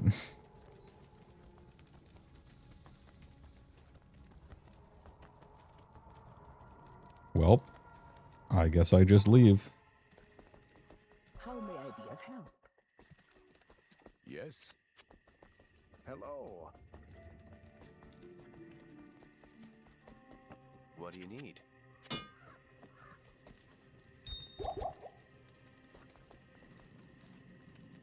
Alright.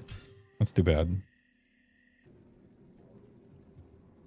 Is that a zone-wide thing? Like, is there an Uber Diablo? Is he walking the earth everywhere, or just in open games currently?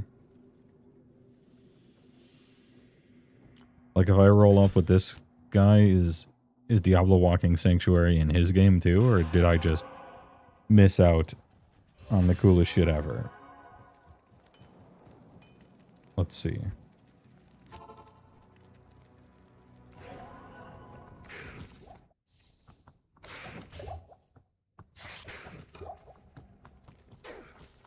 This is a test.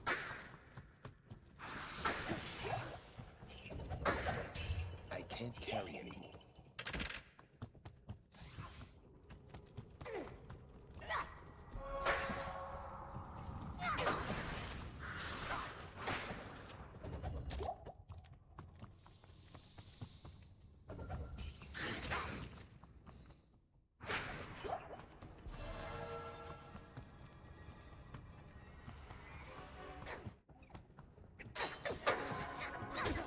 So I've never gotten a Diablo during a Bale run before, but I knew that he replaces the next wave.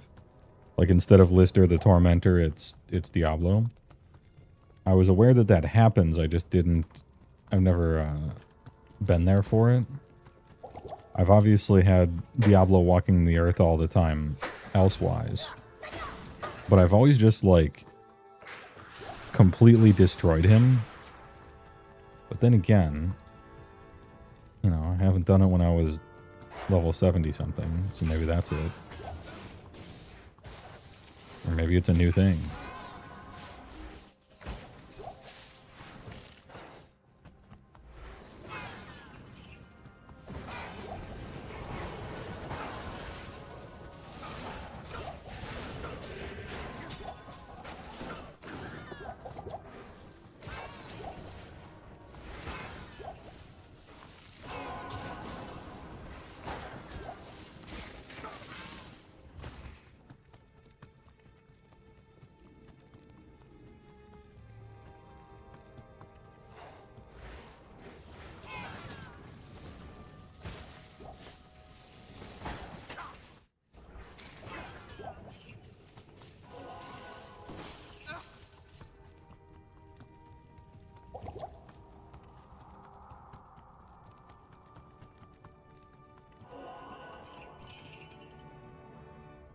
I am overburdened.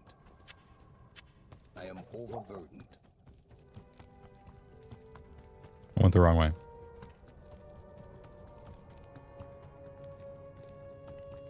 He's doing it.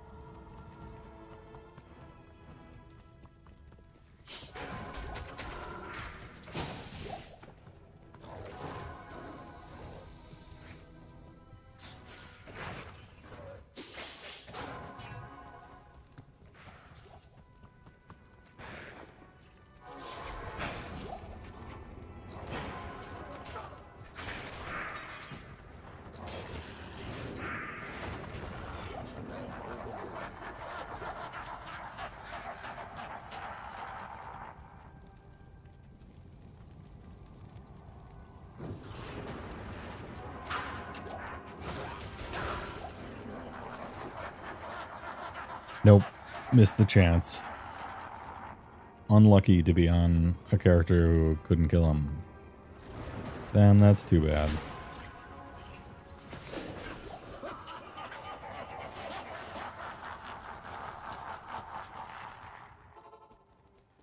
Good afternoon.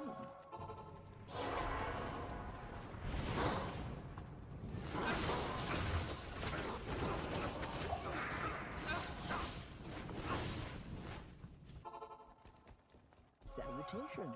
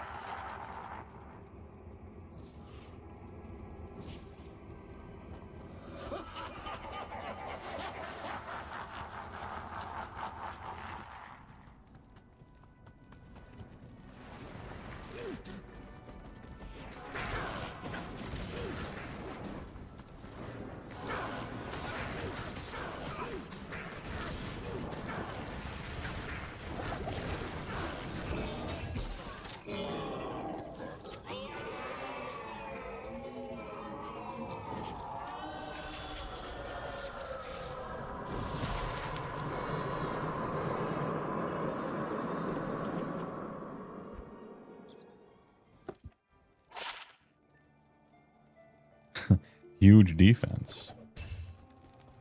Hey, all right. Afternoon.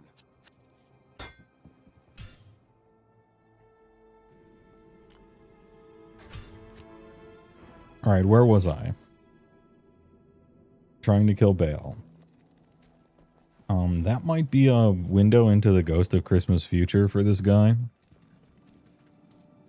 Can he kill Bale if he struggled that much on Diablo Walks the Earth?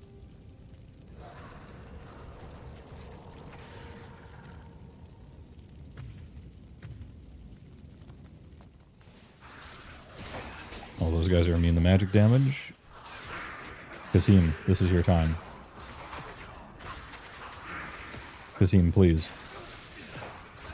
Stop fighting ghosts. Kasim. Listen to my calls, Kasim.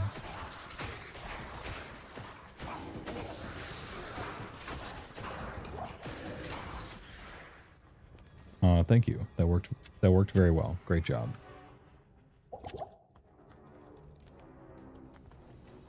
Listen to my calls, Kasim.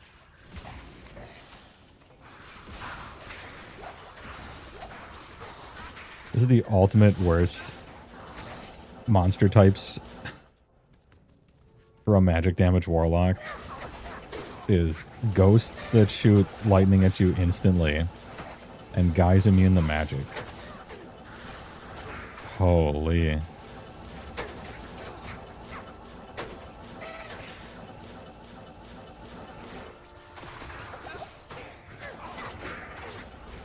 Jesus. What a horrendous map.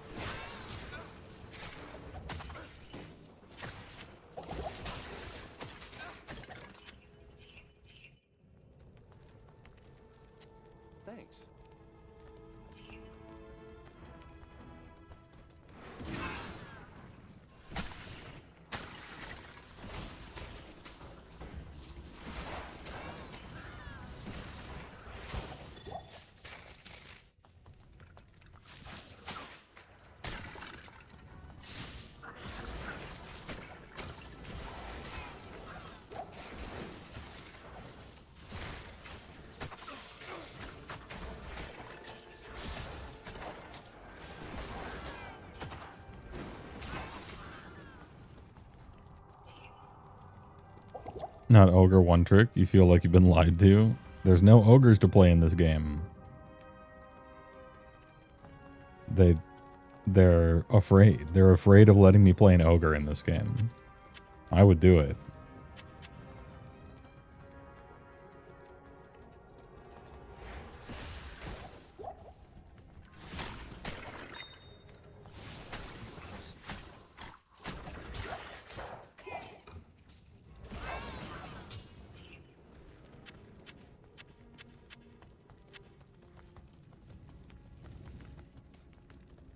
Hope D4 comes to the Switch too, but you seriously doubt it.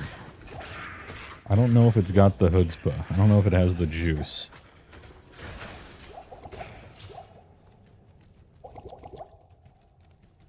Probably gonna need all these mana potions. I am overburdened.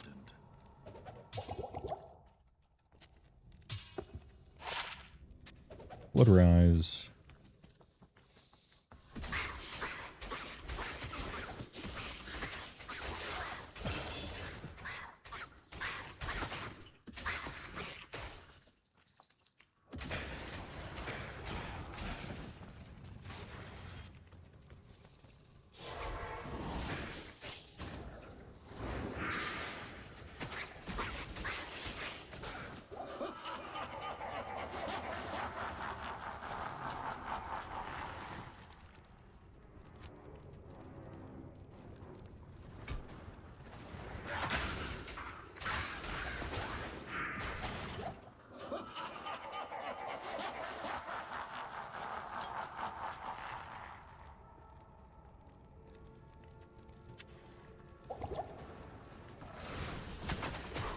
All right, Kasim.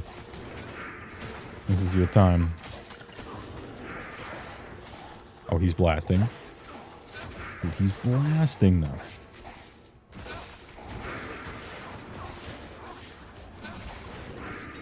Easy shit, dude. Kasim.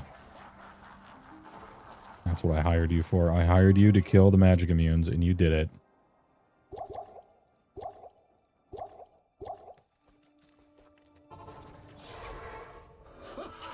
My man.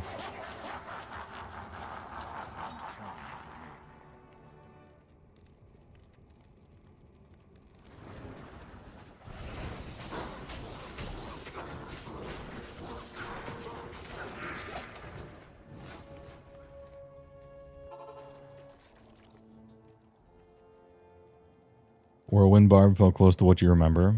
So many memories wrapped up in the game. Yeah. Good afternoon.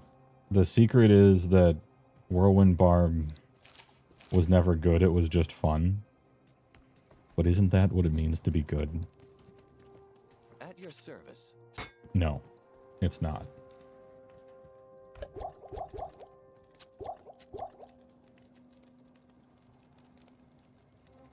Kasim is generous in Arabic, or one who gives. I'm gonna think it's one who gives. Kasim in Diablo is one who gives 0 fucks. One who gives death to his enemies. That are immune to magic.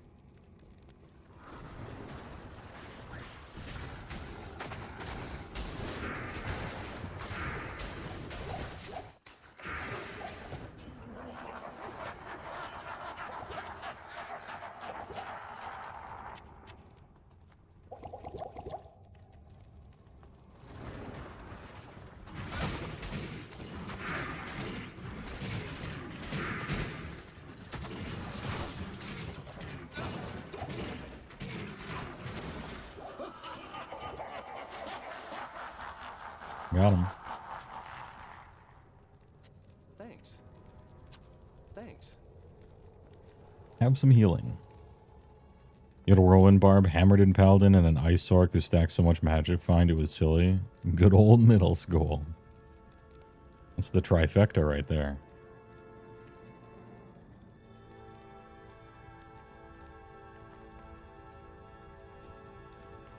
When is this gonna run out?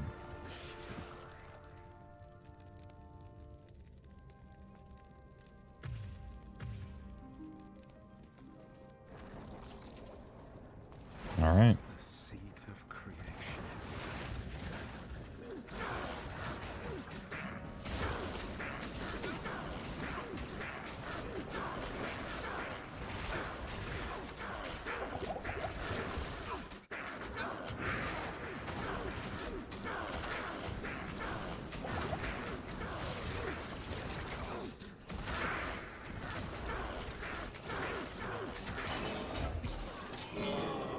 Destruction. Easy game for babies.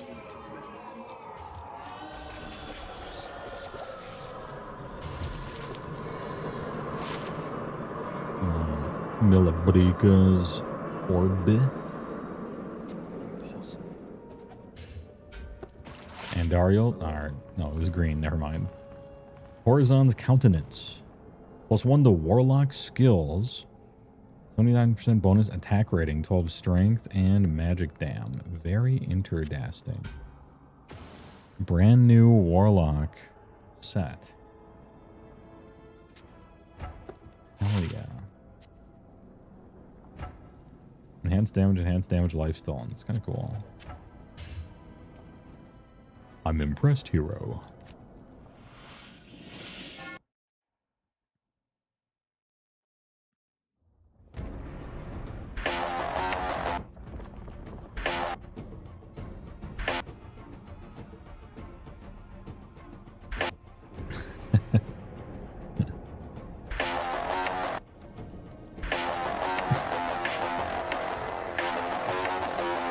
Alright. I'm not watching the cutscene. Congratulations, Heavy Magic. You will henceforth be known as Patriarch Heavy Magic. Yeah, look at that. Look at Deckard Cain. He's putting on a little smile up there. Dude, Kecker Dane. Your wideness.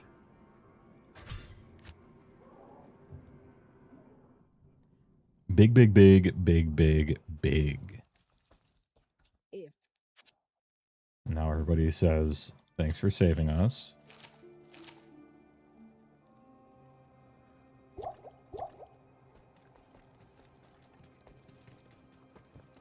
The ancient. Well, that should just about do it. I need to get level... I think I want to get level 80 exactly. Because at 80... Arachnid Mesh. And then I'll have a decent equipment set for whatever basic magic I'm trying to spec into, if any. Glacial Trail apparently is a terror zone. Let's do that.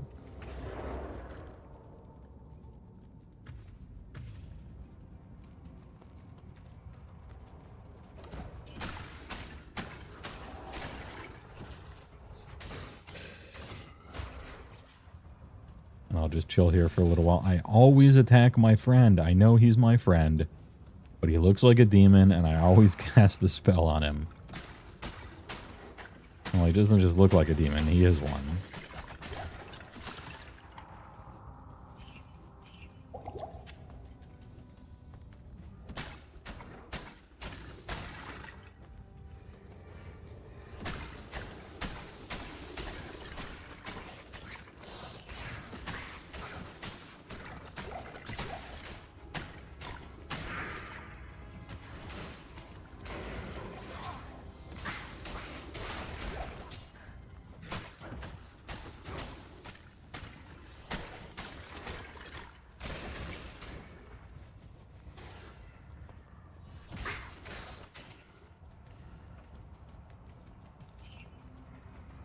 Should win for Blizzard releases. It's been a while since they did anything good. I agree.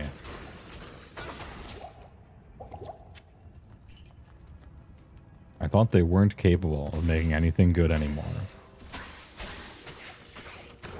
And they're not, because the people who did this were from a different company that they bought 1 year ago. However, I'm happy those people did a good job.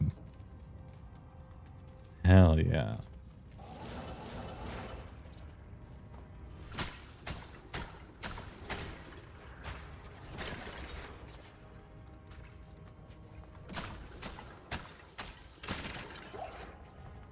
Look, it's just like I said before. I don't care how you do it. Just make the games good. And then they tried to test the limits of my rhetorical statement about me not caring how exactly they did it. But, I don't know. If the games aren't good, don't talk to me.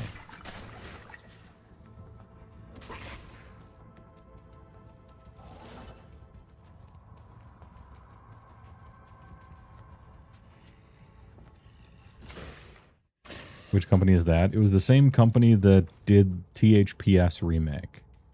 There's a THPS 1 and 2 remake. I can't remember the name of the company, but they did that. And then they got hired by Blizzard as a contract to make D2 Resurrected. And then after D2 Resurrected ended up being good and a success, Blizzard absorbed that company. And now they work in-house now. Apparently on Diablo 2. Doing a good old job. Soft never. No, they're not affiliated with Neversoft. They did the remake for THPS 1 and 2. Which was also pretty good and faithful to the original. Now, is this shit terrorized too? It is. The Drifter Cavern is terrorized too. Let's go. Nice.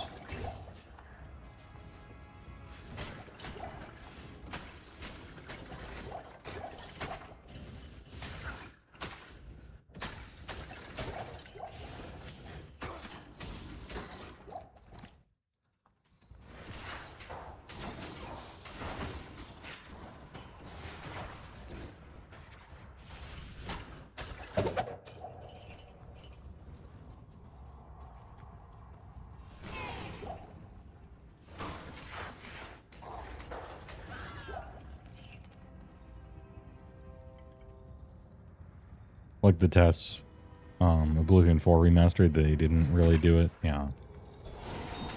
I mean, I don't mind. I'm just kind of repeating myself now. As long as the game's good, we're good. Just make the game good.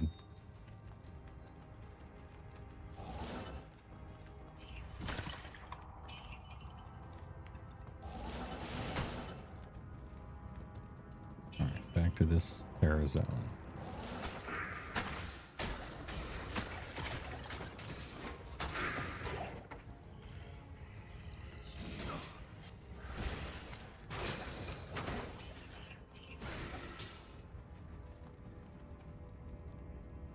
So it's the glacial trail and the one thing directly under it, huh? Okay.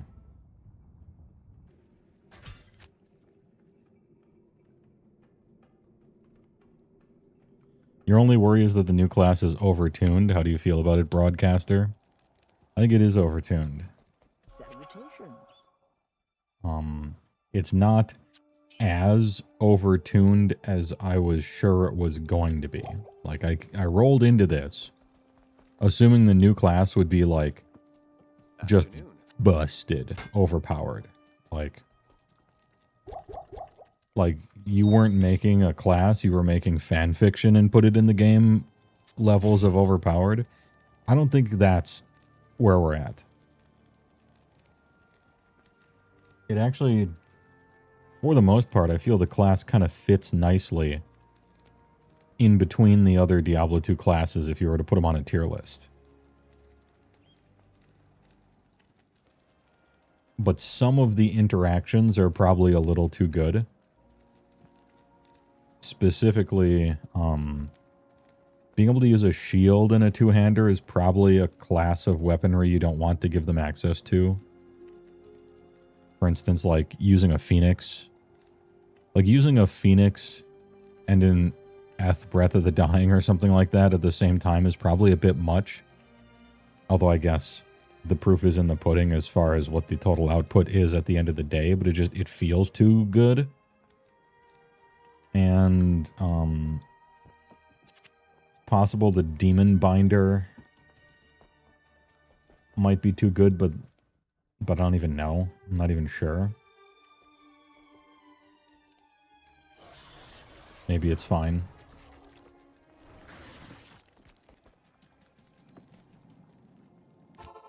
In general, though, like there are certain interactions that feel a bit too strong, but at the end of the day, that doesn't matter at all.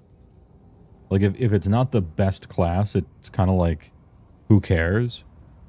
If the class has this cool thing you can do, unless that cool thing you can do makes one spec of Warlock way better than the other specs of Warlock, or, you know, internal balance, that kind of thing, then yeah, you gotta do something about that. But every Warlock can do the two-hander trick. Caster ones, you know, they suffer a little more from that, but not too much. It's not like two-handed staves can't get polearm rune words. And staves aren't that hard to hold.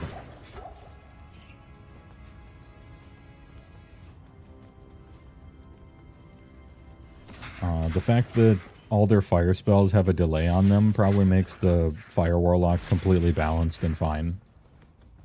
Like, Sorceress is still better. Sorceress is still better and faster. That feels very safe to me, as far as Fire Warlock is concerned. The Magic Warlock is, to me, kind of... He's like, okay, but I would never play him. Late game, maybe there's a trick I haven't discovered yet, and I'm, you know, this is just like a leveling build anyway. But the damage is just a little low and the abilities are kind of awkward. But it's perfect for leveling once you hit Hell, because you can't play Fire to level through Hell, because you're too low level to have Sunder Charms yet to make Fire really good.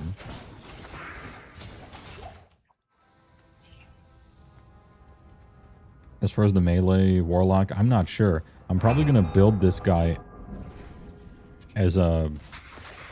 We're going to build this guy as a melee Warlock, maybe. Because I'm going to make probably 2 or 3 Warlocks. And this guy has a name that's kind of melee-ish, so... Moon Larad. I'm being hunted by a demon. Did you hear that noise? That strange noise? I'm being hunted by a demon.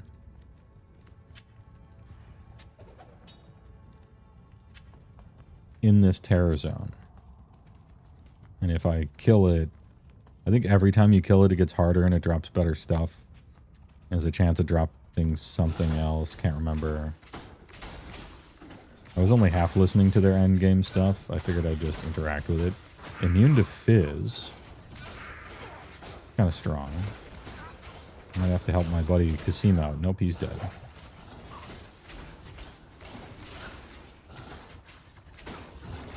I can't remember the keybind for it. It's not control click to use it on your mercenary. Oh, this guy's fucking big. I gotta use the rope trick. We gotta use the rope trick. We gotta hang him. Oh, he's fast too. Wait for that shit to wear off.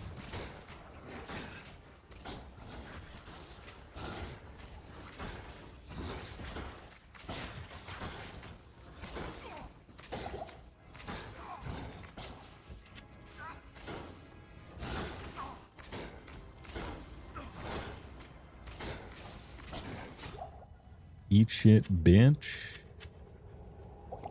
What do you got? The Salamander. 2 to fire skills, fire dam, a bunch of fire stuff, and fire resist. That's cool. Oh yeah, I gotta put these in the stash. Oh, I gotta bring back Kasim. Rest in peace, Kasim. You did your best, but the guy was immune to physical, and he was the frenzy type, and he was a special new hunter thing that's super powerful. Sorry, bud. He never stood a chance. Thanks for decrepifying him for a while, though. That was pretty cool.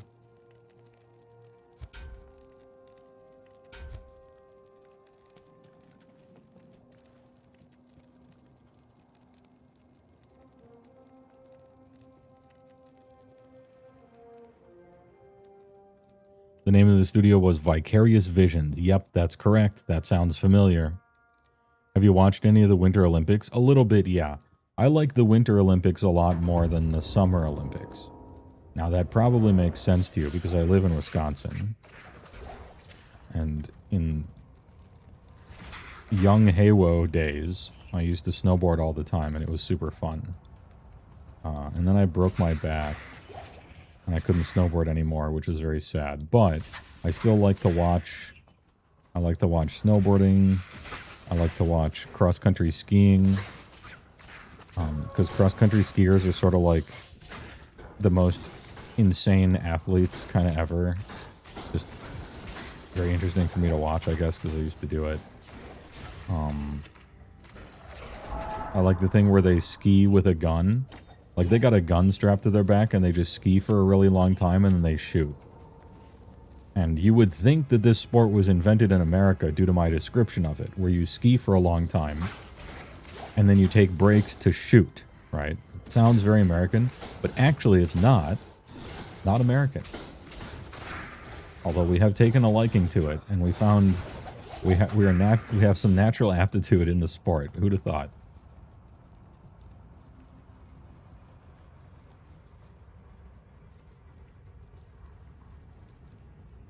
Used to work for them for a year in QA. Dude, tell me stories.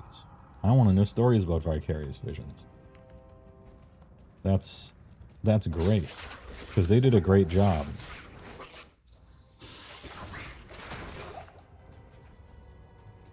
You got any QA stories? Like, oh damn, when they gave me the game, this shit was wrong and it was kind of funny, but they had to get rid of it, or it was looking like it was going to be terrible, but then it was great, or whatever.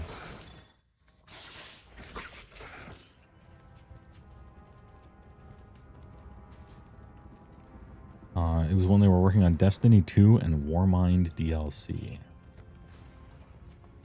You're on the Warmind team. Oh, okay. I thought I was going to get some custom D2 info. But you were pretty close to the custom D2 info. Like, there isn't any, but you were pretty close to it, so that's cool. I'm kind of excited about almost having the opportunity.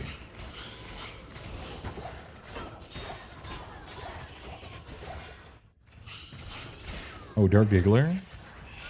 What kind of Dirk you got for me? The Diggler. You thought I was joking. You thought I was joking, but no. They do have a Dirk named the Diggler. Classic. Good classic shit.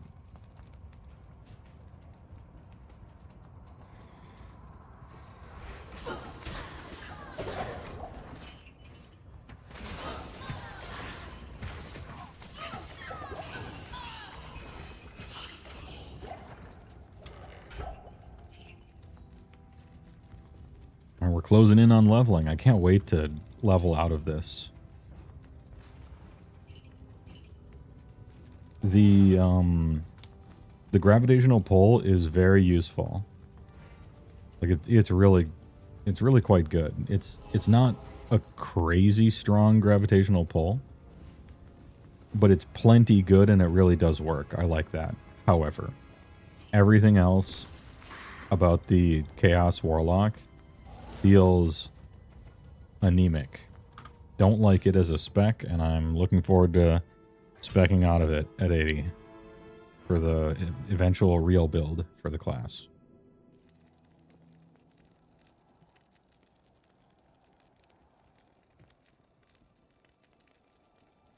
Kevin Bacon degrees of separation here. Well, let me tell you, you're about to potentially get a new degree of separation, okay? I used to live in Tempe, Arizona, and they had an independent film. What do you need? Sorry, I was thinking about something else. They had an independent film festival in Phoenix years and years ago. And I was working for the local TV station as a cameraman.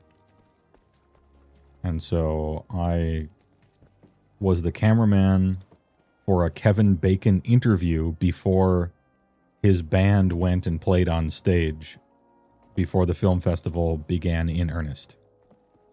And so there, now you got 3. You got 3 now. You're close.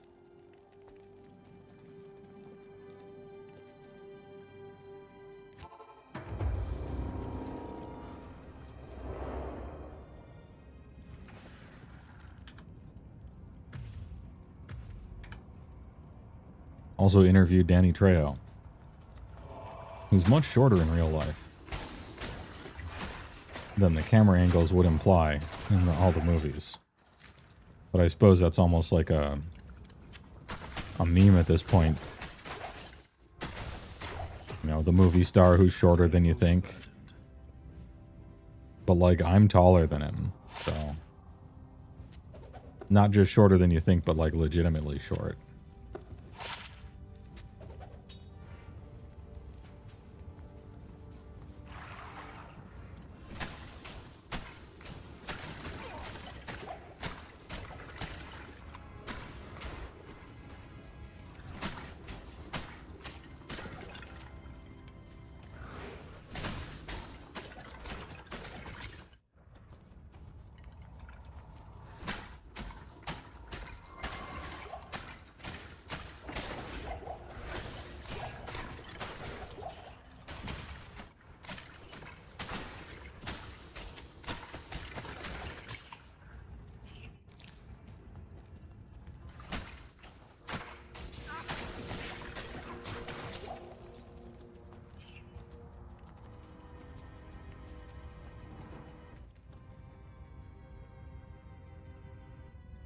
The pitch is a walking sim exploration puzzle game where you play as a degenerate underground cave person going about your life and looking for love.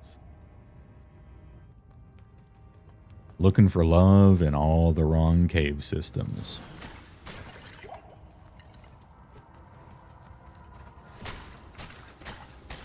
Next up on Skinamax.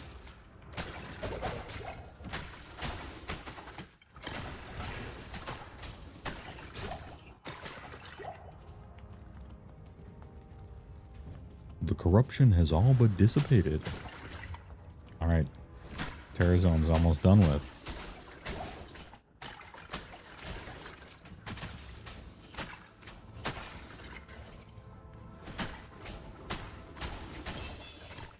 Hey, there we go. Fail rune.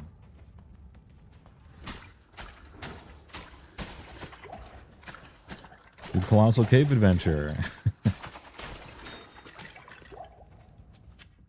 The first D&D video game. Direct ancestor, I guess. I can't carry anymore. I don't know why I picked that up.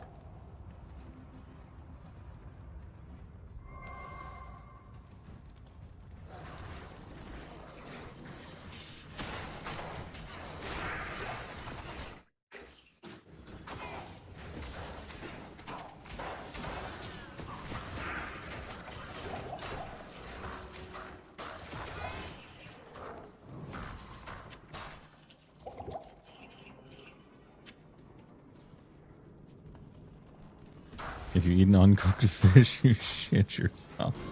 Yeah, you gotta cook that.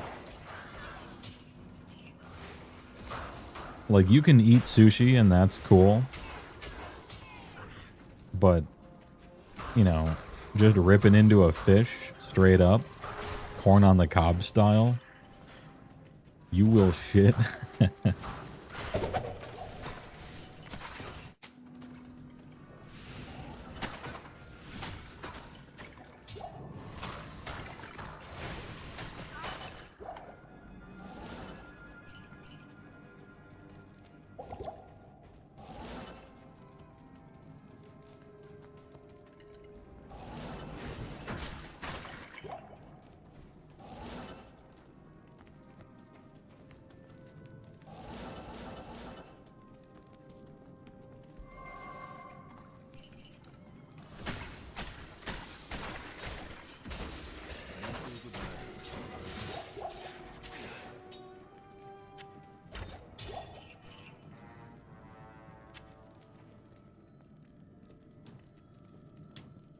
You eat sashimi all the time. And he didn't say never. He said rarely. I rarely shit myself. Not never.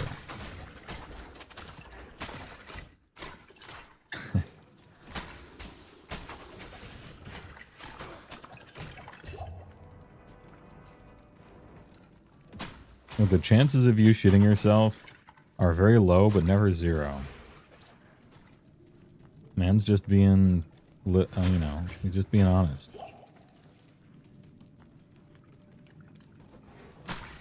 That's just physics. You would be lying if you said never, right? Or impossible. It's always possible. It could happen. Just covering his bases.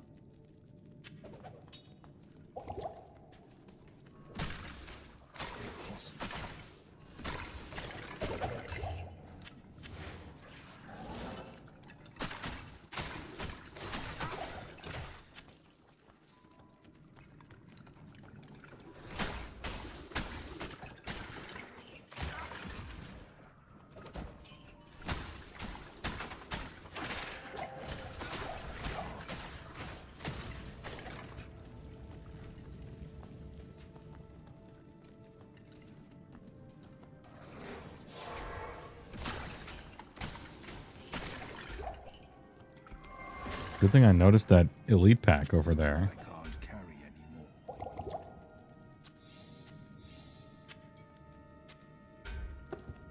Now I get a Berserker's headgear, this awful, just terrible set.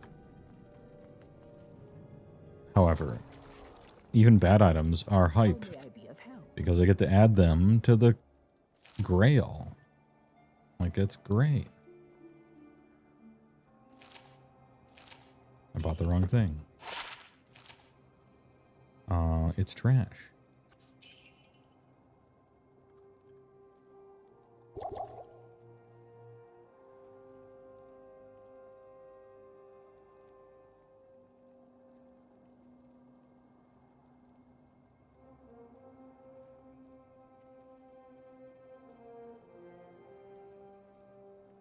Still chewing on this? On what? Let me scroll up.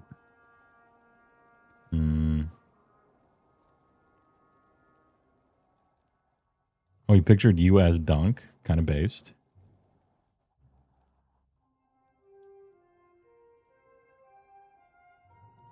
But game dev is actually hard and you're just an animator.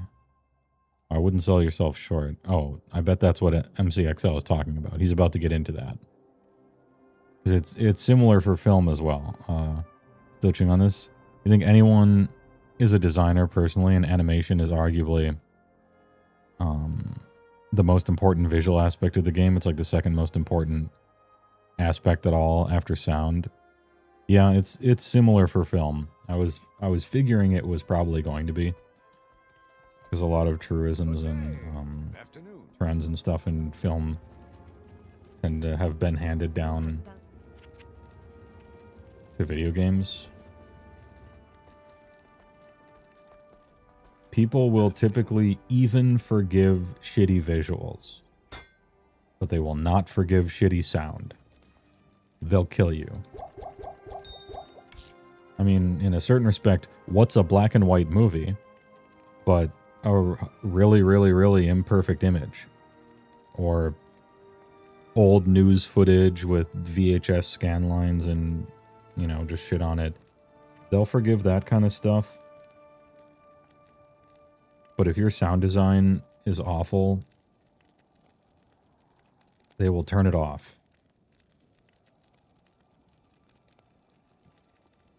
I mean, I'm kind of playing living proof of that, right? Diablo 2's sound is actually staggeringly good.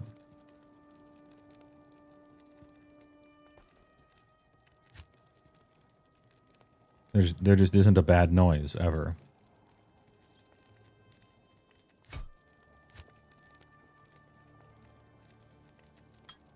Okay, so next one is Bind Demon, which I won't be doing because we're 80, and I'm respecking into a fun spec now instead of a leveling spec. Let's go. Arachnid mesh? Hey, Saigon's Rap, you took me from level 6 to level 80. Well done, Saigon's Rap. Give this man a medal. Give this man a trophy. What the fuck is this? Oh, actually an amazing level 9 weapon. Like, as far as level 9 weapons go, this shit is crazy. But who would ever level as a melee character? That's my question. So why should I even have this here? I mean, someday someone might. Somebody who's new to the game and doesn't know you shouldn't do that. So maybe if somebody's new to the game, I'll give them that hammer. Please clap.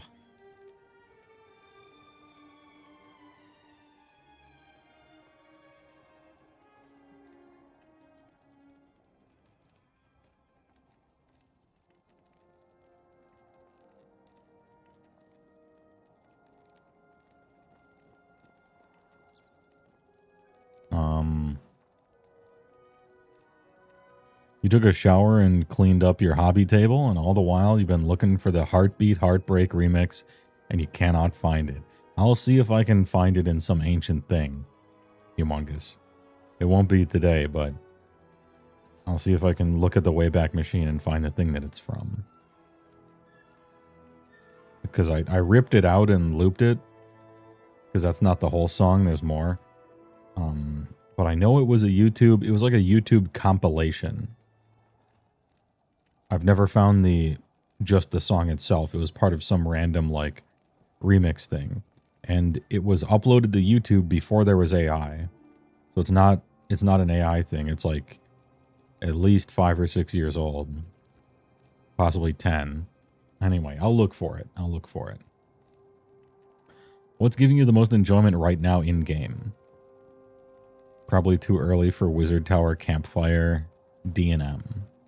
What's D&M? Is that a business term? The most enjoyment right now in the game for me is leveling up over and over and being able to move fast and have AoE abilities. Even if the AoE abilities are like a little janky, better to have them than not have them. I enjoyed Warlock all the way through. Really liked Fire Warlock leveling. That was kind of sick. Purple Warlock leveling was much worse, but you got too many fire immunes to level as fire the whole way. You know. What's it called? These things. Sunder Charms are level 75, so you kind of have to level from Late Nightmare all the way to at least 75 before you can go back to fire, but I wouldn't go back to fire. I would just finish out your leveling as a purple lock. And now the world's my oyster. I'm going to go on maxroll.com, load up the D2 like character planner, and just start building a million things and figuring out what this guy's going to do. This particular guy here, Heavy Magic. Heavy Magic is kind of like a melee wizard sounding name, so I might try to do a melee build with him. And then I'll level up a second Warlock later, and I'll do the endgame Fire Warlock for that guy. I don't think I'll have 3 Warlocks, but I might. And if I do, I'll figure out if anybody has a cool third build besides Fire and Melee. Like Echoing Strike seems pretty good with Mirrored Blades. The Demon Tree looks like the one that sucks. If you want to just put all your points in it and be like a summoner. But it's sort of like the best tree for supplemental super juice power on one of your other builds. So I like this tree a lot for what it supplementally does to the other two. But if you want to put all your eggs in this basket, like it might work out, but on paper it seems kind of bad. You just can't summon enough. You're too limited in number of demons.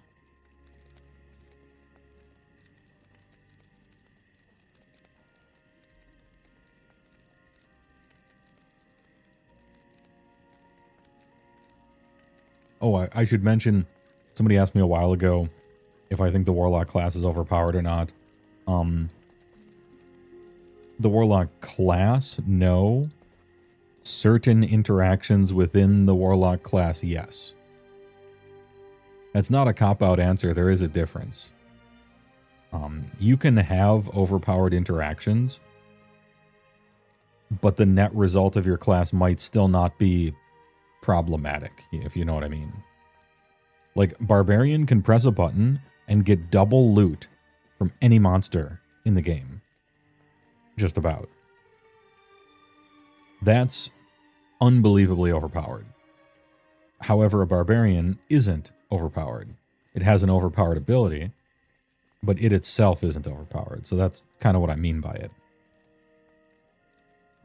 Warlock might be close, and there's an interaction or two that I think might be I think the Bind Demon might be a little too strong, and being able to use a two-hander and a shield might be a little too strong. If it was just a two-hander and a book, it would be fine, but using a two-hander and a spirit, or a two-hander and a phoenix, probably a little too good. A two-hander and a book, though, is, I think one-hander and shield is still fine for this class, but two-hander and a phoenix maybe is too much. We'll have to see.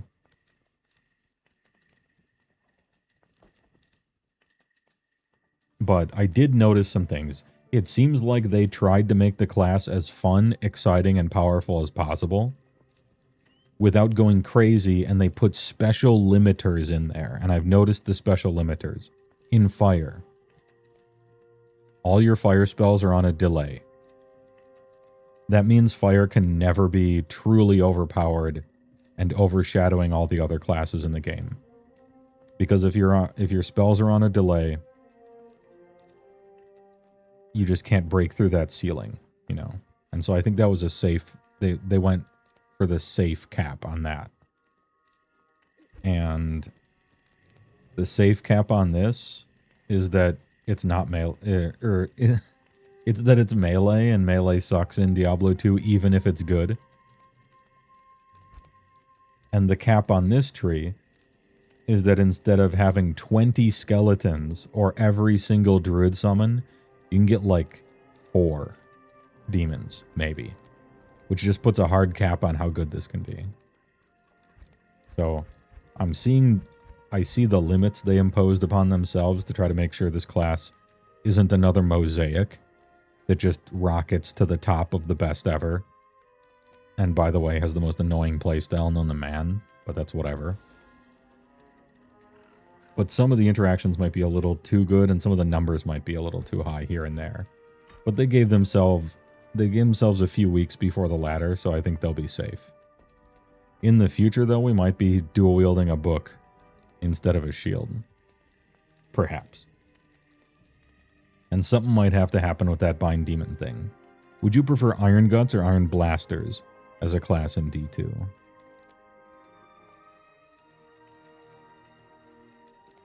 I think it would have to be Iron... Well, Iron Blaster is the giant cannon that a group of guys... I think you probably mean Lead Belchers.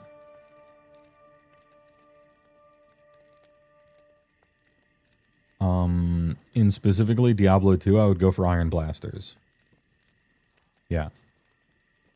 Well, I would go for Lead Belchers, which is probably what you mean. A giant ogre holding a cannon just fucking shooting that thing? Yeah. That's a D2 class I would play.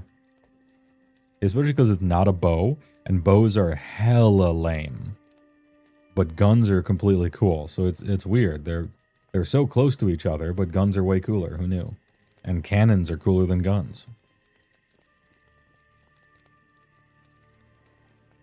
But it depends on the type of game. In D2, I'd rather be a Lead Belcher. In World of Warcraft, Iron Gut for sure. Because in WoW, to me, ranged classes aren't as fun as melee classes in WoW. But in D2, it's kind of the opposite. You want to be ranged and you want to have AoE in D2. Anyway, great question.